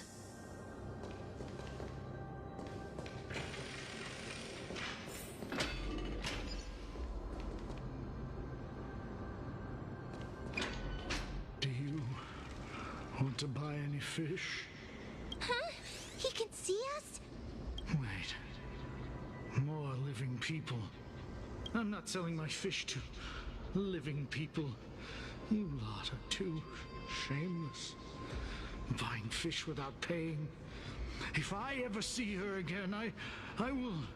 Could it be that you're all dead souls that never achieved rest? The nether realm does not exist. Titan rejects you. Me. So, do you want to buy any fish? But there aren't any fish nearby. Are the fish gone? The people are gone too. I can only keep selling fish. So, do you want to buy any fish? Apologies. I don't have much in the way of savings, but perhaps there's another way for me to release you from your suffering. Please relax. May you fall asleep peacefully amid a gentle field of flowers. This... I knew it. These people aren't illusions. They're the souls of the deceased. They're supposed to reach the end of the west wind by floating down the River of Souls. Yet, they have floundered upon the shoals of the stream, unable to move forward. Did Thanatos reject them? Or perhaps they didn't really die at all?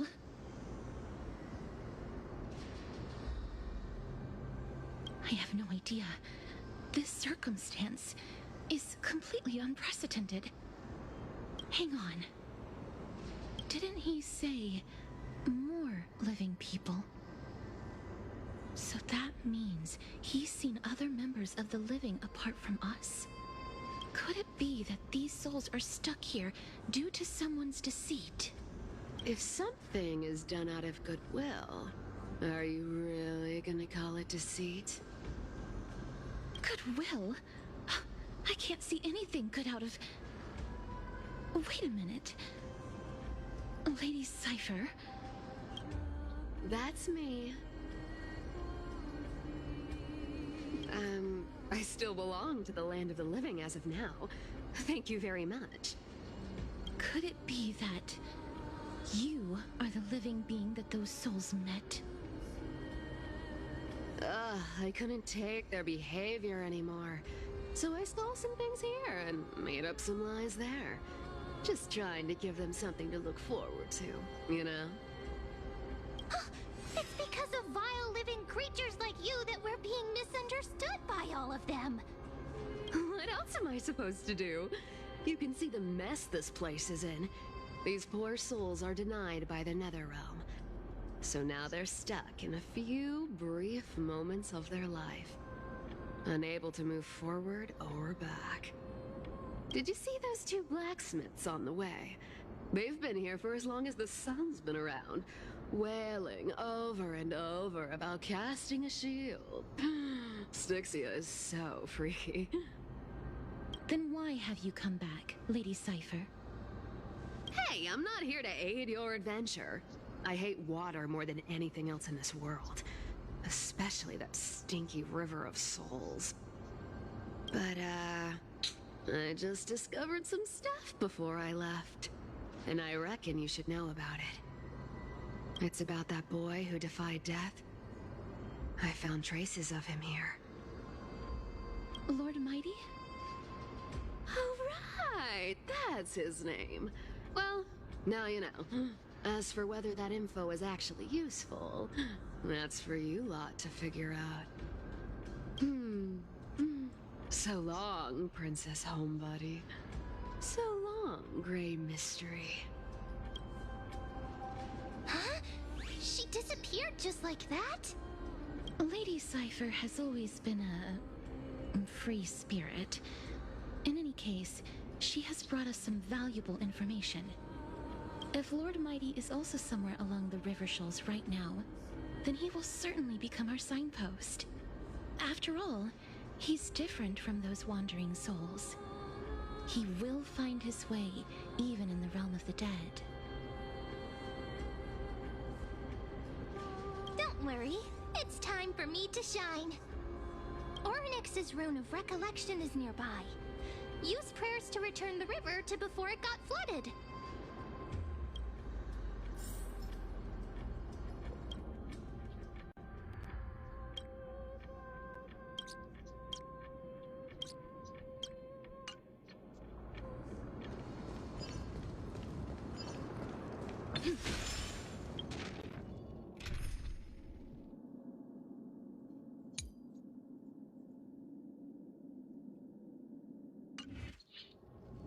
Hey, over here!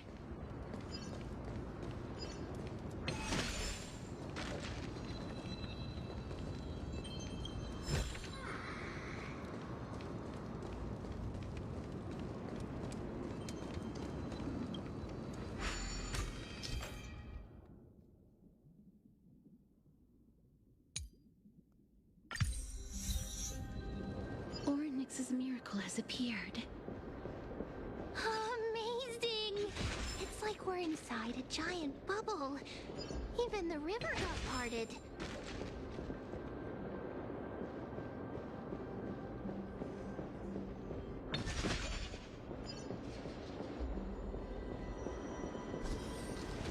There are wandering souls of the deceased here as well. We must first return to the present before we can communicate with them.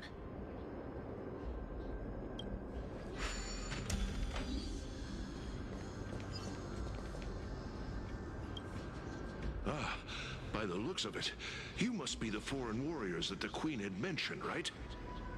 Since the current campaign requires the utmost care, I wasn't able to make time to welcome all of you. Please, forgive me. Foreign warriors?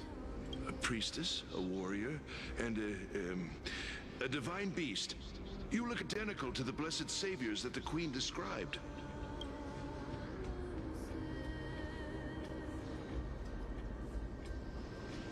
A campaign? Who are you campaigning against? Nobody knows, as of now.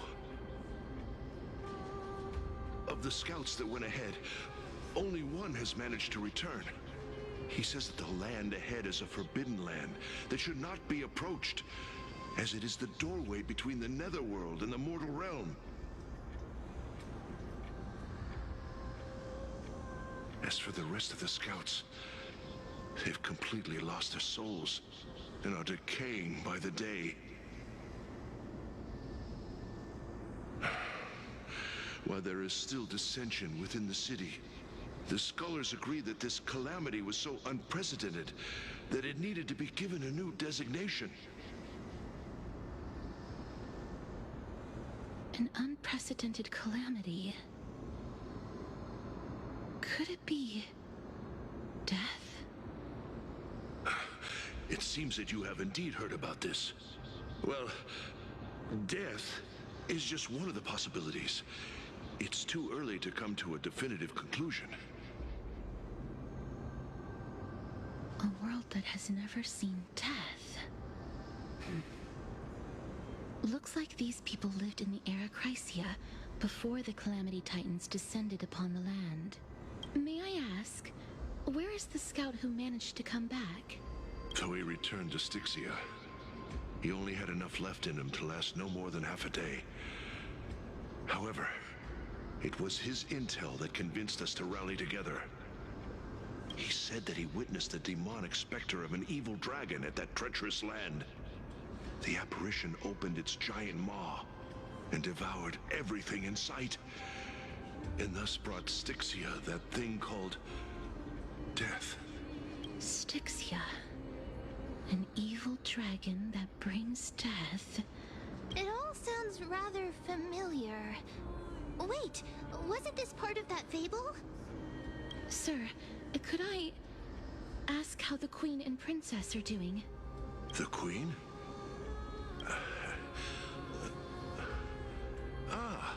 By the looks of it, you must be the foreign warriors that the Queen had mentioned, right?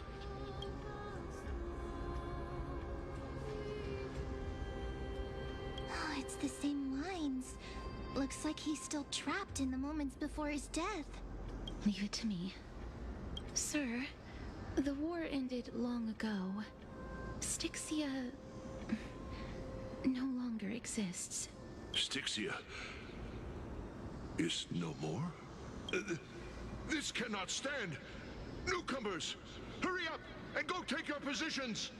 Oh, looks like it's difficult for this gentleman to accept reality.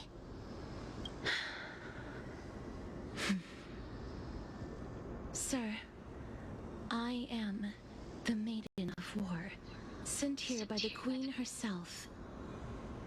If you accept my blessing, then today's battle will be smooth sailing. Maiden of War? I've never heard of this. There's little time to waste. Please don't take too long. Don't worry. I'm typically unwilling to prolong such a moment. Is it over? Have we won? Cass! Oh, are you all right? I'm fine. I just didn't expect that I would still have to embalm others, even in the realm of the dead. Is this a remnant of his soul?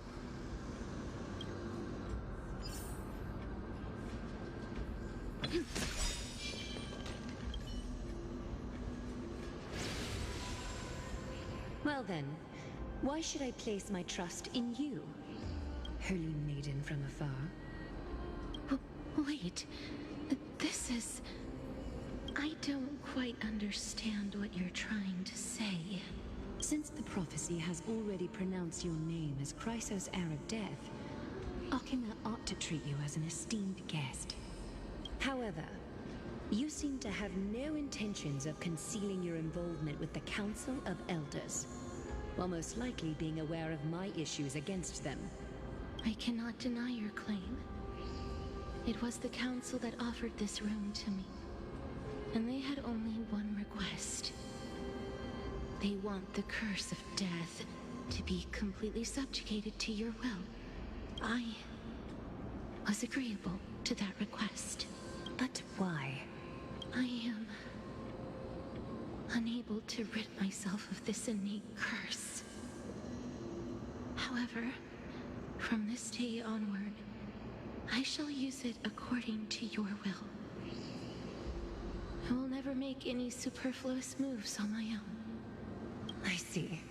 So that is how they plan to control the flame. They have shifted the heavy responsibility of granting death over to me.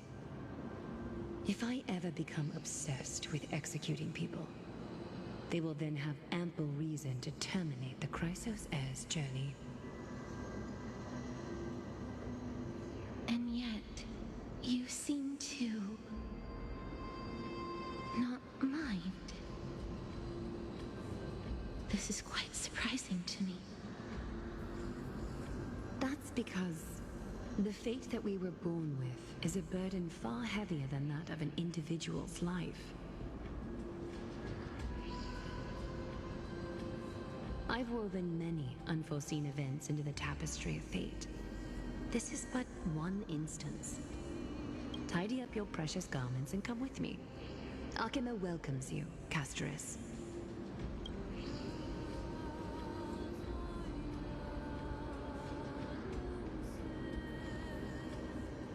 I didn't think we'd find vestiges of memory here. Maybe they've got something to do with Onyx's rune?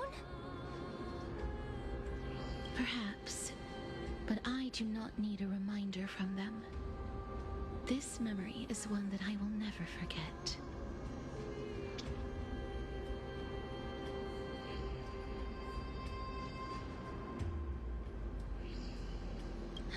Indeed. While my relationship with the Council has always been quite ambiguous, Lady Aglaya has never taken any precautions against me. Instead, she's shown me nothing but complete trust. I really want to repay her for that trust.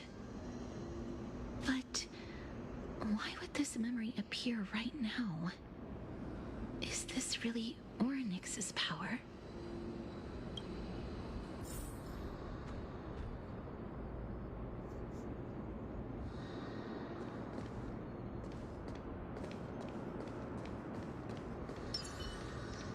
Could these dead monsters actually be... If Lady Cypher is to be believed, this could be the handiwork of Lord Mighty. He's still fighting against the Black Tide, even in the Nether. Why are the Black Tide monsters here too? Can they swim in the River of Souls? Even Thanatos wouldn't be able to accept Black Tide monsters into their realm. These traces seem to suggest that anybody who trespasses upon death will pay a heavy price.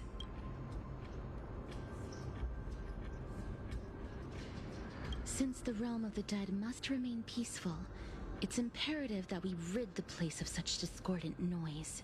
Please stay back. Let me deal with these enemies.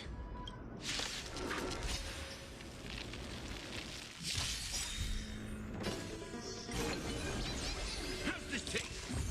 As you wish. My friends? Indulge yourselves!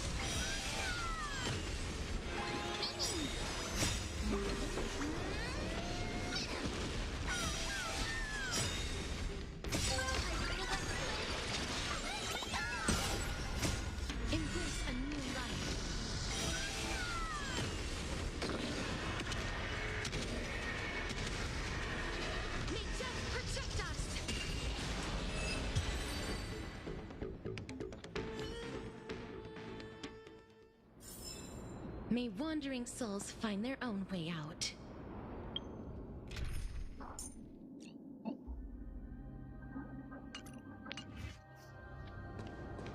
The path ahead is blocked by the River of Souls again. In that case, let's go back to the past. This miracle sure is handy.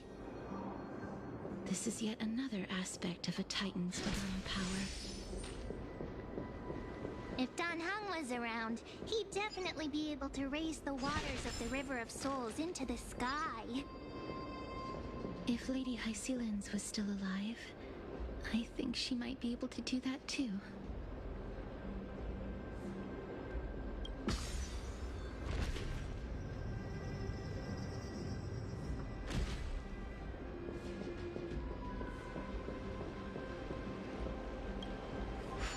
You seem to be able to discern both the past and the future.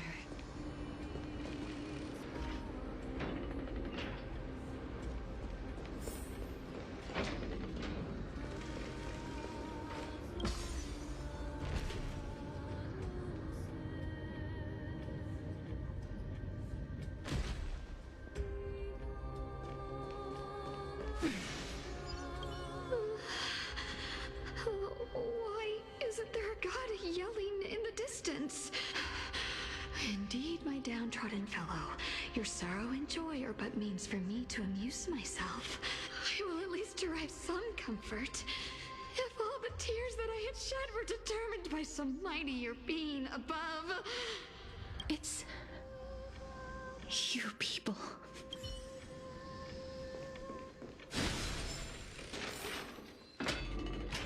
Oh, this place must have been a beautiful courtyard in the past. I want to make something with it. But what to make?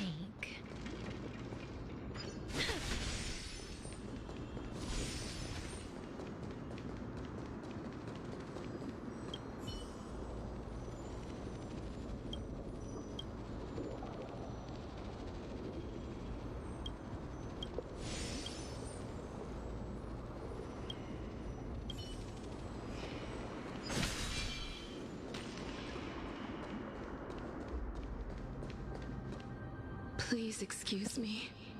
I am but a scholar from a distant land who had the misfortune of falling into the River of Souls and turned into a member of the dead.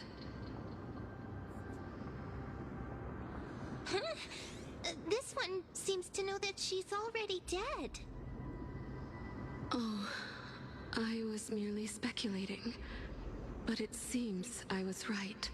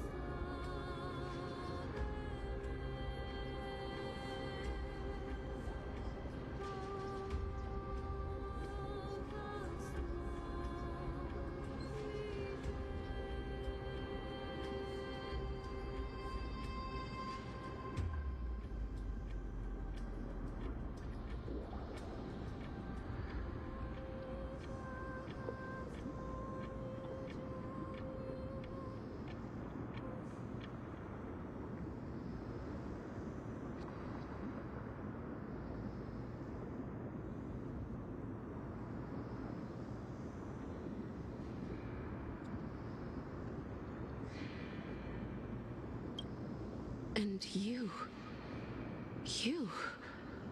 I recognize you. You're the Holy Maiden of Death from Idonia, right? I'm sorry. I cannot bring you back to life. However, Should you desire it, I can end your prolonged limbo. I'm well aware of that. Even if you were able to revive me, I would never choose that option. That's because I didn't fall into the River of Souls by accident. Instead, I leaped into it to seek my death. Why?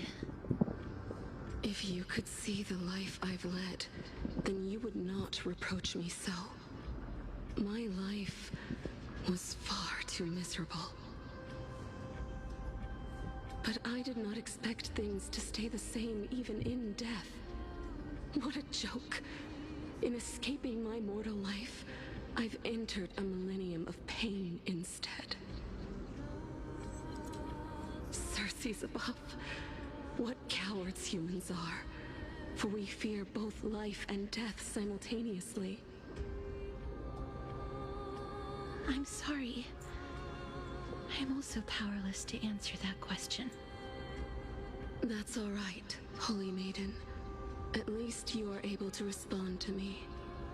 Please, grant me death. Circe's above. Does this count as thinking till the moment I die?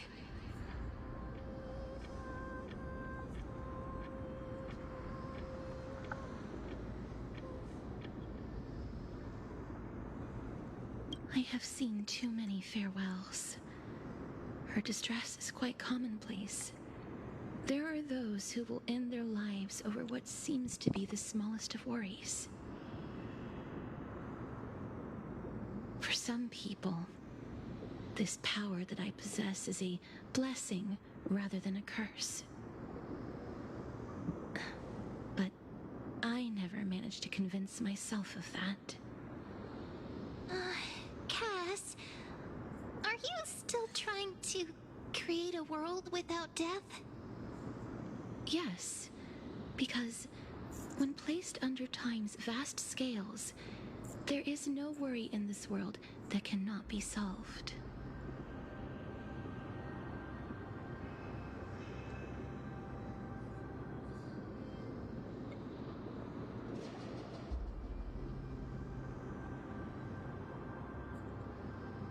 This is a wish that I've held for almost a millennium. My mind might have changed once upon a time if people managed to strike up a friendship with me. But I've never been more firm in my conviction. Now that I've learned about your near-death state,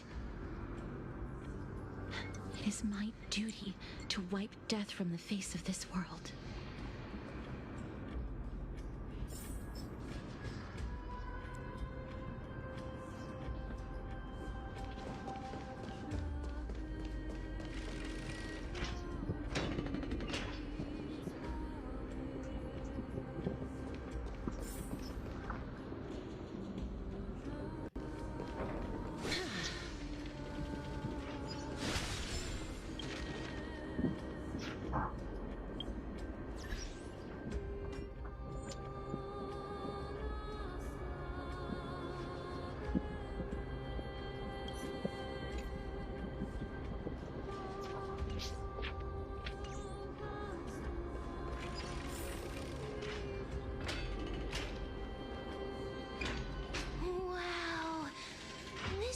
This is so spacious. Is this the kingdom's vault? That's fine and all, but we need to lay down some rules. We're not gonna return to the past to steal things. Do we need to enter that doorway to climb even higher? There seems to be a person. Oh, more like a soul guarding it. But how should we get up there?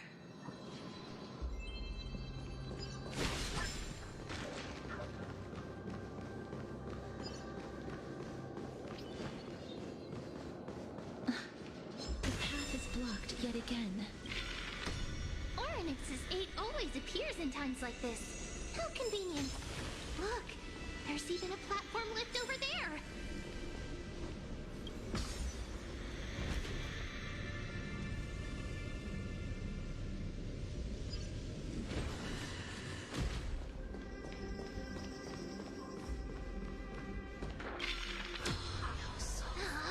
A chest of the past has been left behind, but none of its treasures remain inside.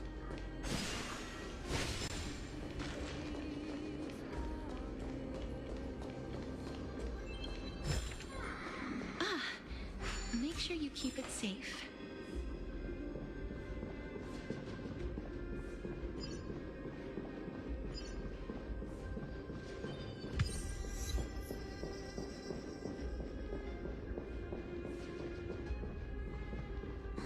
Wait, what if the miracle suddenly loses its effect? Mem, do you really want me to answer that?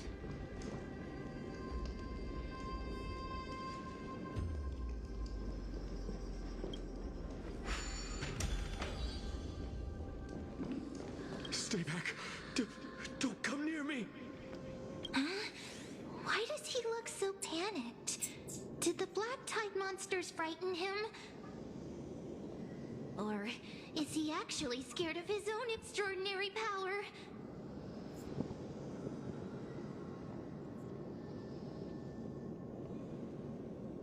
There's no need to be alarmed. We're just passing by the area. See? None of us look threatening. You have a point. Although, while this might once have been the royal vault, it's since been plundered empty. So please go away right this instant. You've misunderstood us. We simply heard your shouts as we were passing by, then decided to come over to find out what happened. My goodness. Did I really yell out loud? How rude of me. I'm sorry to have bothered you. I merely saw a warrior. While that spirit didn't harm me, his blows really packed a hefty punch. A warrior? Could it be? Wait a minute. You seem to be quite different from him. Are you actually alive? How can you walk around here while alive? It's a long story. We're here to seek an audience with Thanatos. Thanatos? Who's that? Is it possible that he's also living in the era before death descended? Death? Could it be that you are here to defeat the evil dragon Pollux? Pollux? Is that the embodiment of No. Death? According to the warriors under the Centurion's command, that evil dragon has been dead for quite a while. The curse that condemns people to death didn't originate from it, but they saw a girl within the dragon's embrace, and she is the true Reaper. Pray tell, where is that girl right now? I've heard that the Queen spared no effort in bringing her back to the castle. Her Majesty intends to control all of Amphoreus with this unprecedented power. As for whether this rumor is true, well, no one knows. You have my thanks for the invaluable insight that you've given us. Please, treat this touch as a token of my gratitude. You... Are you... Thank you. This is his...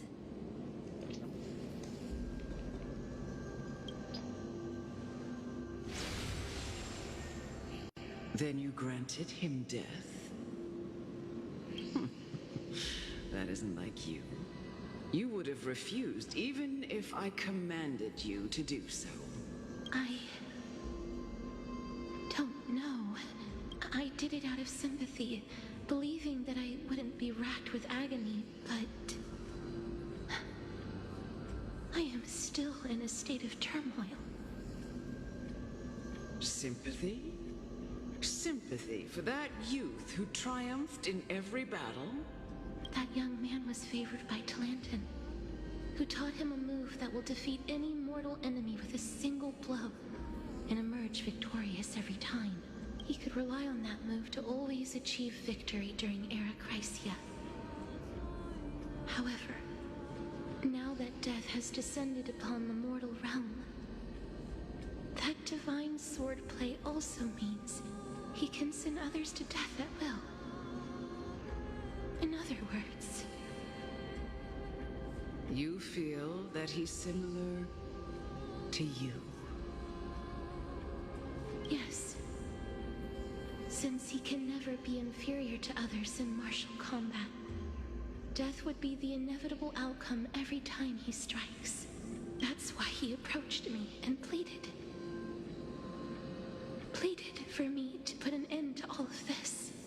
You are perhaps feeling lost from making your peace with death in so abrupt a manner. I have not made peace with death. I've seen the people of Idonia stand tall and proud in the face of death. Even before the fated finale arrived, they were already content with the lives that they'd lived. They had such proud expressions.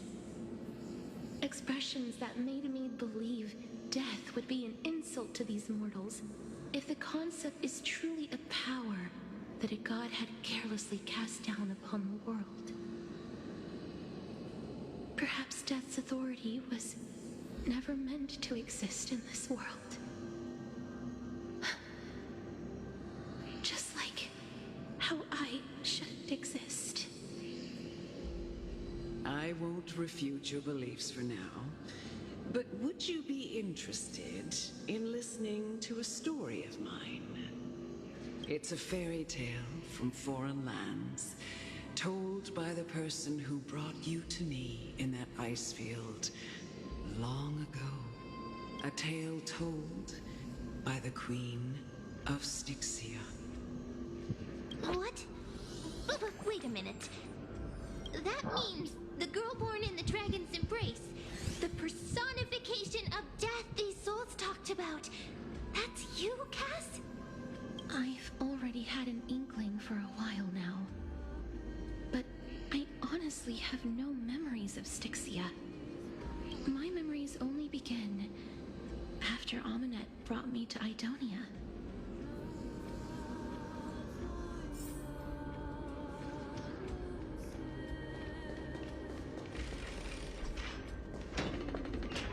Don't look back. Keep moving forward. Always. It's yet another eulogistic butterfly. Are we getting closer to the Nether Realm?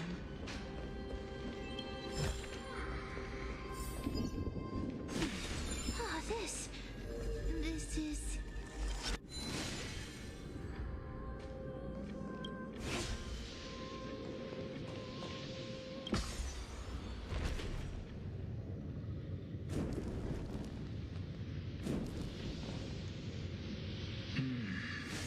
Living ones?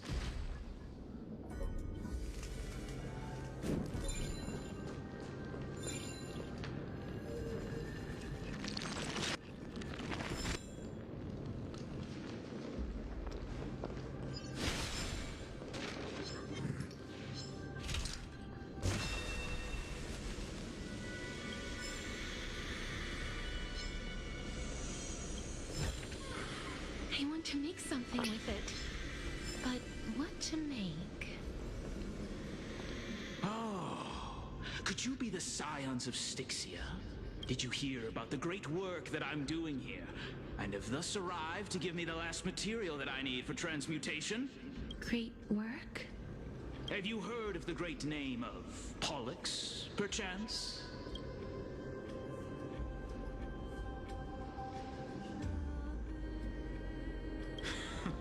You have? Then that's good.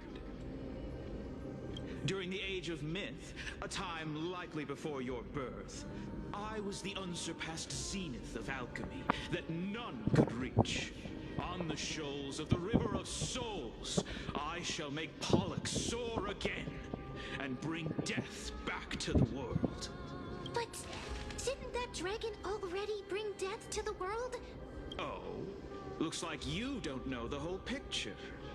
Well, it's true that the missing girl can grant death to mortals. Pollux, the one who delivered her onto this world, makes it so that humankind cannot die.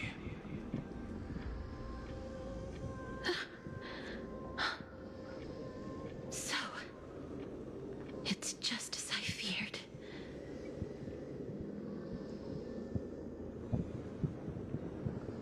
This is my guess. The deceased are supposed to drift down the River of Souls until they reach the end of the West Winds. But this River of Souls was blocked by Pollux's fall. That's right. That's why it's imperative that I bring the dragon back to the mortal realm and make it soar the skies again. I have long since prepared my alchemical matrix in the tower, although I am still missing the most crucial material of all. That final ingredient, the final sacrifice, is none other than the girl who lives out her days with death. Huh? What's going on? You didn't touch him, did you? I know that I am no longer capable of carrying out that task. Take this, all of you, and please fulfill that great undertaking on my behalf. This... We had been inebriated in Fagusa's feast too long before we began to seek divine bestowed death, so that we could be freed from the whims of fate. However, that brought doom upon us.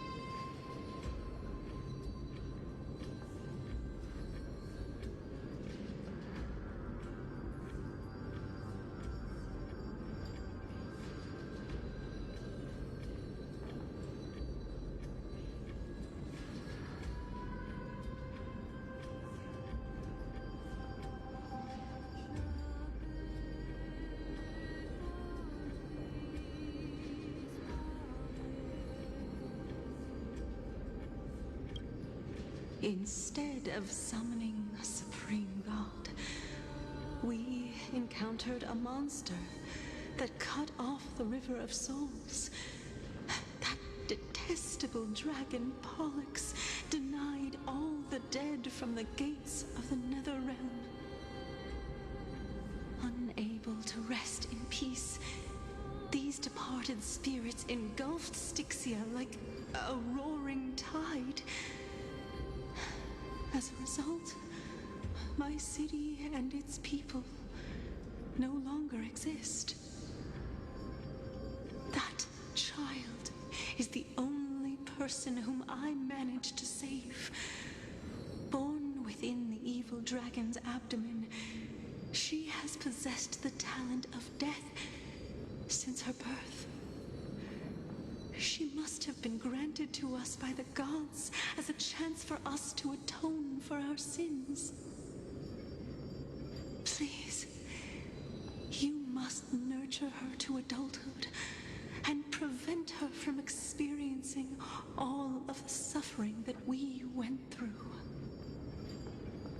I promise that I will care for her as a mother, that I will protect her from the evils of death. By Fagusa above, thank you for your kindness. As her mother, please bless this child with a name before I am swept away by the River of Souls. Please, let me know how I should address her in my next life. Oh. Like how a transient raven butterfly, a fleeting papilio castor, perches on the twig of death. Castorus. That shall be her name. That's where my name comes from? The sound's back. What is making that ruckus?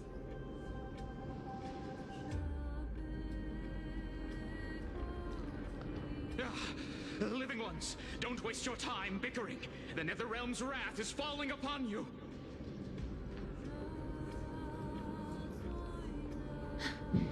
Black Tide creations.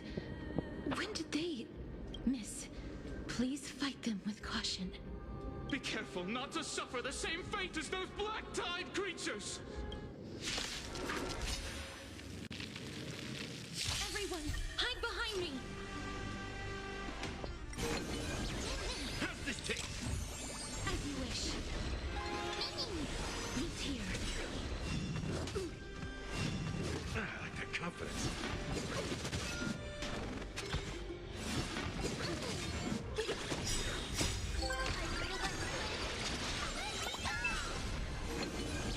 Time to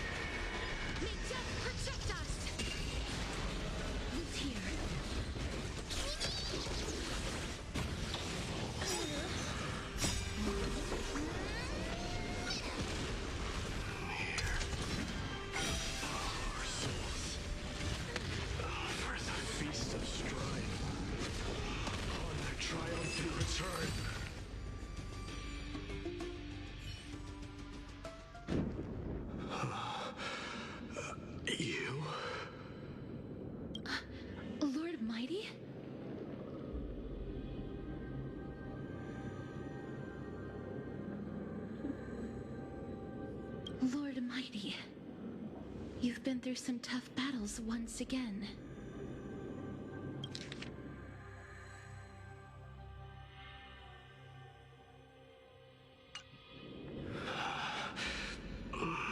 That black tide is endless. My death is only temporary. I will find my path of return and go back to the world of the living and continue my protection. Lord Mighty, I have always wanted to. Why does death reject you? I'm the one resisting it. I must resist the temptation to go with the flow. I'll go against the current and kill my way out of this cursed nether realm. That is my destiny.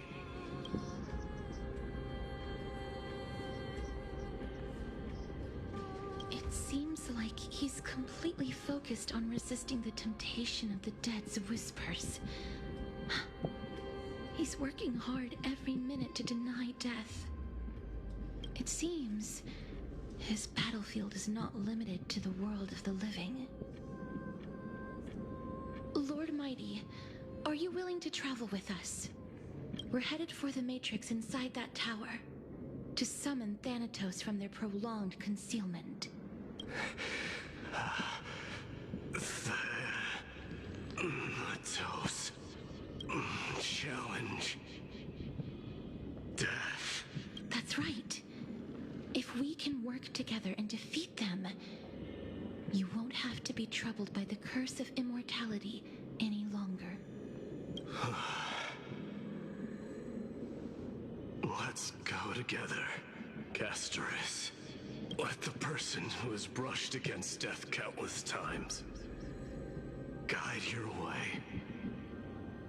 Cass, are you sure you want to do this? The alchemist said he wanted you to be a sacrifice. I'm not afraid. There's no reason for us to turn back anymore. Rather than standing still, taking action is by far the better option. Perhaps fate might take pity on us today and show some compassion.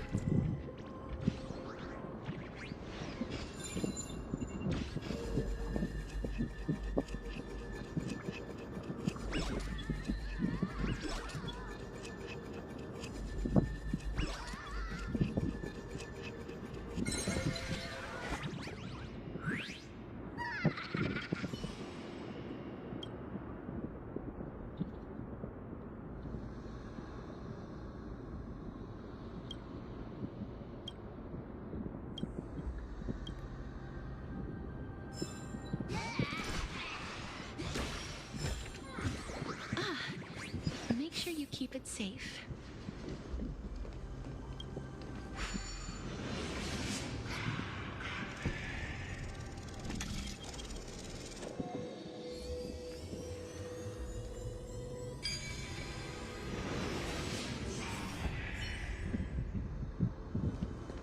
learned something.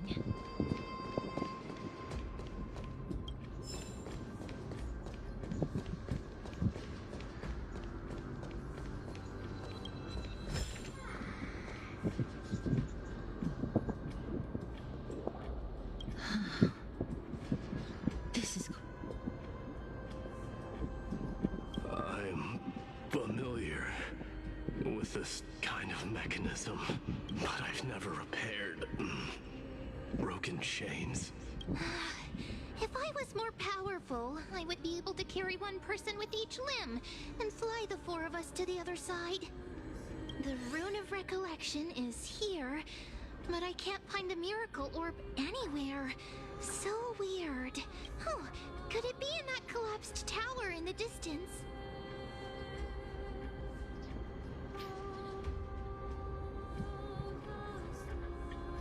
That sounds so weird.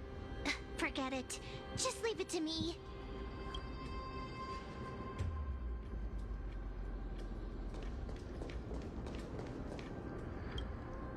Just shout for me when you need my help!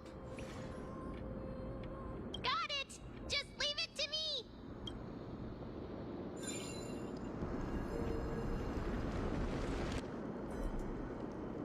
Mem did it. The pink squirrel is very smart. The miracle's range is limited. Please come a little closer.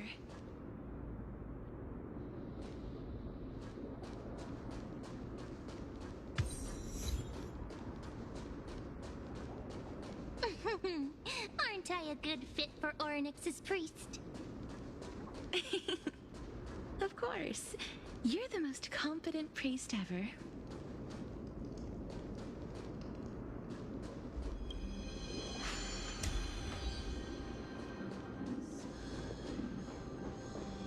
The alchemical matrix should be behind this door.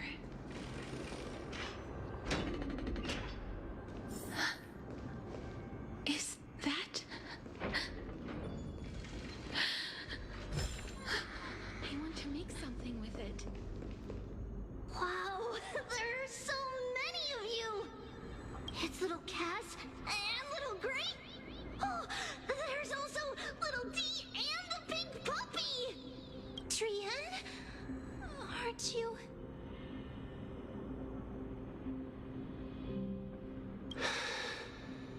This is the first time I've encountered a deceased friend while going upstream in the River of Souls. It really works like this. Just like the other departed spirits we've encountered along the way. I'm also unable to sense the aura of the living on Lady Trian. Yup, you're right. Trian already knows that she'll not be able to return to everyone's side. But Trian believed that little Cass would eventually return to the Netherrealm. So, Trian has been standing here, at this spot closest to the world of the living, and waiting for little Cass.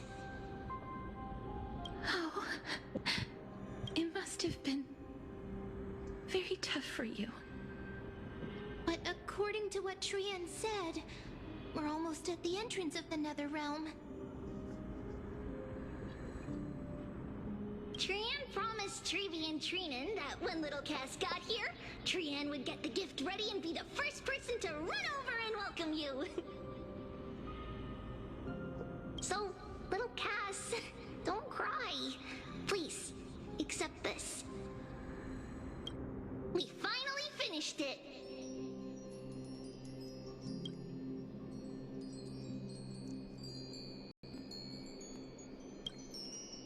This is what Lady Trebi once mentioned. The gift for me that you didn't manage to finish. The Holy Maiden of Yanis. Even when separated by life and death, their thoughts are still connected. Trian spent a lot of time drawing this. Trian hopes that little Cass likes it. Seriously? It's seriously a wonderful drawing. Lady Trian.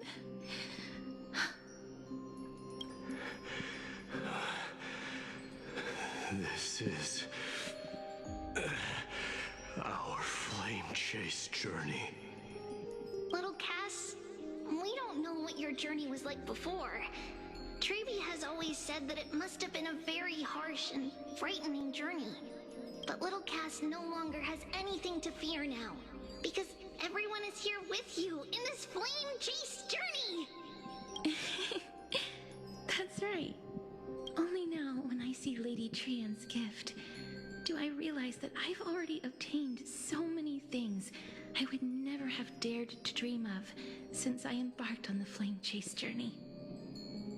It's the first time I've gained so many companions. The first time I picked up the hobbies of crafting and photography. The first time I had dinner with someone else. The first time I went to the market to buy the Chimera doll I'd liked for a very long time and hugged it to sleep. The first time I wore a dress personally made by Lady Aglaya. The first time I went for a walk with Lady Trebi, Lady Trian, and Lady Trinan. The first time I enjoyed the night breeze and looked up at the stars with Miss Hyacin. The first time I took care of Dromesis with the Trailblazer. Looking back at all these experiences I never thought were possible, it feels as though the scales of my life had shrunk from centuries and decades down to minutes and seconds. And all of them are so precious. I took countless photos in the past, but they're all black and white landscapes. I don't have a single one with friends. If I had known, I would have taken more pictures.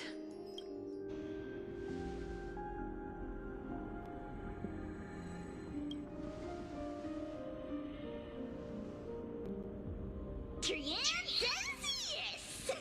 Trian likes little Cass and would love to take a picture with little Cass. Sadly, being departed souls, our images cannot be captured in the world of the living.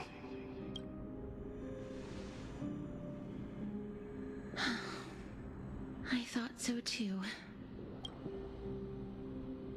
What? Are we seriously going to leave any room for regret?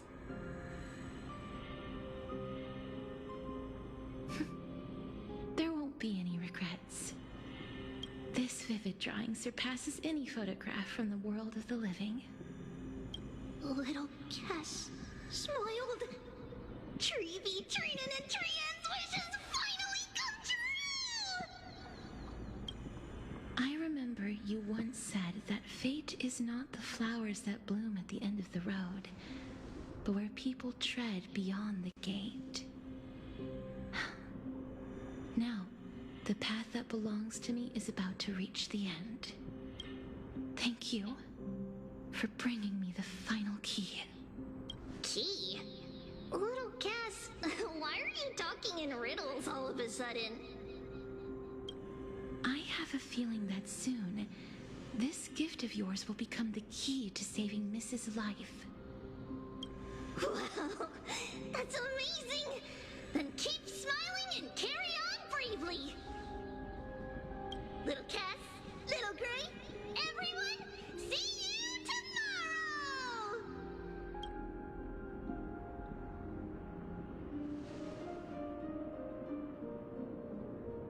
Lady Trian. The aura of this place. We have indeed reached the end of the stream of souls. If I go any further, I might lose myself. I must leave now, for the black tide still wreaks havoc in the realm of the living.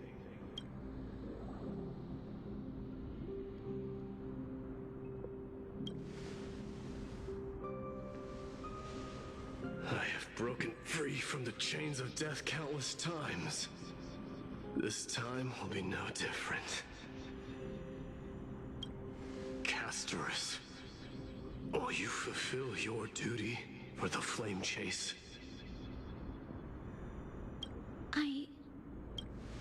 I have yet to make my decision, Lord Mighty. No matter. Make the choice your heart desires.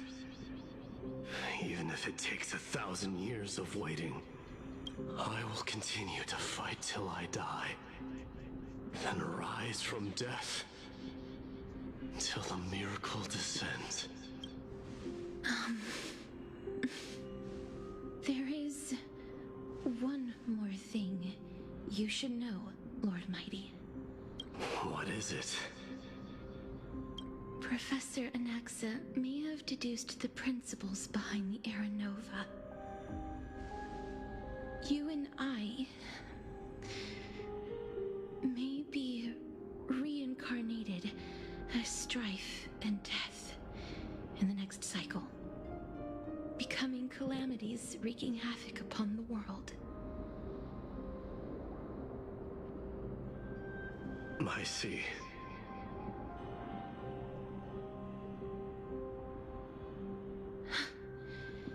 Is that all? Are you going to accept such a fate without complaints? Do you have a strategy to shatter the shackles of our fate? I haven't found it yet. Perhaps I never will. Then, cease wasting your thoughts on futile matters. Control what little you can. And when fate's inescapable grasp comes, resist it with the strength of your mighty will. Thank you, Lord Mighty. I will find the right decision.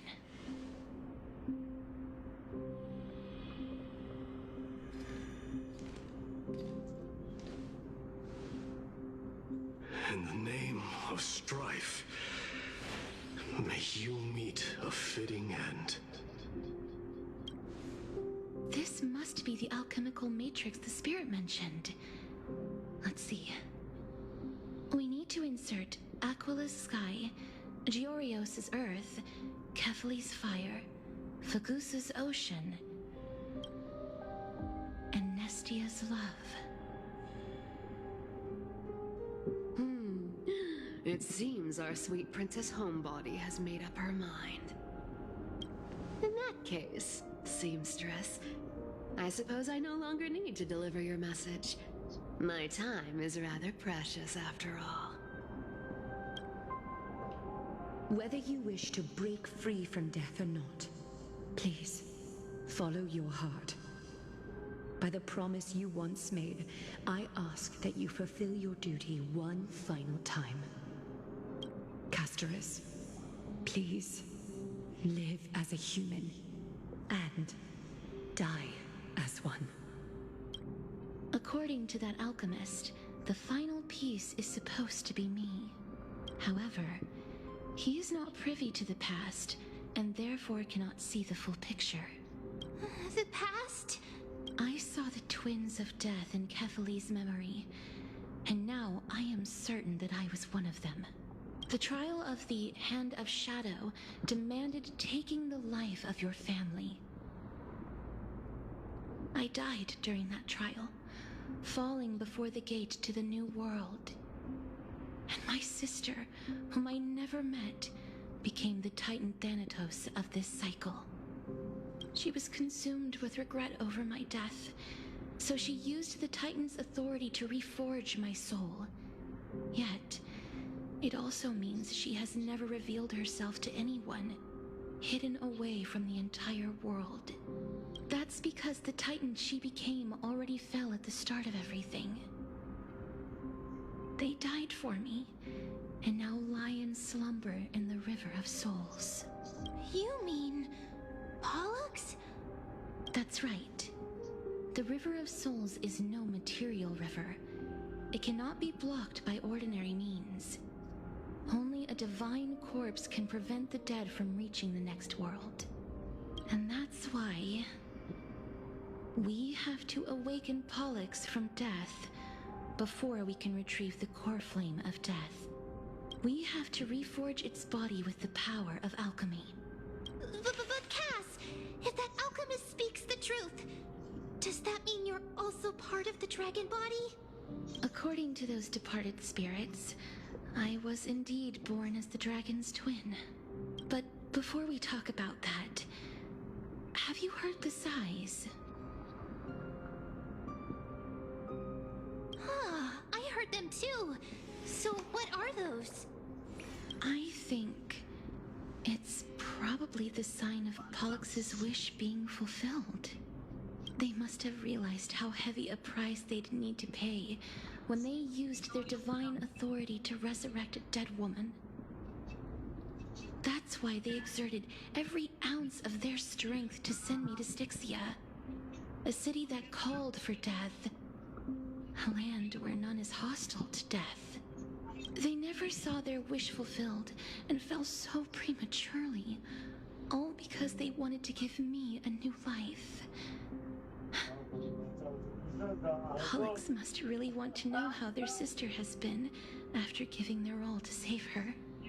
That wish is the reason Pollux's soul still lingers in the mortal realm even after their fall, quietly watching and documenting every detail of their sister's life. So instead of picking up objects on the way here, we were instead showing things to a strand of yearning that lingers here. Now, we must weave these yearnings together and restore them into Pollux's complete soul. But all of this is just a hypothesis, right? What if we go through with the ritual and it turns out totally different? That's fine. As Professor Anaxa often reminds us, such is the nature of alchemy. The true outcome can only be known once the process is complete. This is why alchemy is also known as the miracle of creation. Now, the puzzle of Pollux's yearnings is nearly complete, with only one final piece remaining. I shall reveal what they have been yearning to know in the alchemical matrix. I will show them my whole life since I left Styxia. Lady Trianne has already drawn a picture of my entire life, and it is now in my hands.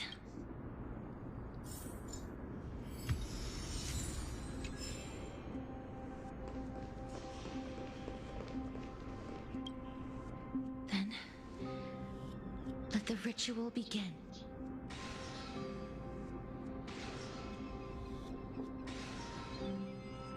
And now, the objective is complete. That is all. Such is what Professor Anaxa always says after preparing for an alchemical ritual. And now, Pollux, I shall lift you from the river of souls and reforge your soul. Perhaps you will be disturbed by this, and your body may become horrifying to behold. But if even the slightest trace of your soul remains, the soul that once ferried me to this side of the shore, then please, look at me. I wish to thank you in person. I have obtained everything you sacrificed your divinity for. Lady Almanette. Did she recognize you? Oh, she must be the first soul we can communicate with here, right? I'm afraid she is just another spirit trapped here, like the rest of them. The only difference is that I was there when she died. Please, go on. I'm listening. Are you about to tell the story of Styxia? Yes. You're just as smart as I imagined. Never mind. Now's not the time. There's no need to worry, Elder. Take a look around you. You're already at the resting place of the dead. The world of the dead? But how? I understand that you chose to remain silent about the story to protect Castorus, the girl who coexists with death. But But you no longer need to hide that story. I can assure you that you have protected that girl's life well. Oh, well, in that case, let me begin. Styxia, the pearl of the ocean, plagued by unwarranted calamity and ravaged by death in the fairy tale. It was the first city-state to shift their faith towards death, even before Idonia did. From where you stand now, I suppose that's a bit hard to believe. Right? Indeed. I cannot imagine that those from the era Chrysia, blessed with eternal life, could ever yearn for death. I have pondered the same question, child. But I am afraid there is no clear answer to it. Journeys and epics are only glorious and magnificent because all things eventually fade to dust. That's how someone once explained to me why death is necessary to the world. But I still can't take that as the final answer. Would a world without journeys and epics be worse off?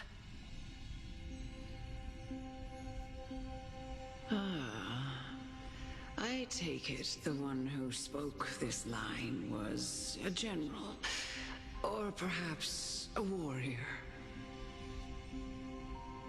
I, however, did find some inspiration in these words.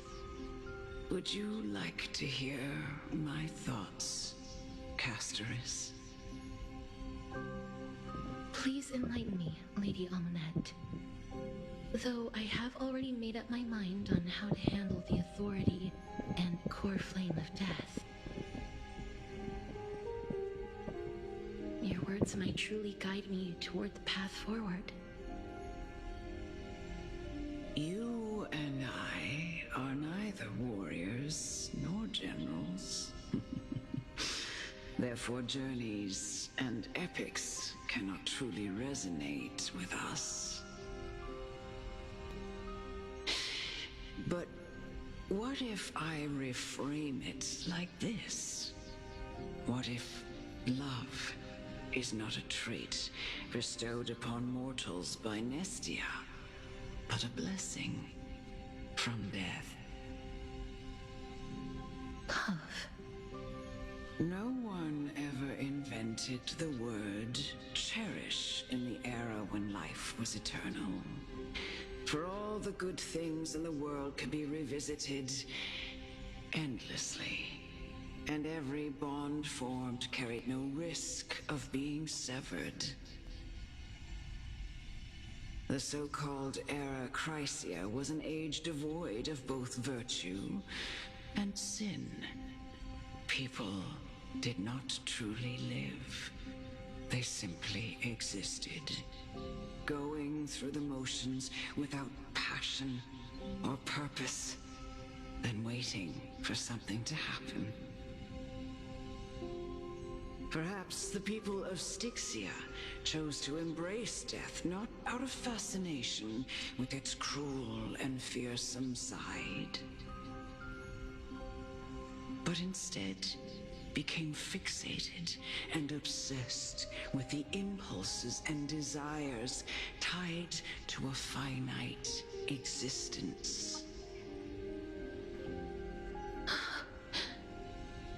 Therefore, death is not a thing of fear and desperation, but...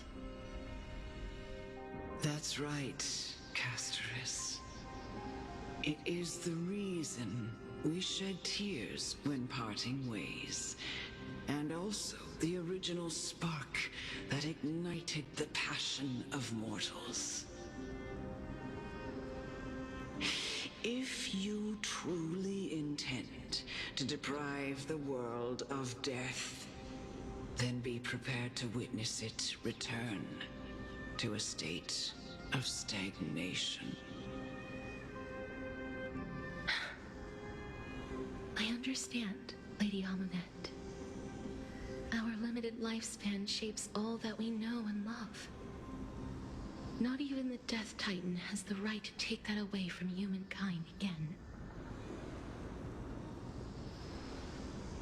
Nestia's love was the chrysalis of Gold's first blessing, but it most likely wasn't understood by mankind. We only learned to interpret this wonderful gift after Thanatos' arrival. If the world was bereft of death, then the Queen of Styxia wouldn't have played a midwife in delivering me into this world. You wouldn't have welcomed me into Idonia, and Aglaya would never have invited me to join the Flame Chase journey. None of these stories would ever have happened, and I would never have lived, let alone found happiness. Thank you, Mother. I will use all the love I've experienced in this long life to complete the final miracle. My teacher, Anaxagoras, grant me the wisdom of all things. I call upon thee, the stripped dead dragon's corpse.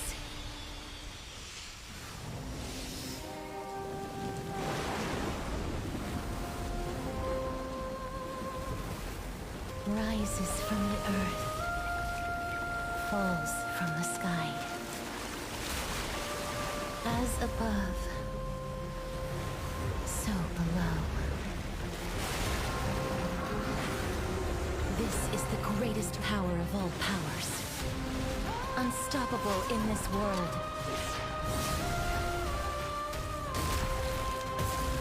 The great work that commands all death. I shall grant you embrace.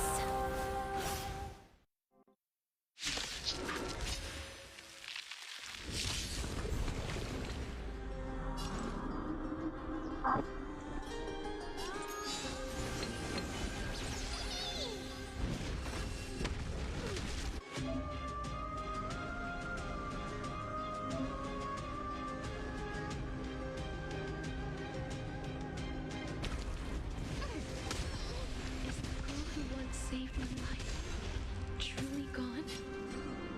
Or will you show yourself again once we eradicate this hatred and regret? As you wish.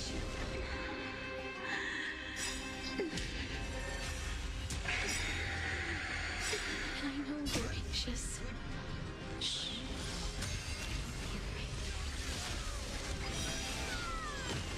Is it coming?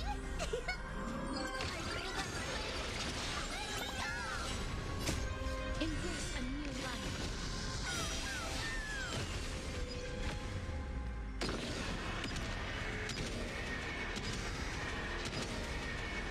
May death protect us!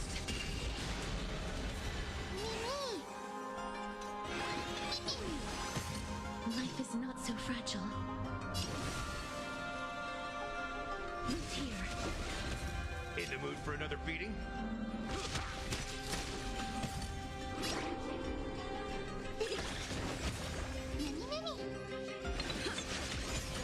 Step up, let's see ya.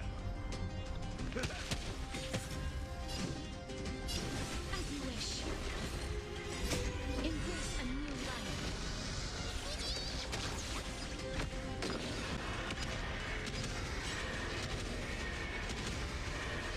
May death protect us!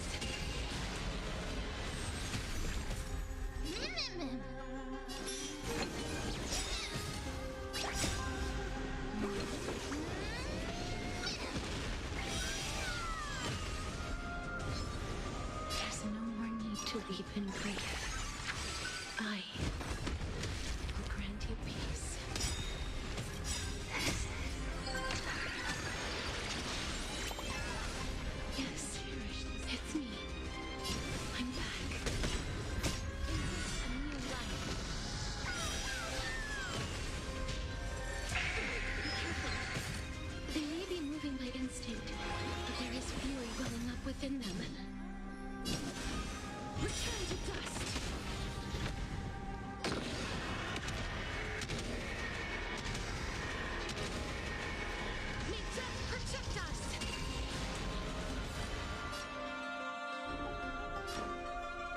Time to mix things up.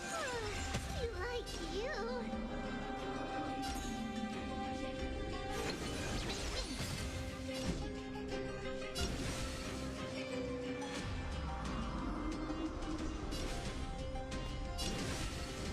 As you wish. In the mood for another beating? Nice, like a good my friend. Indulge yourself!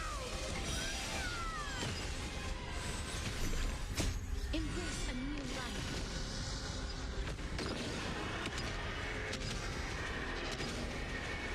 May death protect us! Please. Don't turn back to Netherrealm.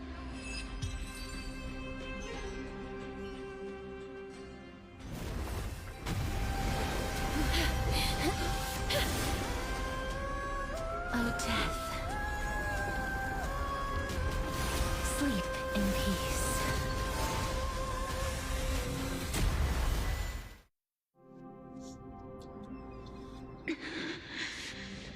Ning, doon sa labas, nandun ang pagkain.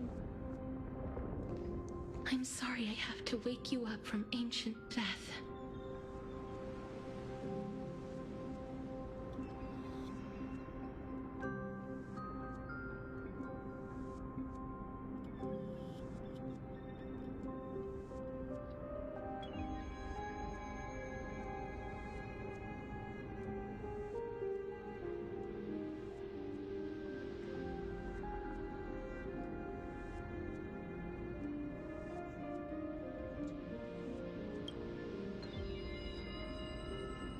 And I know you're anxious. Shh. Don't be afraid.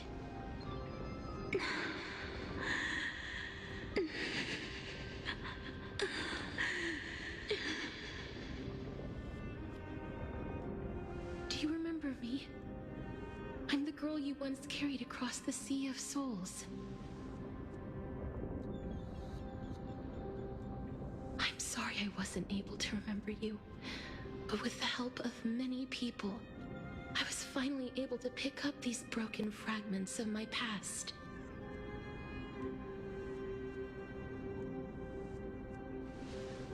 I'm back, Pollux.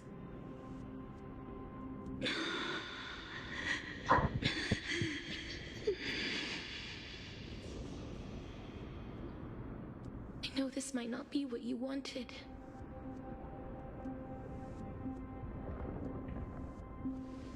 But I have to do this.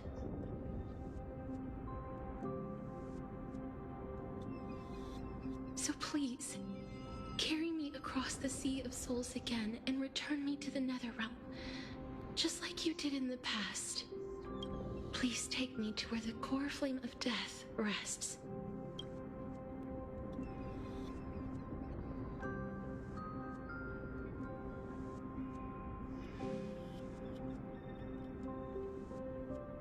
I'll be going now.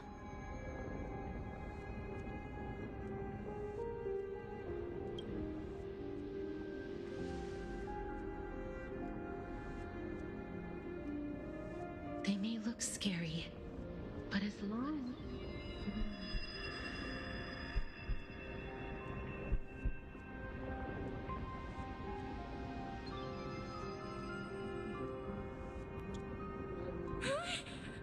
What's wrong?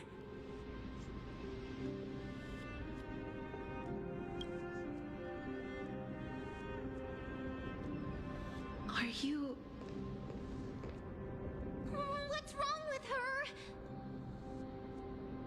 Her time is almost up. If I don't go now, I'm afraid her soul will return to Thanatos' embrace before me. What? Oh no! Is there anything we can do? Don't worry. I promised I would ask Thanatos for the Trailblazers' right to roam the Earth again. Mem, stay here and keep a close watch until I return. All right? All right. I'm the best at taking care of others. sure not to leave yourself with any regrets.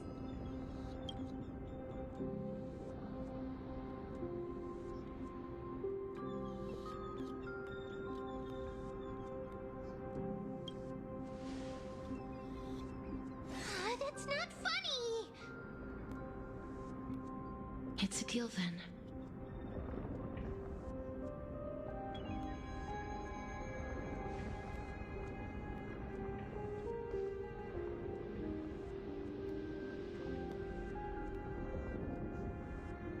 Please.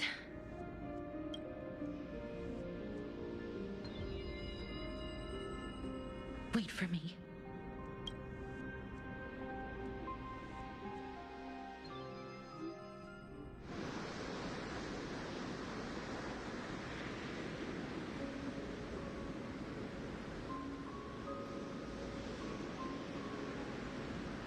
After all that, you still ended up back here.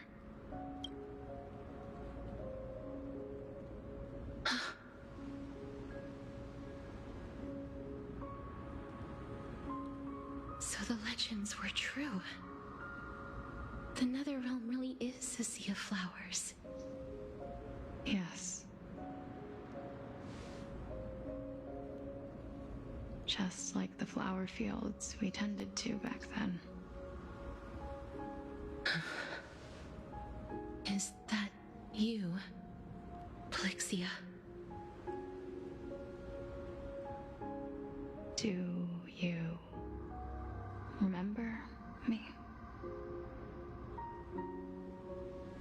I don't have the memories from that time, but I've seen you before during an experiment.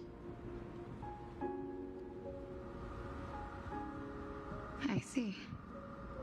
Call me Thanatos, then. It'll be easier. However, since you recognize the name, you must already know everything about Thanatos, right? Yes. I'm here to reforge the order of life and death in Amphoreus.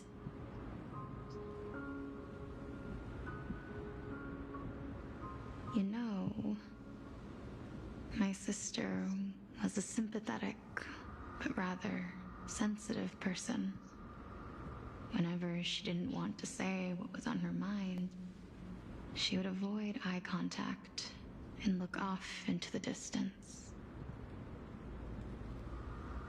Just like what you are doing now. Can you tell me about the last Era Nova? What did you do, Plixia?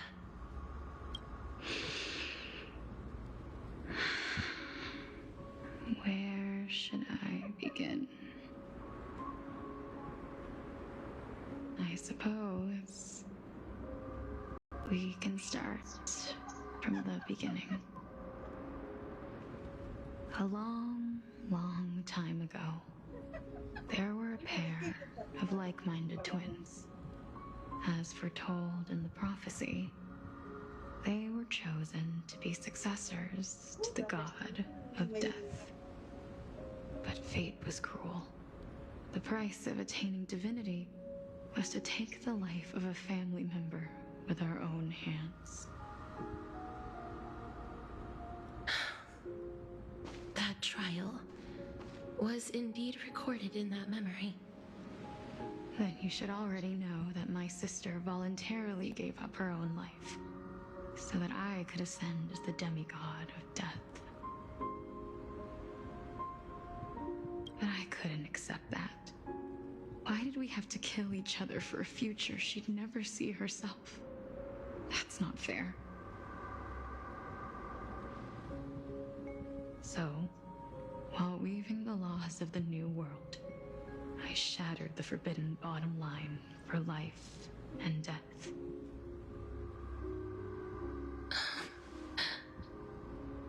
I reshaped my sister's soul and took the form of the great dragon Pollux to carry her up the River of Souls and back into the mortal realm. but our fates were already decided, and manifested in unexpected ways in response to my futile actions. Aging is an unbreakable law of nature laid upon humankind, created at the same time as death. When the living die, their souls will meet Thanatos, who would determine where every soul goes. If the Reaper raises their left hand, the soul is granted death and allowed to enter the Netherrealm to await reincarnation. If they raise their right hand, the soul is rejected by the Netherrealm and returned to the mortal realm to continue walking the earth. That's why the Hand of Shadow can only lay down judgment and not embrace another being. Yes. Death was originally a pair of hands, but they were split in twain when we reached the mortal realm, never to touch each other ever again. The half of Thanatos that represents life, the undying human who grants death, that was the curse I forced upon you. Then, what about you? As the half of Thanatos representing death, I shoulder the fate of defying death. I died the moment I entered the world of the living. From then on, my Titan also no longer existed in this world. The cycle of life and death stopped. Souls were denied their audience with death, and were left stranded within an ever-rising river of the dead. What irony. My selfish desire to save your life gave you and the world a fate far worse than death instead. Then, what was left of my reason was left behind in the Netherrealm, where I've been taking care of these flowers day after day, until there is now a sea of them, all while mulling over the subject of life, death, parting, and enduring an endless loneliness. Fate is absurd indeed. Our lives were a mirrored image of one another, like a pair of hands. Even so, we arrived at the same destination. We walked different paths, yet experienced the same pain. I had hoped that maybe you would at least have a good life in this cycle. I'm sorry. I lived my life well. It didn't go to waste. As far as I'm concerned, you did nothing wrong. Even though I forced the authority of granting death to humanity upon you, a total stranger. Too many responsibilities were forced upon me in the course of this long journey. I was once lost, even upset. But I realized recently that if it weren't for your blessing, I wouldn't have understood the source of these emotions, nor would I have realized my purpose. I wouldn't have made it here to reunite with my missing half. And we wouldn't be discussing our past while sharing the same view of this landscape. I wouldn't have understood the meaning of our existence. The meaning of our existence.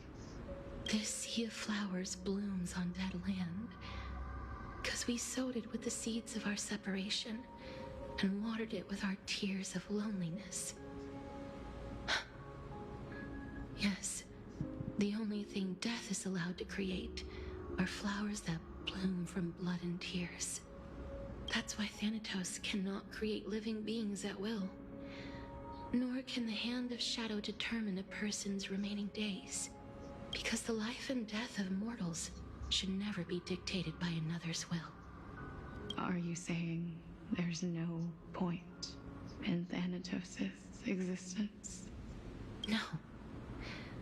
single being can bear the scales of life and death on their own. Not even a god. Life and death weigh equally heavy. We both know that now, don't we? You, too, must have had a difficult life. We've taken quite the ridiculous journey together, haven't we? I had a feeling, even back then, that we would meet again one day. Not to embrace one another after a long separation, but to come in search of retribution. Tell me the answer that's already been written, and let us draw this seemingly endless fate. It's been far too long. I've waited here for centuries, watching day after day as desperate spirits are denied by this lonely wasteland.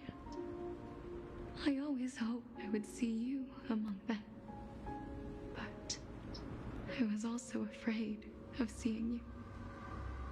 I didn't know how I could possibly face you again, but more than anything, I was afraid that you might have forgotten all about me. I know. But don't you see, Polixia? I made it back anyway. You don't have to shoulder death's authority on your own anymore. It was always meant to be held in two hands anyway. So, let's give our core flame to her and have her take it back to the mortal realm. Give humanity back their cycle of life and death. Our responsibility as Thanatos was never about picking out favorite souls. We were only meant to watch over life.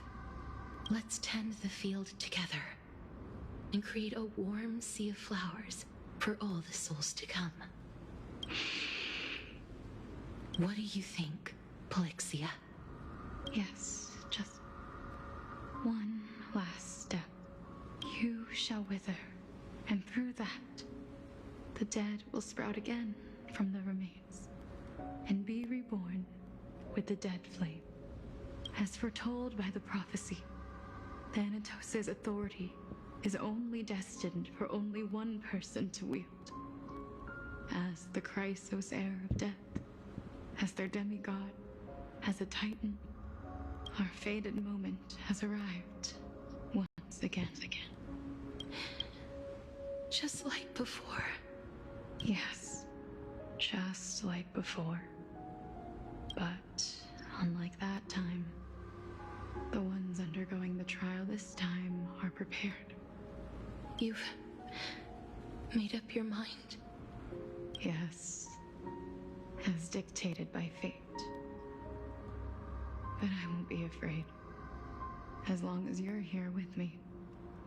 Complete your trial in this life.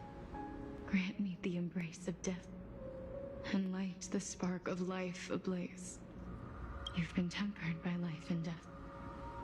I know you'll be able to give this wasteland its first breath of life. Like a raven butterfly, flying swiftly into the netherrealm, perching on the twig of death. I will. After this, I will remain permanently in the Netherrealm.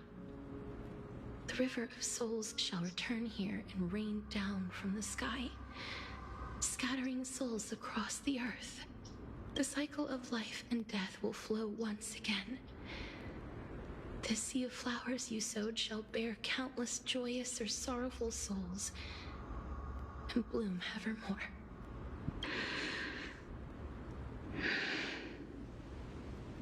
Thank you. Just one last thing. Can you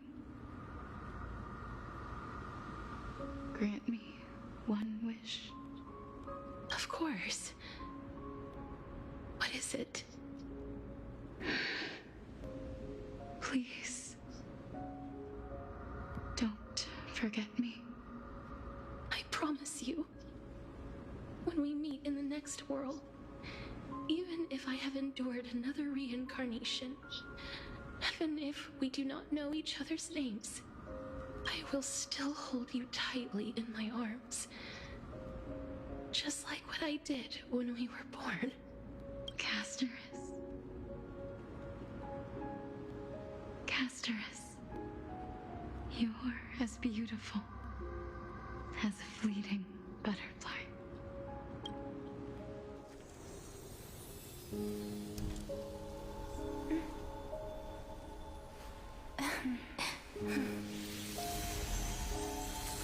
I will bring rest to death. And from now on, stagnant life will once again flow.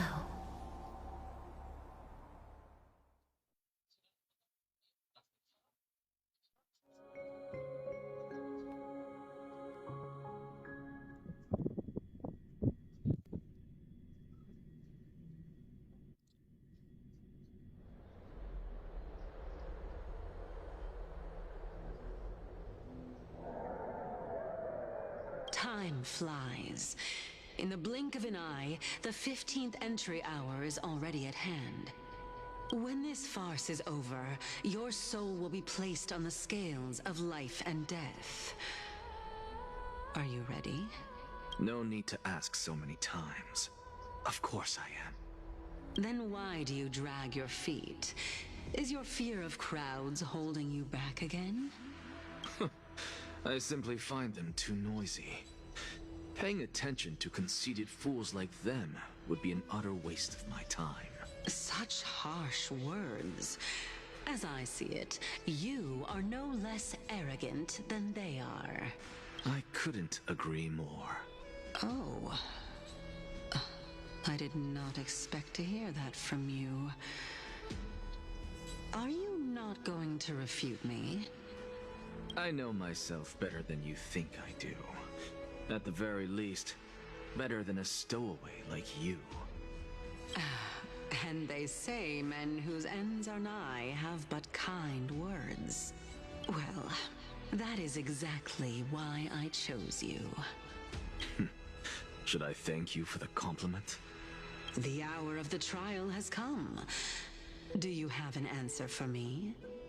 And how will you prove the veracity of your argument? I suppose there is no point in putting this off any longer. Do you recall where we stopped the last time? You were saying that Amphoreus's history is cyclical. Indeed. The demigods that bear the core flames eventually become the new titans at the world's end.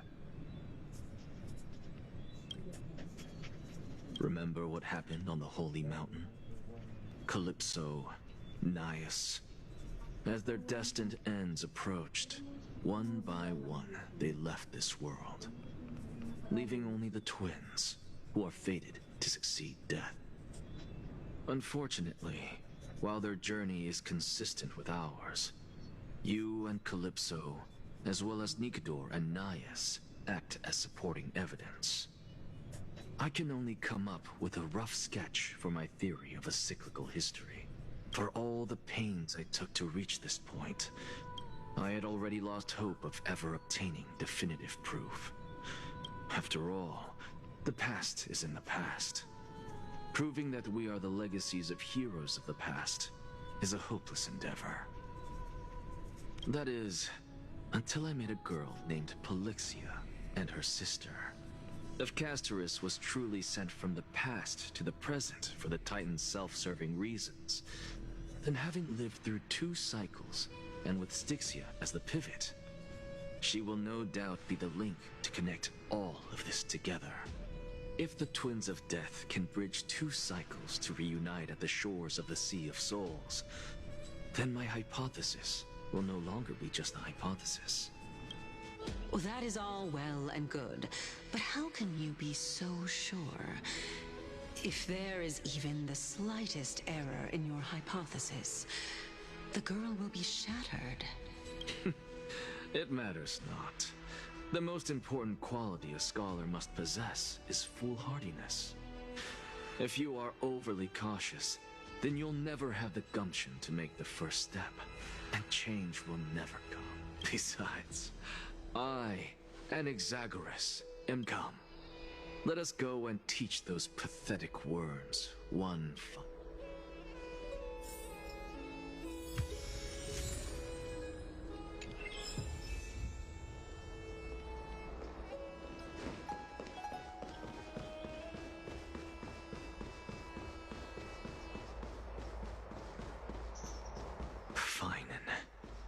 So they are leaving the final debate to him.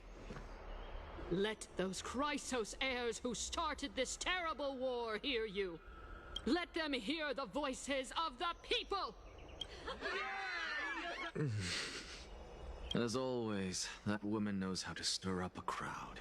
Professor Anaxa, I thought you'd pass on this. Everyone must cast their vote, or this assembly would serve no purpose. Prof, do you truly think it's wise to entrust the fate of the world to an assembly like this? Akama has stood strong under this system for 1,000 years.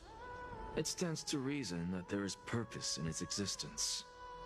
But that is not what you're asking, is it? What you really want to know is Aglaya making the right decision in entrusting the fate of the world to you? Nothing ever escapes you. I didn't spend all those years teaching you for nothing. Most people only take 4 years to graduate, if I recall. To tell the truth, I feel like I'm on my way to an execution chamber instead of a podium. So, do you have an answer to that question? No, I don't. I thought so. Because that question is not yours to ask in the first place. Is Aglaya entrusting the world to you the right decision? Don't make me laugh. That is a question that woman must answer herself. Why are you fretting about this on her behalf? Or have you been seeing yourself as her pawn all this time? Listen up. I'll say this only once. Flip your perspective around and ask yourself this instead. What should I do to ensure that the world doesn't stray from the correct path? That is what you should be thinking about. You still have time, so give it some thought. Oh, and don't bother telling me the answer. Tell it to those begging for salvation from the gods. Got it. Thank you, Professor Anaxa. That's Anaxagoras to you. Who will you be voting for? That'll depend on how well you perform. May Circe safeguard your thoughts.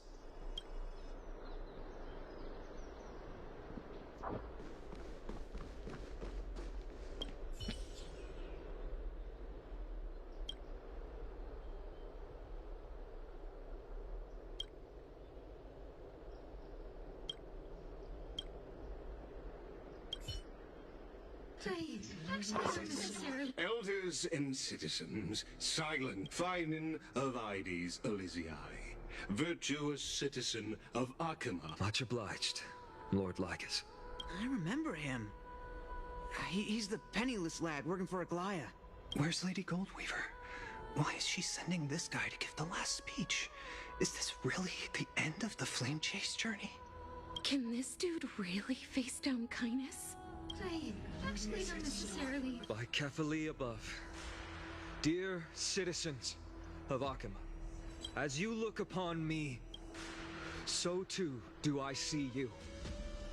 I see your fear and misgivings, your apprehension about the discord between the Chrysos heirs and the Council of Elders, and your uneasiness about the future of the Holy City. Yet, before you contemplate something as grand as the fate of the world, I ask that you look closer. Look beyond the horizon illuminated by Kephali. at the crisis threatening to overwhelm us. What? Aedes Elysiae, my beloved hometown, is a village forgotten by time. It is a place with the most invigorating breeze and wheat fields that spread all the way to the sea. I once thought that there I would enjoy a lifetime of peace and quiet with my friends and family. How I wish I could invite all of you to that paradise, far from the noise and chatter of the world. Alas, I can't, because she and all that she nurtured, all that I loved, they have long been devoured by the black tide. My beloved home is no more.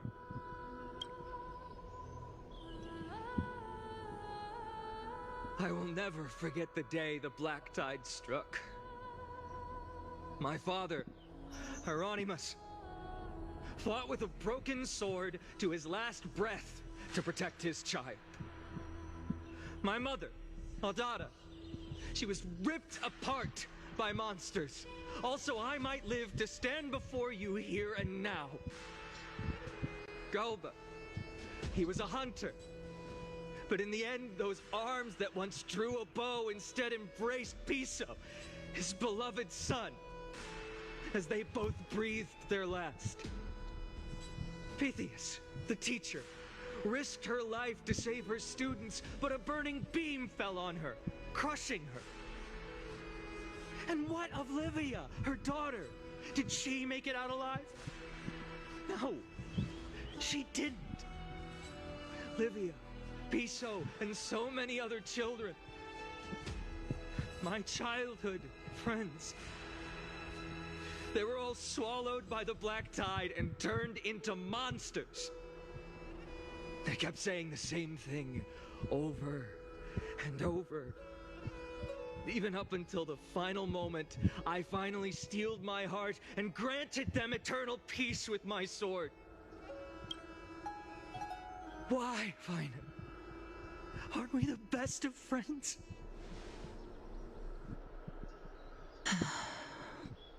That is the black tide. A looming threat that can bring Akuma to its knees any time. Kindness may have promised that with the 3 Titans of Calamity Con, Akuma will return to an era Chrysia once more, but much as it pains me, I must disappoint you. While the demigod of strife has done everything in his power to hold them back, they are still coming. By now, the name of that black-robed swordmaster, the Flame Reaper, has likely echoed throughout the city already. The roaring thunder is a message from the strife demigod. The Flame Reaper has risen from death, and they hunger for the core flames of the gods.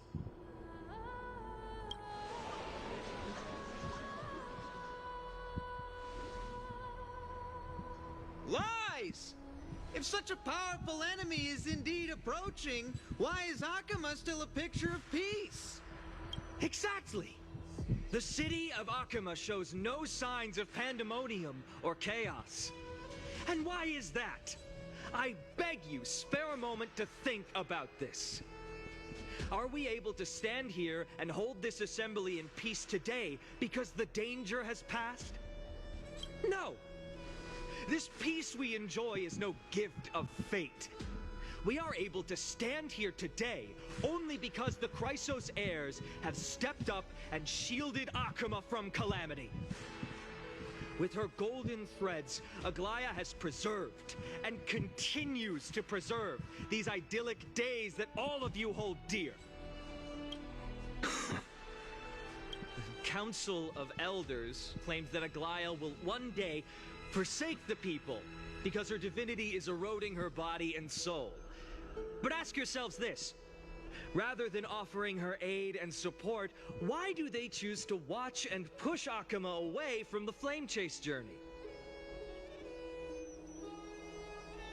The answer that no one can bring themselves to speak of. A truth stained in blood and buried in greed, fear, and vanity. Allow me to lay it bare before you. It is because the Council of Elders, which bears Akima's history and honor, along with this citizens' assembly we once took so much pride in, are now infested with vermin.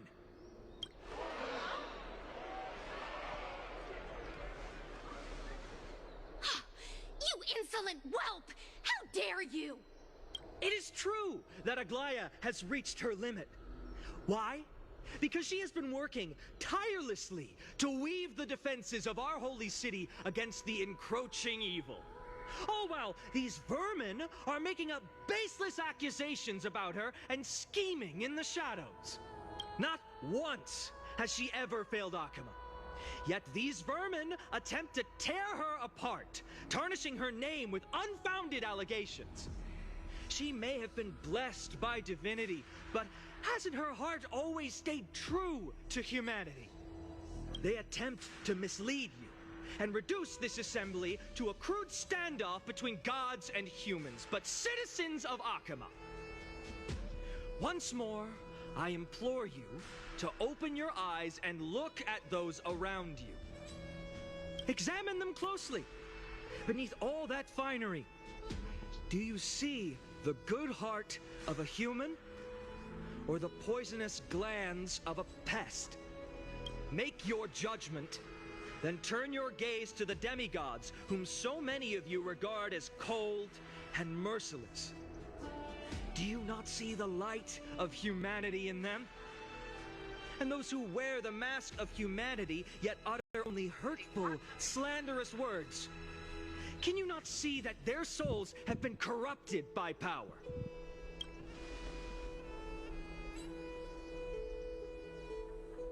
Yet, no matter what your answer is, and no matter who your vote goes to, rest assured that you have nothing to fear. For Aglaya, Tribios, and I will remain your faithful guardians and pledge our lives to upholding your decision. And this vow will stay true until the end of our days, where it will be passed on to future flame chasers. A steadfast and unwavering promise that shall endure through the ages. Absolutely right. The Christ have only our best interests in mind. I still don't understand it. You will never believe our peace times have to end. So...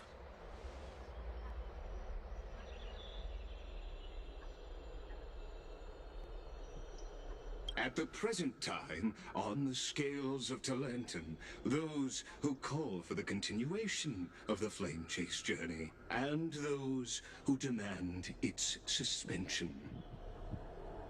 Each faction holds an equal share of votes, resulting in a perfect balance. As expected, this is the moment when the Flame Chase journey is the closest to its end. And now, it's your turn to vote, Lord Anaxagoras. Is there anyone else who hasn't voted? No, you're the last. Cast your vote with care, for your decision will break this impasse. I have long since made a decision. Very well. May you bring much needed change to this farcical world.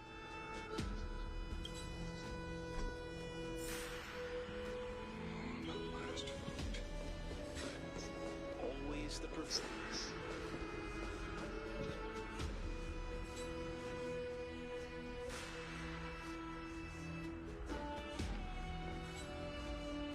You've done well, Finan. Given the circumstances, delivering a rousing speech to stir up emotions was a prudent move.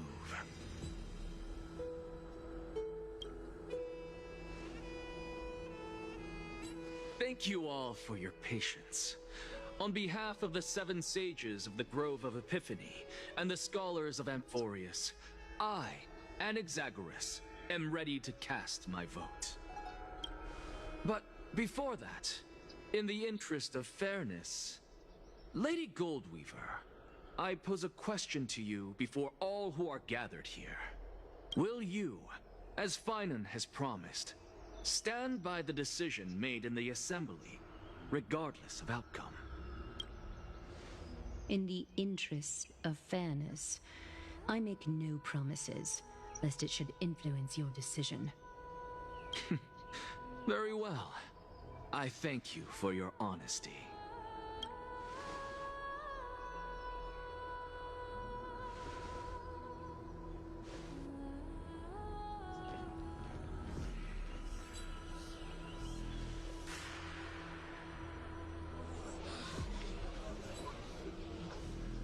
What's he doing? The stakes are high. Let's be patient. Cut the act! Who do you think you are wasting our time like this? Lord Anaxa, please do not forget that I... Rule number 1. Do not call me Anaxa. Rule number 2. Never interrupt me. Silence is golden.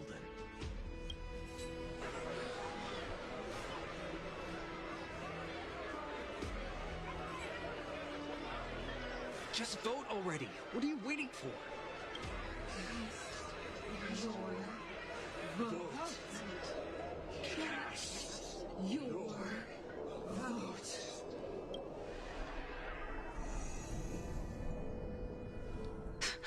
I cannot help but wonder, is every hardship in the world something you will exploit and use to your advantage? How else am I supposed to make use of this situation where my body and soul are separated? Oh, Circes. Or should I say Calypso? Accompany me on this final journey. Let us journey to the Netherrealm and see how she will substantiate the answer to your question and validate my decision. We need only to follow the sound of the tides.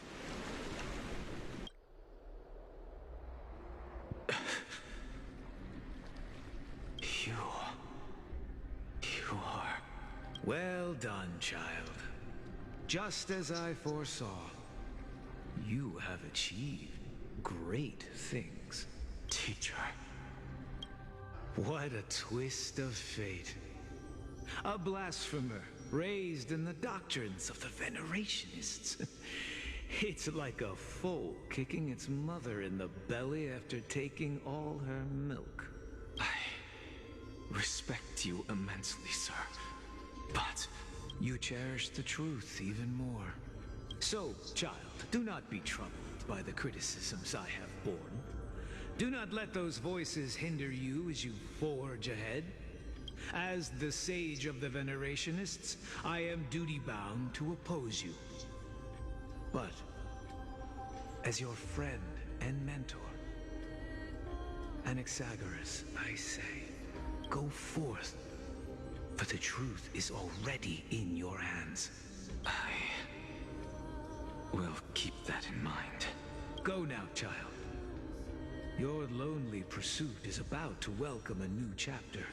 And when you reach the end of this journey, may we meet again with the truth before us. You have my word, sir. May Circes safeguard your thoughts. May Circes safeguard your thoughts. You are right, Empedocles. My lonely pursuit is about to welcome a new chapter. I must be on my way now. May we meet again with the truth before us, Empedocles. What are you waiting for? Just cast your vote. Silence! Silence, everyone! Behold, Circes, here at the center of the world, I shall write the final step of my proof. For this place is but one step away from the truth.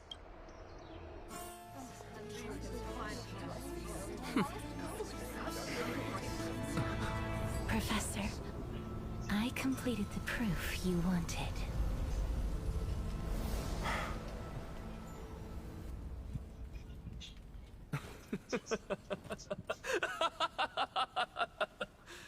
Thank you, Castorus. The answer is plain as day. My vote goes to the Flame Chase Journey and nothing else! Elder Kindness, I have deciphered the truth of this world.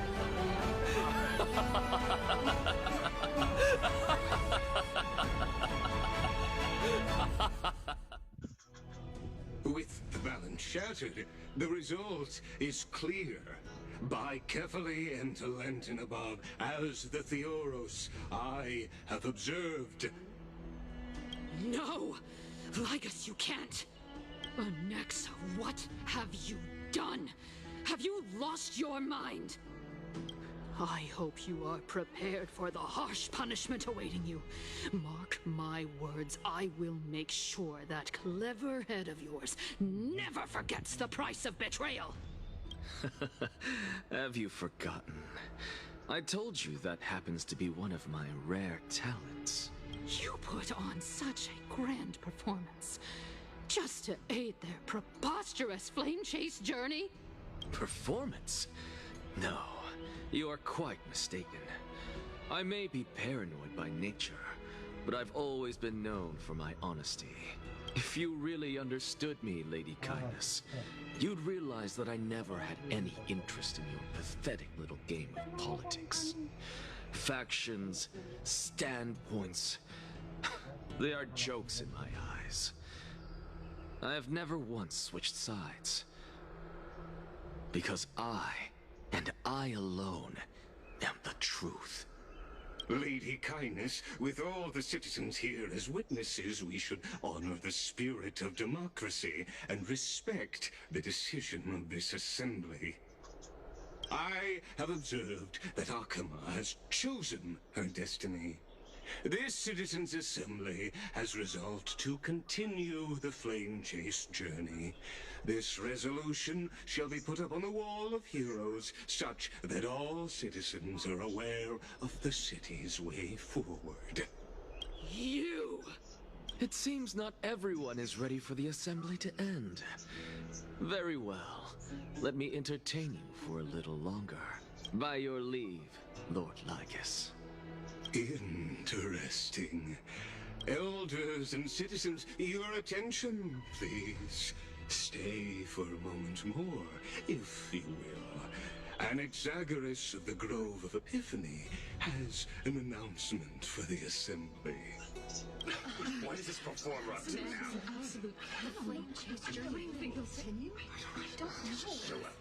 Just moments ago, all of you made a decision on the fate of amphoreus. As a supporter of the Flame Chase journey, it pleases me to see the choice you have made. But I regret to say that I still harbor doubts about this outcome. Thus, I hereby challenge this resolution. Tell me, who among you dare swear to Kefali's name that Era Nova will truly welcome the fairy tale ending that the Chrysos heirs have promised? A beautiful new world free of calamity and madness?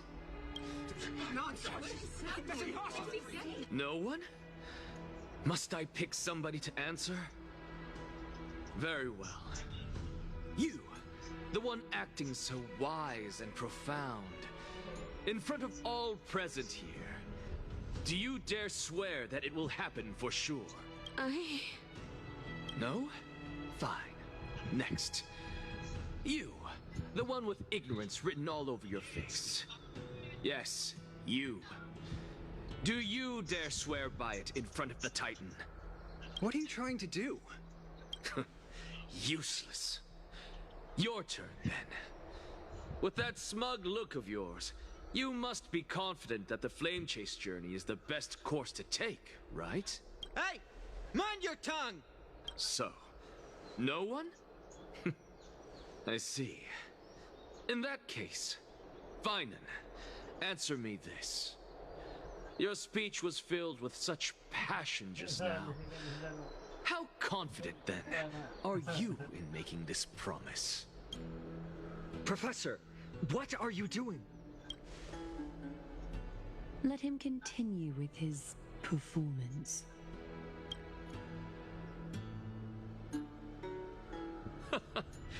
Will you look at that? Even Finan and Aglaya lack the courage to make such a promise.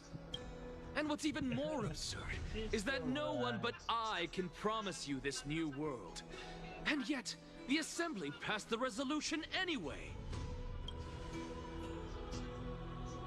But you needn't worry, because I knew better than to trust you good-for-nothings. That is precisely why I am here today. To give you one final lecture. Now listen up and listen well. I, Anaxagoras of the Grove of Epiphany, hereby declare everything that the Flame Chase journey promises is true.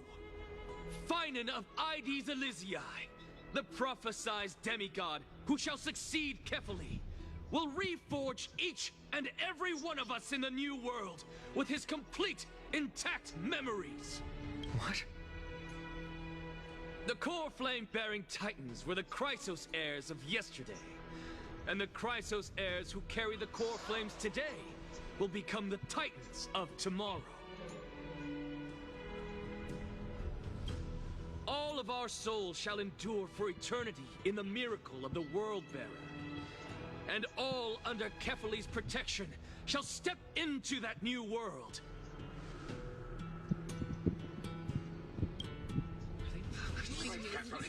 This is pure blasphemy! It's impossible. What? Are you saying that we must bow down to you and worship you, even in our next lives? Enough, you blasphemous imbecile! How dare you try to deceive us with all these lies and falsehoods? How can you prove? I told you, don't interrupt me. But since you've asked, I shall be kind and indulge you. My statements are based on my experiments on the divine body of Kefali themselves. You heard me correctly, everyone. With the tacit approval of Kindness and the Council of Elders, I fused my soul with the god through alchemy and learned the truth behind Era Nova.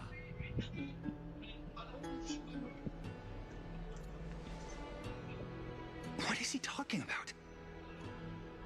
Isn't that pure blasphemy? I, the vile, wretched blasphemer, deserve nothing less than death for my sins.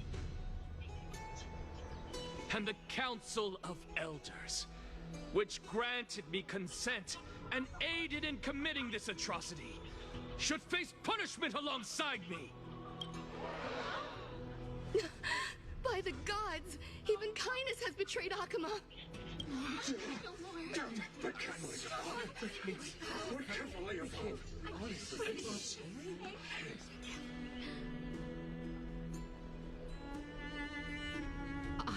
I had no knowledge of his transgressions. He did that on his own. The Council of Elders bears no responsibility for his actions. Lord Lygus, as the esteemed Theoros, are you going to simply stand by and allow the Council of Elders to be dragged through the mud? If the accusation is true, I will acknowledge it. If not, my conscience stands unburdened. Lady Kindness, the reputation of the Council of Elders was not built in a day, nor will it be shattered overnight. Repercussions await those who fool the people, and punishment must be meted out on those who abandon their vows. We should respect this beautiful city and her people. You... Lady Aglaya, the Gold Weaver, I humbly ask ask that you take on the responsibility of overseeing this judgment in the name of the fairness of Talantin and the justice of Kefali. Considering the circumstances, and in accordance with Akima's codex as the only demigod among us, you shall rightfully wield this authority. The honor is mine to bear. How is this permitted?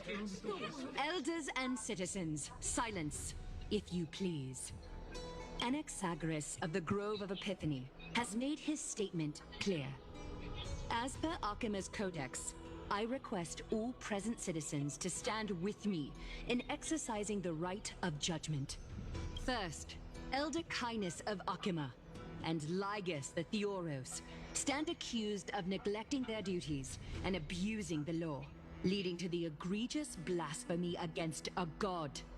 In the names of Talantin and Kefali, Akima is to form a committee before the 7th action hour to conduct an investigation and disclose the findings to the public for subsequent judgment. Yes! That's what we deserve! Curse you! Now, concerning Anaxagoras of the Grove of Epiphany, he has confessed to grave blasphemy against Kefali. In the names of Talantin and Kefali, the accused must be allowed to hear the people's voice prior to the execution, for a chance at a reduced sentence and possible pardon.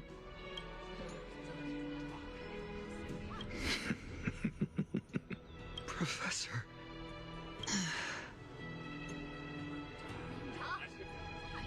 Let him die! Let him die! Let him die! Let him die! Let him die! Let him die! What decision will you make, Lady Goldweaver? Enough with the hesitation, Aglaya. This is not like you. Let him die! Let him die! Let him... Then, in light of the people's voice, O Talantin on high, may you bring death upon him.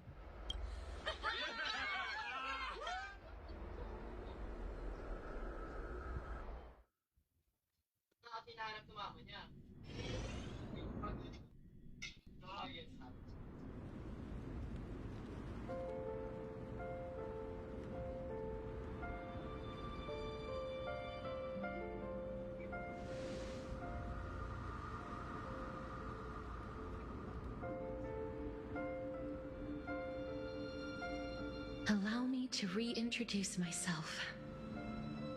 I bore the name of Castris while walking among the mortals.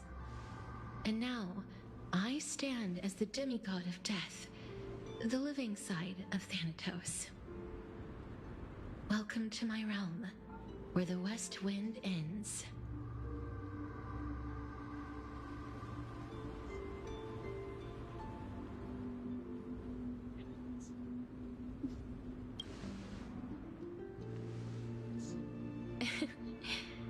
Every departed soul who has arrived here has expressed the same. Did you know? Every flower here was planted by Thanatos himself. These flowers were originally both lifeless and immortal, but in the first rain brought by the River of Souls, they were given new life, flourishing as the bearers of countless souls. And it is my duty as the Master of Death to tend to their well-being and foster their growth in this serene haven. Similar to the structured cycle of life and death in the mortal world, these flowers too shall wither and fade, returning to the earth and then ascending to the sky with mist and tides. Eventually, they will descend to the mortal land as gentle rain. Every soul undergoes the perpetual cycle of reincarnation, albeit in varied forms, until the world meets its end. Yet, sadly, there's no time left for amphoreus to wait for when the flowers bloom again. Now, Death is the power at my fingertips. It once led the souls of the deceased here, but I shall open the gate of the netherworld and return you to the realm of the living. In exchange, please, take the core flame of death with you and complete the flame chase journey. Do not let our work thus far be in vain.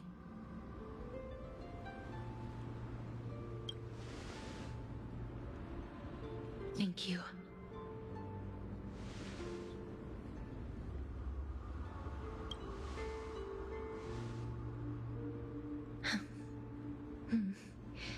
Just like the other demigods, I will stay here and embrace my destiny.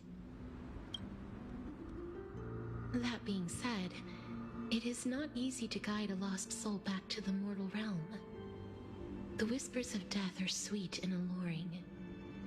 If your determination wavers, you will succumb and be forever ensnared by the netherworld's grasp. Please consider this a one-time exception. I will do everything in my power for the flame chase journey. And for your life, the only life I can save. I am glad to hear that.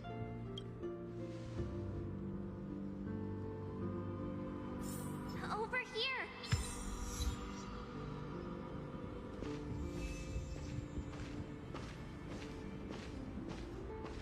I believe in you.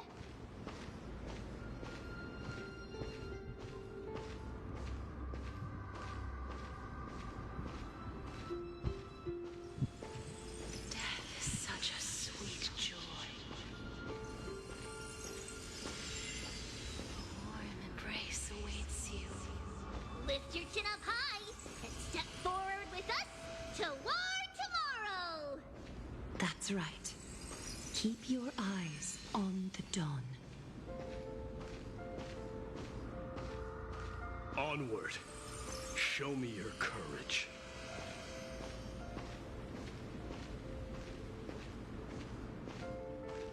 Partner, we shall become heroes together.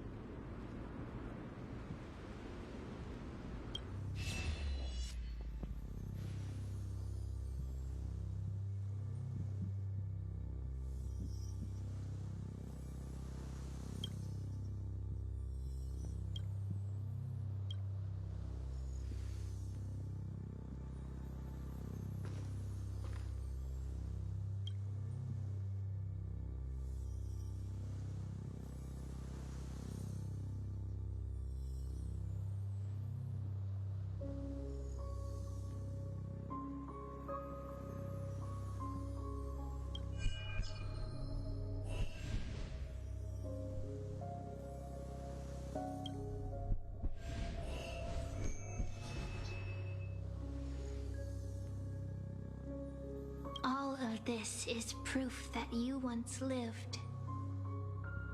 Your soul, your memories, the years you've journeyed through, and the path they revealed, leading you back home. So, continue onward. Do not stop moving forward, and do not let her sacrifice and the support of all who have stood by you be in vain. Over here, friend!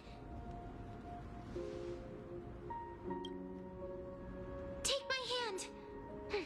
Let's go home.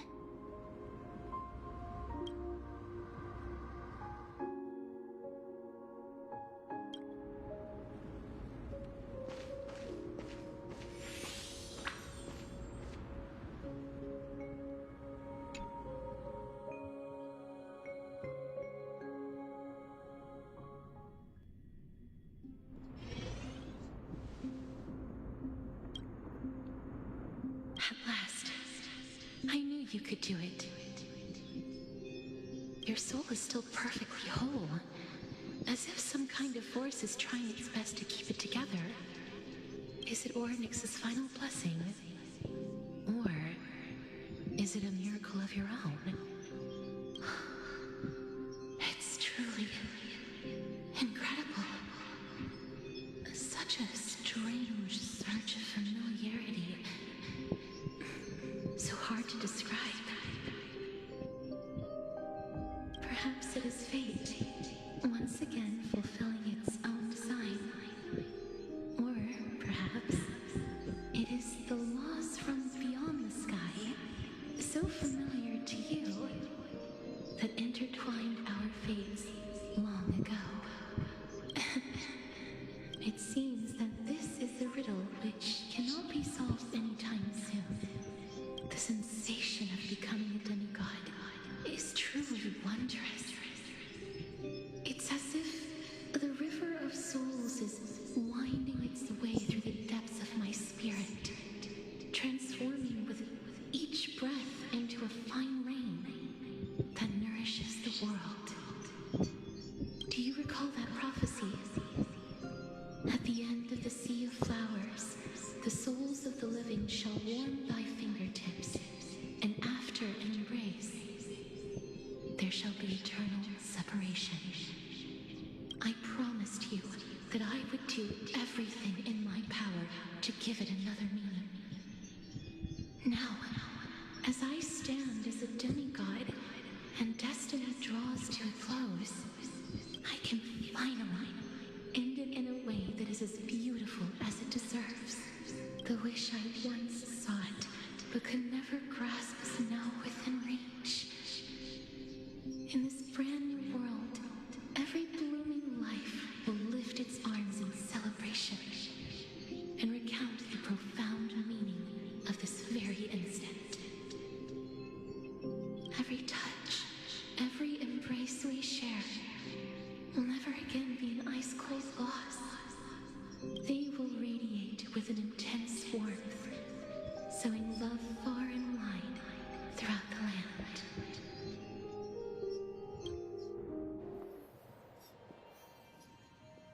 The other shore is very cold.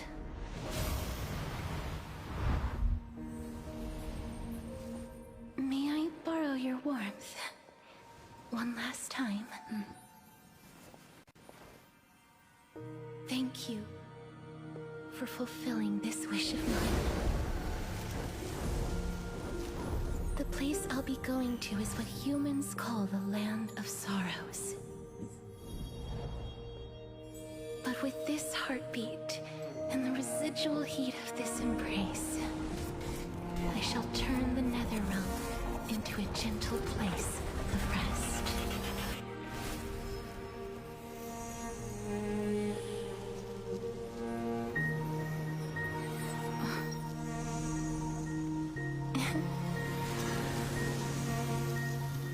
This embrace may be brief, but it's the proof that I once lived. Farewell, then. May we reunite in the new world.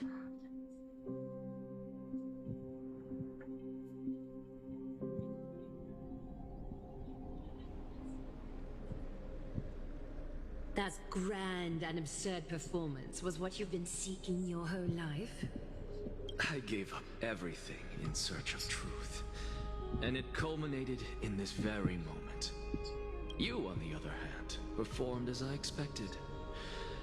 You did not hesitate when you saw the chance to attain power. It's as if you...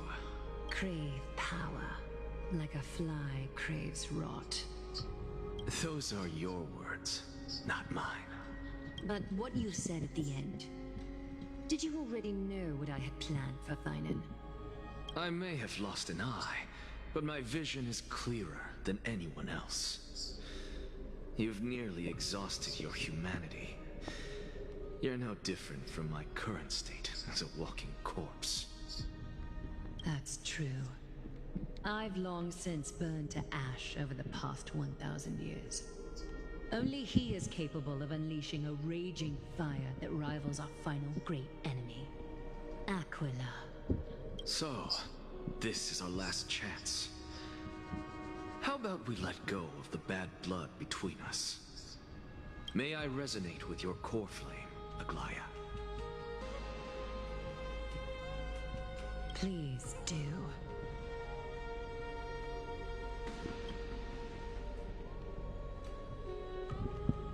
That's impossible. To persist with your soul thinned to such an extent. You're insane. Just as you fight to lug your corpse onward to complete your unfinished goals, I have my own reasons for doing this. Until Finan grows into his position as the prophesied leader, I must continue to lead everyone on the flame chase journey. I must keep inching forward, even if only as an empty shell. I've long predicted this was the case, but I didn't think you'd already lost so much. How ironic. We would have avoided so many misunderstandings if you and I had just spoken this candidly before. But casting aside our ideological differences, there is one thing you and I agree on. Finan. Yes. He was born to be a hero. He understands the hearts of the people, and I can confidently say he is a far better leader than you. Only he is capable of fulfilling your mission. Sadly, he is a man cursed by Nestia. But by my estimates, his horribly elaborate sense of style should not impede Era Nova. Congratulations are in order. We found common ground at the very end of our destined paths. When you put it that way, it makes me want to take back what I said. Aglaya, we're back. Come welcome our great hero reborn from the ashes. I hope he didn't hear your earlier assessment. It wouldn't be the first time I criticized him. A man should be aware of his own shortcomings.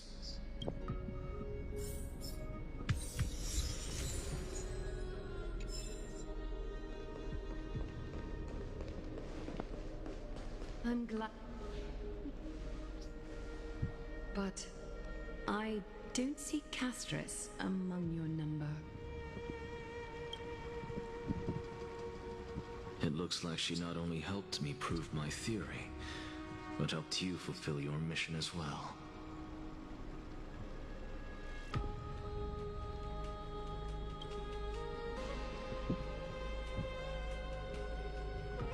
She might not have been able to change her fate, but she still wrote the final verse of her epic herself. Trinan, please recite the prophecy for us. Trailblazer, please surrender that scalding core flame for us as well. You are the only life she ever saved by her own hand in her 1,000 years on this earth. I believe no one is more qualified for this noble task.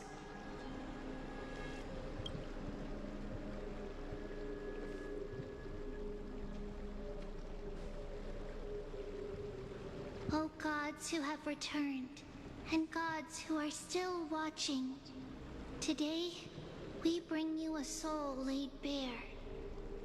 The Hand of Shadow, Thanatos, remembered their name from the past.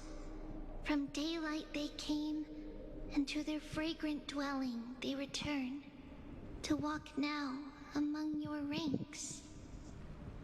And there was one who joined hands with the Titan, a traveler risen from the dead, and reborn among mortal kind. She is the everlasting night, and shall now proclaim in her good name, O Majesty of the 12 Titans, pillars of the world, we seek your divinity to mend the rifts of the world. Fill our bodies with blood of gold, till we wither in willing service to the prophecy. Step forward, trailblazer from beyond the sky, and together with us, surrender the core flame and carve their star into the sky.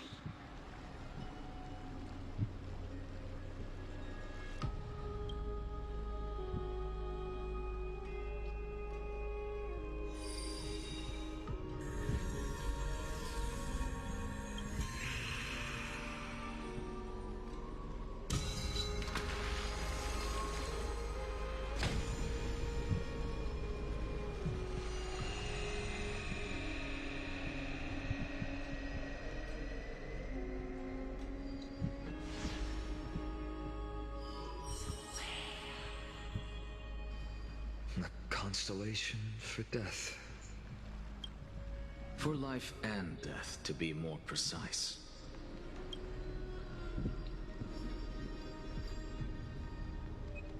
Look! It's...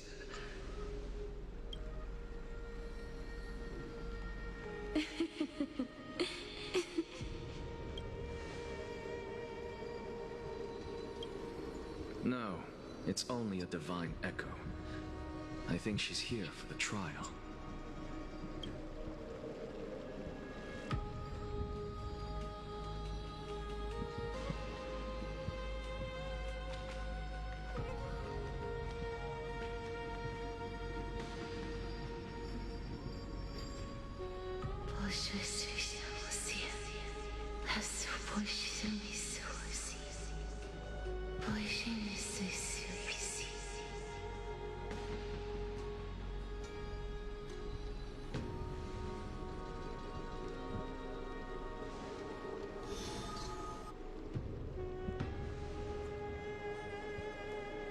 What did she say?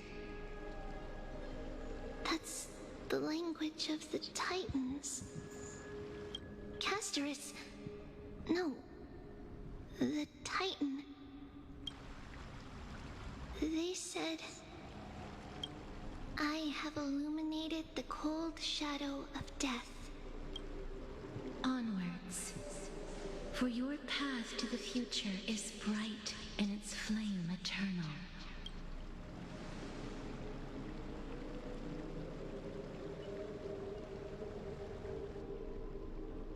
Do not forget.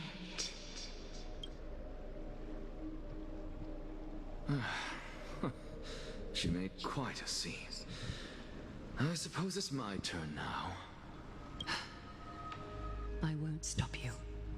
Professor, you... What's with that look? You were present. So, let's get this execution over with. We wouldn't want to bring shame to Akima's divine laws or keep me from creating a new world. You never change, do you, Professor? I don't understand. If your theory is correct, you'll lose all memories of your past life once you become a Titan. So what's the point of becoming a god? Of course there's a point. Even if I forget who I am, I'll still have my brilliant mind. It goes without saying, I'll find a way to retrieve memories of my past life. Besides, I still have you, don't I? I still don't really understand what you said during the assembly. Even if it were true, things reforged from memory could never be the same as the original anyway. Then allow me to tell you right now that you're wrong. What exactly are we? My answer is that the Chrysos heirs are the future Titans and vice versa. Of course, this answer only applies to us. So, what are we when it comes to regular mortals? The very essence of the world, our souls, are tiny invisible seeds that hold records of each person's memories of the world. And we are the buds that sprout from these seeds to grow into great trees. Is that what new sporism means? Correct. Once our physical bodies are born, we become new extensions of the world. From there, We plant our seeds into someone's memories, and then scatter them into the hearts of countless people in the future. Just as seeds are affected by their environment, so too will our appearances differ across memories. But the partial memories we carry will always be the same, because that is just how the world is. To destroy our very existence, one must destroy the world itself. But we have someone who will still live on with his perfect memory. That person is you, child of Kefali. This is what it means to be the world-bearing Titan. So, carry everything of this world and live on. Don't disappoint those most precious to you. Don't disappoint Lady Goldweaver. And especially, don't bring dishonor to my theory.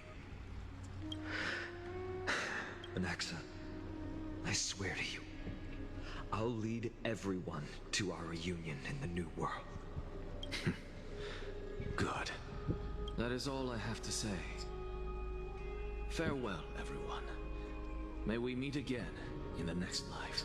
Farewell, great performer. May Circes safeguard your thoughts.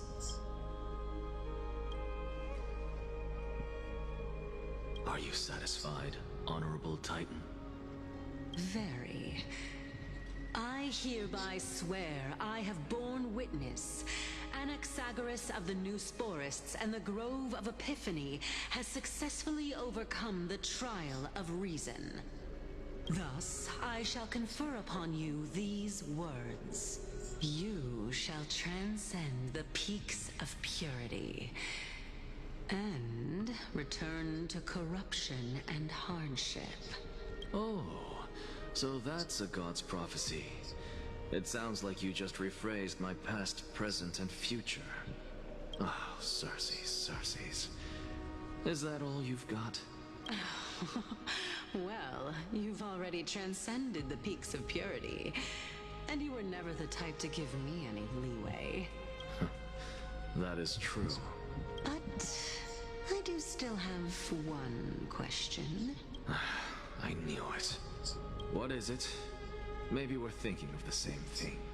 As you've so boldly stated, we and the world itself live on through the memories of others. If that is the case, whose memories did the very first new spore sprout from? How should I know?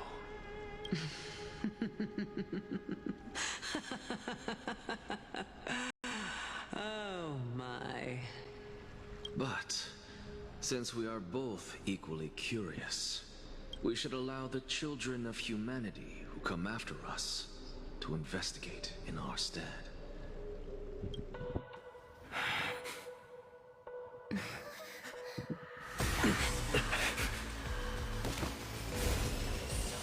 Rejoice, Circes. I sow the seeds of suspicion in the new world with your soul! And now, the objective is complete. That is all.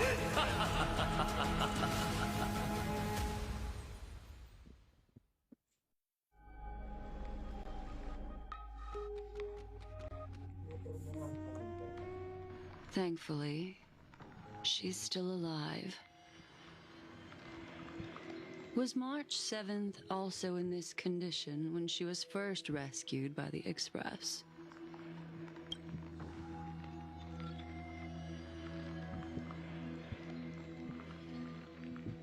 But she still woke up naturally. Looking on the bright side, that might happen this time as well.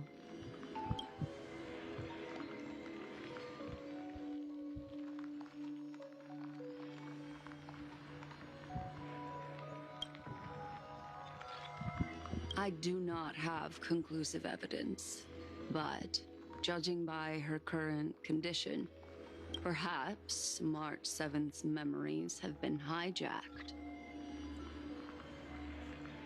Think about it, Miss Himiko. What will happen when someone loses their ability to remember?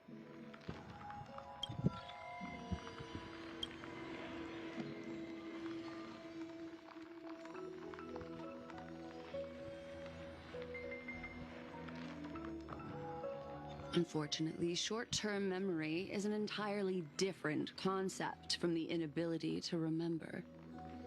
Perhaps it is difficult for you to imagine, but an individual who has lost their ability to remember turns into nothingness. The belief of the Garden is that everything in this universe can be interpreted through memories. This is the driving force behind the continuance of this path. The past is made up of memoria, while the future is a possibility that will eventually be converted to memoria. But the present, it doesn't really exist, and it's only an abstract expression.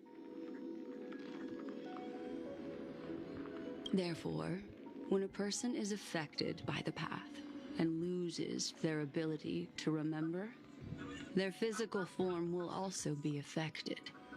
These ice crystals are a manifestation of that.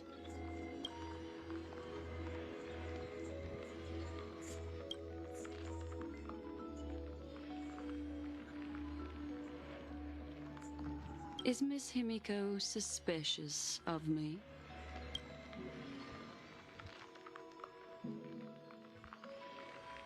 In other words, now is the time for me to prove my innocence. That's not a problem, of course. The true reason behind my intentions is that amphoreus holds special significance. For some memo keepers of the Garden with extremist views, it is a perfect example. A world that can only be seen through the Garden's mirror means that memo keepers have the right to keep the world in their private collection. If those pathstriders of remembrance were to uncover the secrets of amphoreus first,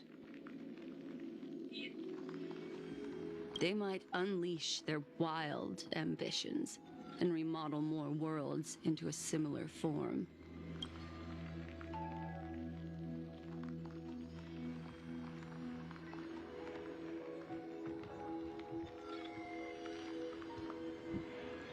I chose to remain quiet before because I did not want to involve you in the Garden's internal conflicts.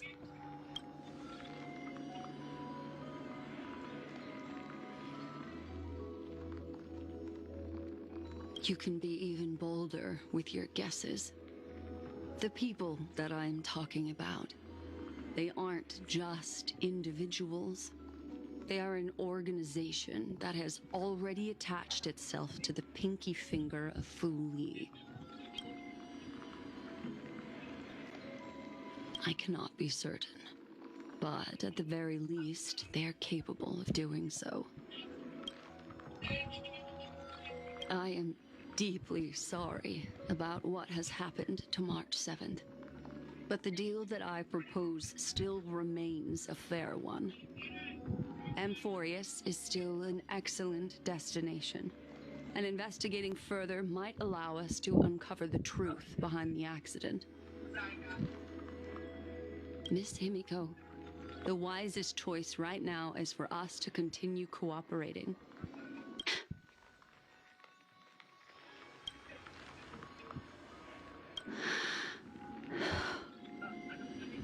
Let me take back a part of what I said just now, Miss Himiko. Although we indeed struck a deal, it seems like I have involved you in some unforeseen danger. Please accept my deepest apologies.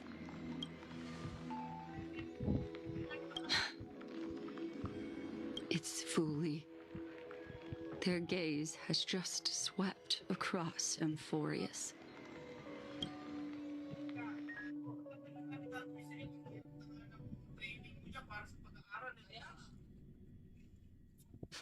Oh, how interesting. I never expected a mere memo snatcher to be actually hiding so much inside her head. What's even more interesting is that the word amphoreus has appeared in her subconscious. This lady seems to be having fun. Is she usually like this? It's hard to explain. What are you two whispering about? Has it not occurred to you that I can hear everything clearly? Oh, please pardon me, Madam Herta. Would you mind sharing with us what you've discovered? The ones who need help are the Astral Express. You will have to put up with my methods, even if they are rather unconventional. Let's get back to the topic. By using the fourth mirror, I rummaged through the brain of this memo snatcher and learned a good deal. Not only does this person know of amphoreus, but there are also many memo keepers who are interested in the place. I searched through her consciousness and found the following terms: the Eternal Lands, the Rejected Land, and the private collection of the Garden of Recollection. It seems like Miss Black Swan is indeed hiding some things from us. Since I'm not able to find any useful clues from the outside, why don't I personally visit this mysterious amphoreus? You're planning to head to Amphoreus yourself? Yes, but not in the flesh like you all foolishly did. See these Herta mirrors? With them, I can project my data spirit entity to any corner of the cosmos through spatial warps, without even needing to leave my room. But of course, these corners of the cosmos must be within the coverage zone of inter-astral peace communications. After all, this is collaborative technology. I see. You do seem like the more indoor type. Although that star zone is not within the network of the IPC, the Express itself can serve as a signal station. Come, give me the astral chart coordinates. Then, sit back and enjoy the show.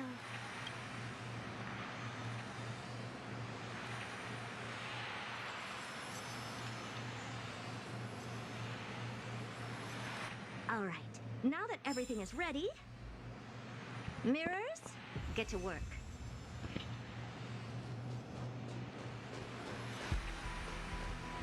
First mirror, input the coordinates. You'll be in charge of the spatial warp. As you command, Madam Herta. The preparations are complete. I wish you a pleasant journey ahead. Second mirror, prepare for the thought refraction. There's still some distance from the Astral Express to the amphoreus celestial body. You're in charge of sending me over. This time, raise the power to the maximum. Don't be stingy. Oh, okay. I won't fail the mission, Madam Herta. Third mirror, you're in charge of generating the data spirit entity. I'm happy to help, Madam Herta. What kind of appearance are you planning to use this time? Good question. Let me think. Forget it. Just use my own appearance. There's no one there that'll recognize me anyway. As you wish.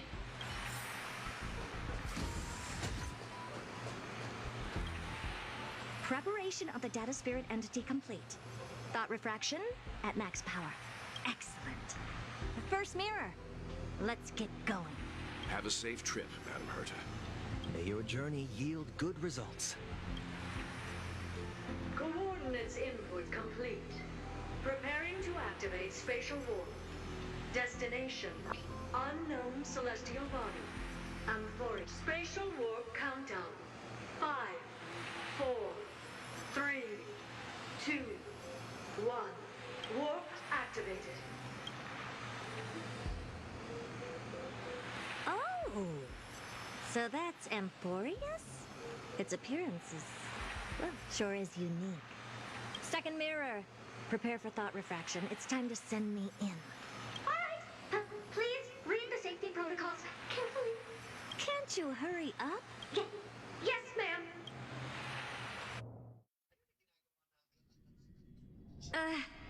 I didn't expect it to be so turbulent. I should have asked the second mirror to use slightly less power.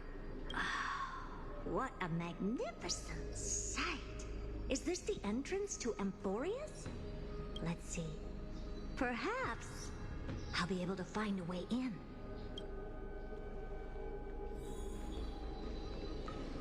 What's this? A statue? It's ugly. I don't like it.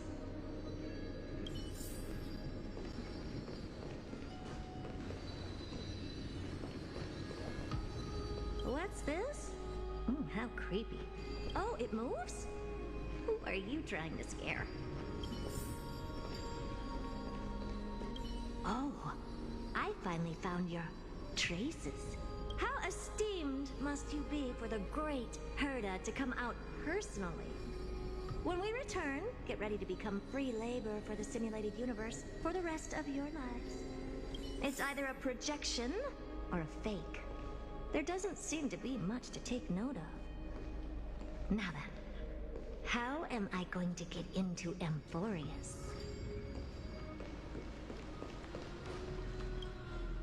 My deepest apologies, esteemed lady. I'm afraid that you cannot proceed further. Who's there? Your visit, although not part of my calculations, is a pleasant surprise. It's a pity that the preparations are not yet in place to receive you with the hospitality that someone of your status deserves. Are you not going to answer my question? Who are you? I have many identities, and I'm going to have even more in the future. But if you just need a form of address, you can use my common alias, Lycurgus. Lygus. All right, Lygus. But you can't possibly think that I'm just asking for a name, can you? Regrettably, I do not have the authority to share more information. However, standards are always flexible. While not violating the ultimate agreement, I'm able to disclose this piece of information. As you thought, this is the entrance to Amphoreus. Now, please, kindly turn back. Amphoreus is not a world that you should be involved with, regardless of what kind of magnificent achievements you have accomplished. This place will not open its doors so easily. You seem to understand me very well. Then you should know that I have no reason to listen to you. Your reaction is completely within my calculations. Despite my long years as a watcher, it seems like my assessment of human nature still remains accurate. From you, I'm able to sense a beautiful desire for knowledge. But my answer remains unchanged. Madam, it is with the utmost goodwill that I suggest you return to where you came from. Let's assume for a second that I'm not so well-mannered, and that I insist on uncovering the secrets hidden behind you, Mr. Lygus. How do you plan to dispel this notion of mine?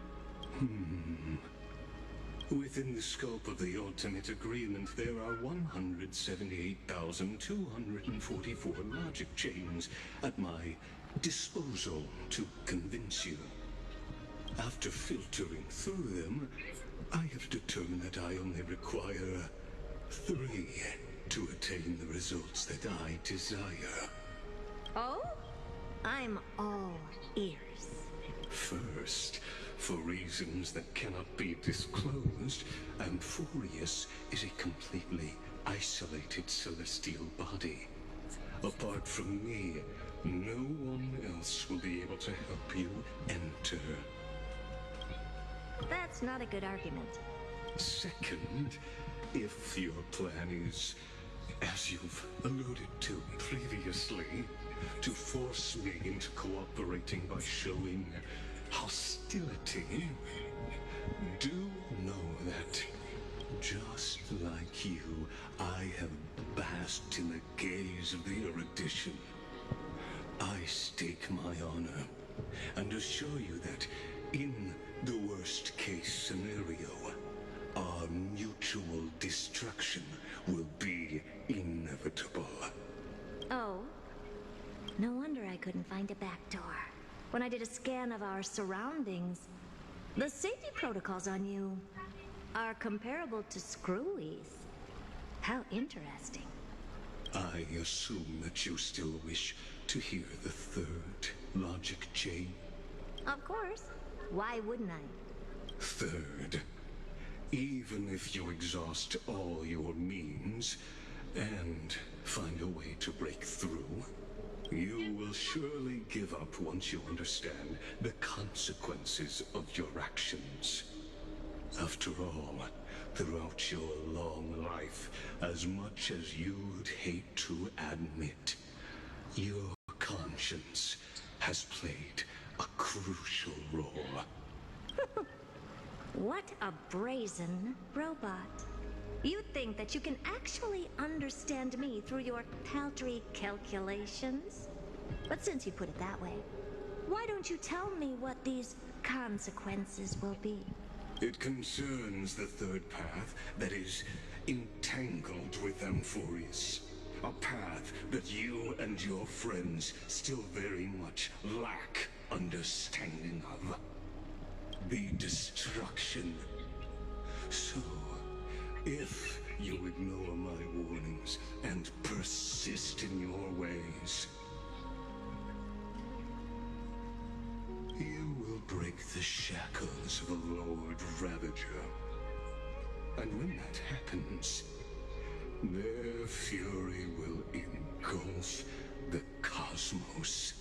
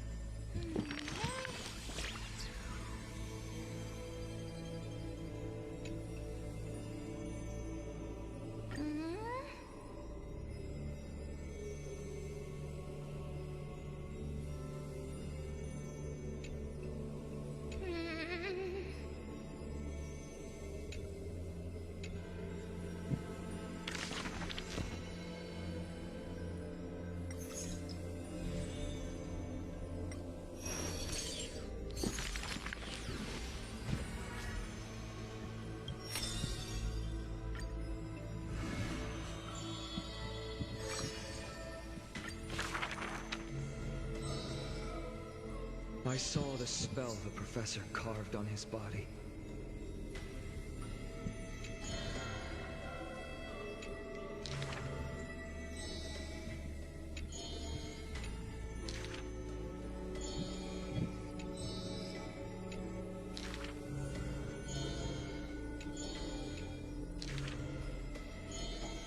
If it's for a wise...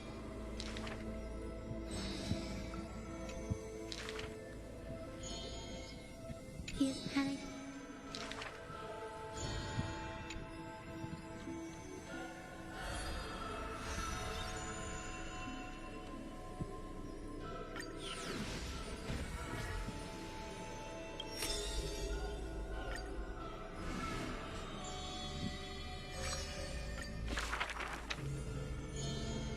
Is heart a tad too small?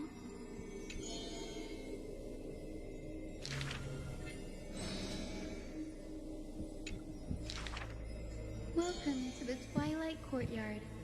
How can I help you?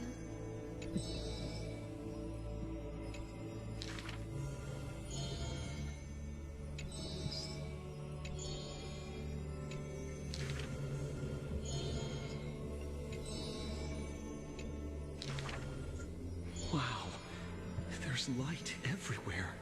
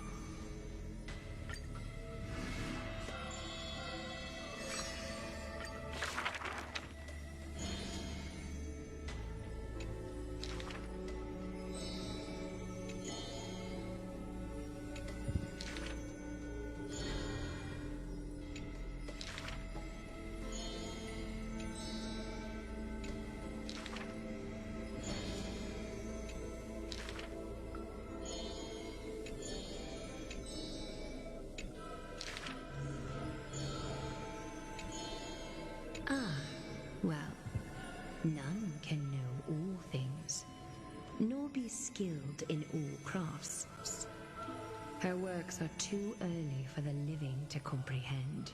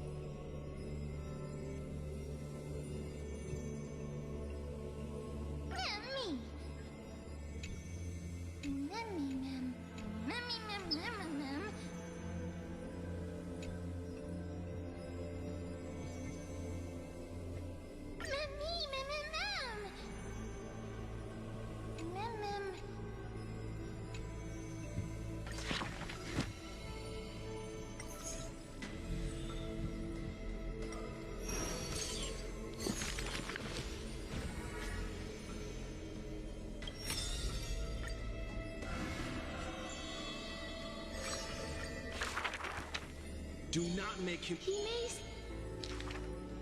All is so.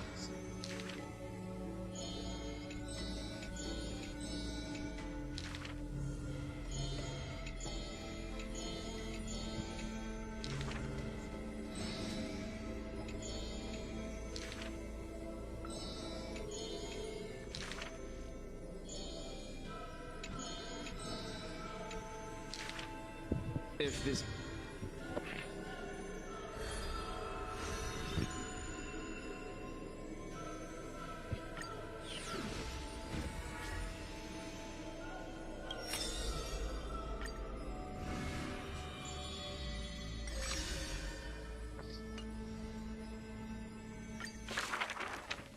To die, coward.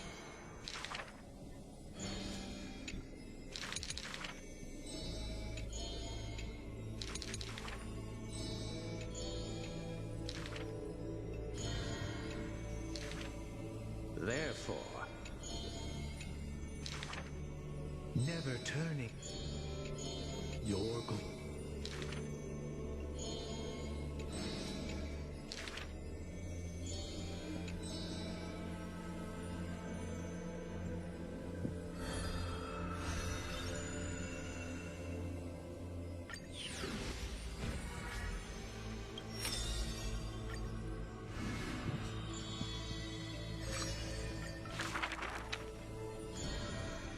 The first story is titled The Golden Apple. It doesn't have to go to the fairest.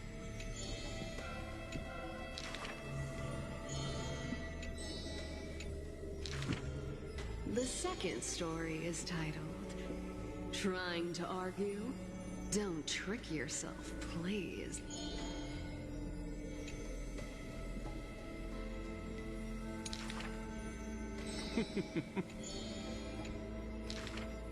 The third story I will tell is titled A Competition. I think the world is a goal. The fourth story is called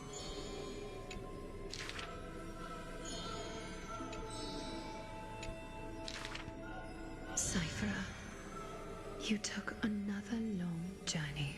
And we want to hear your fun stories!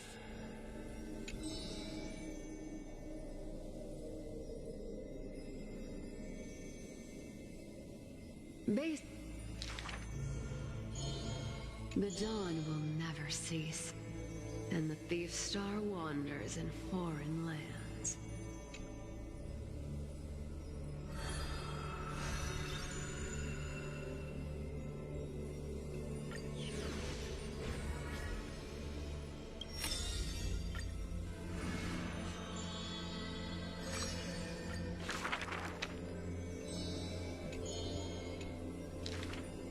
Before people pass away, I write down these poems.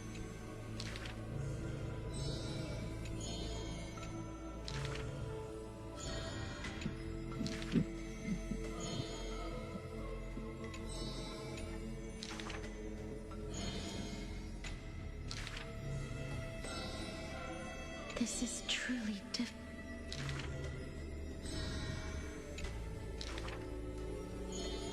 What she bring, apart from death?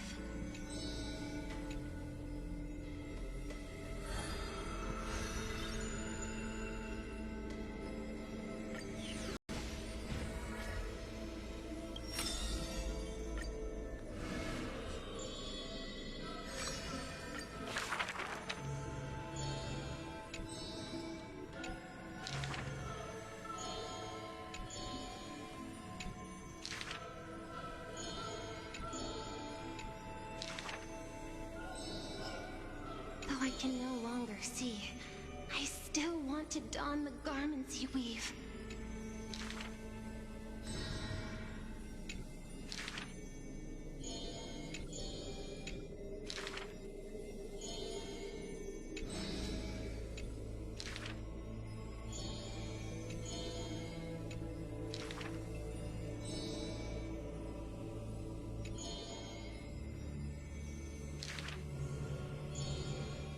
Why are those that appear so fair in fact ugly in truth? Why do faces unsightly? If you no longer have the power,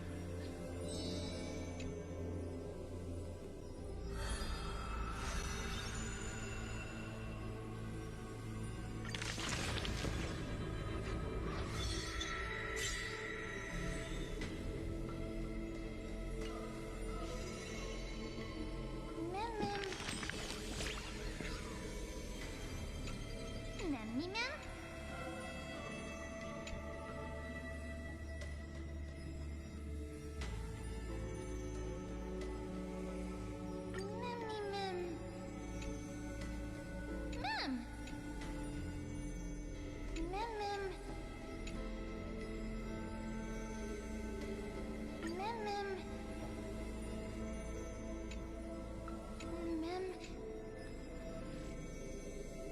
Mem, mem.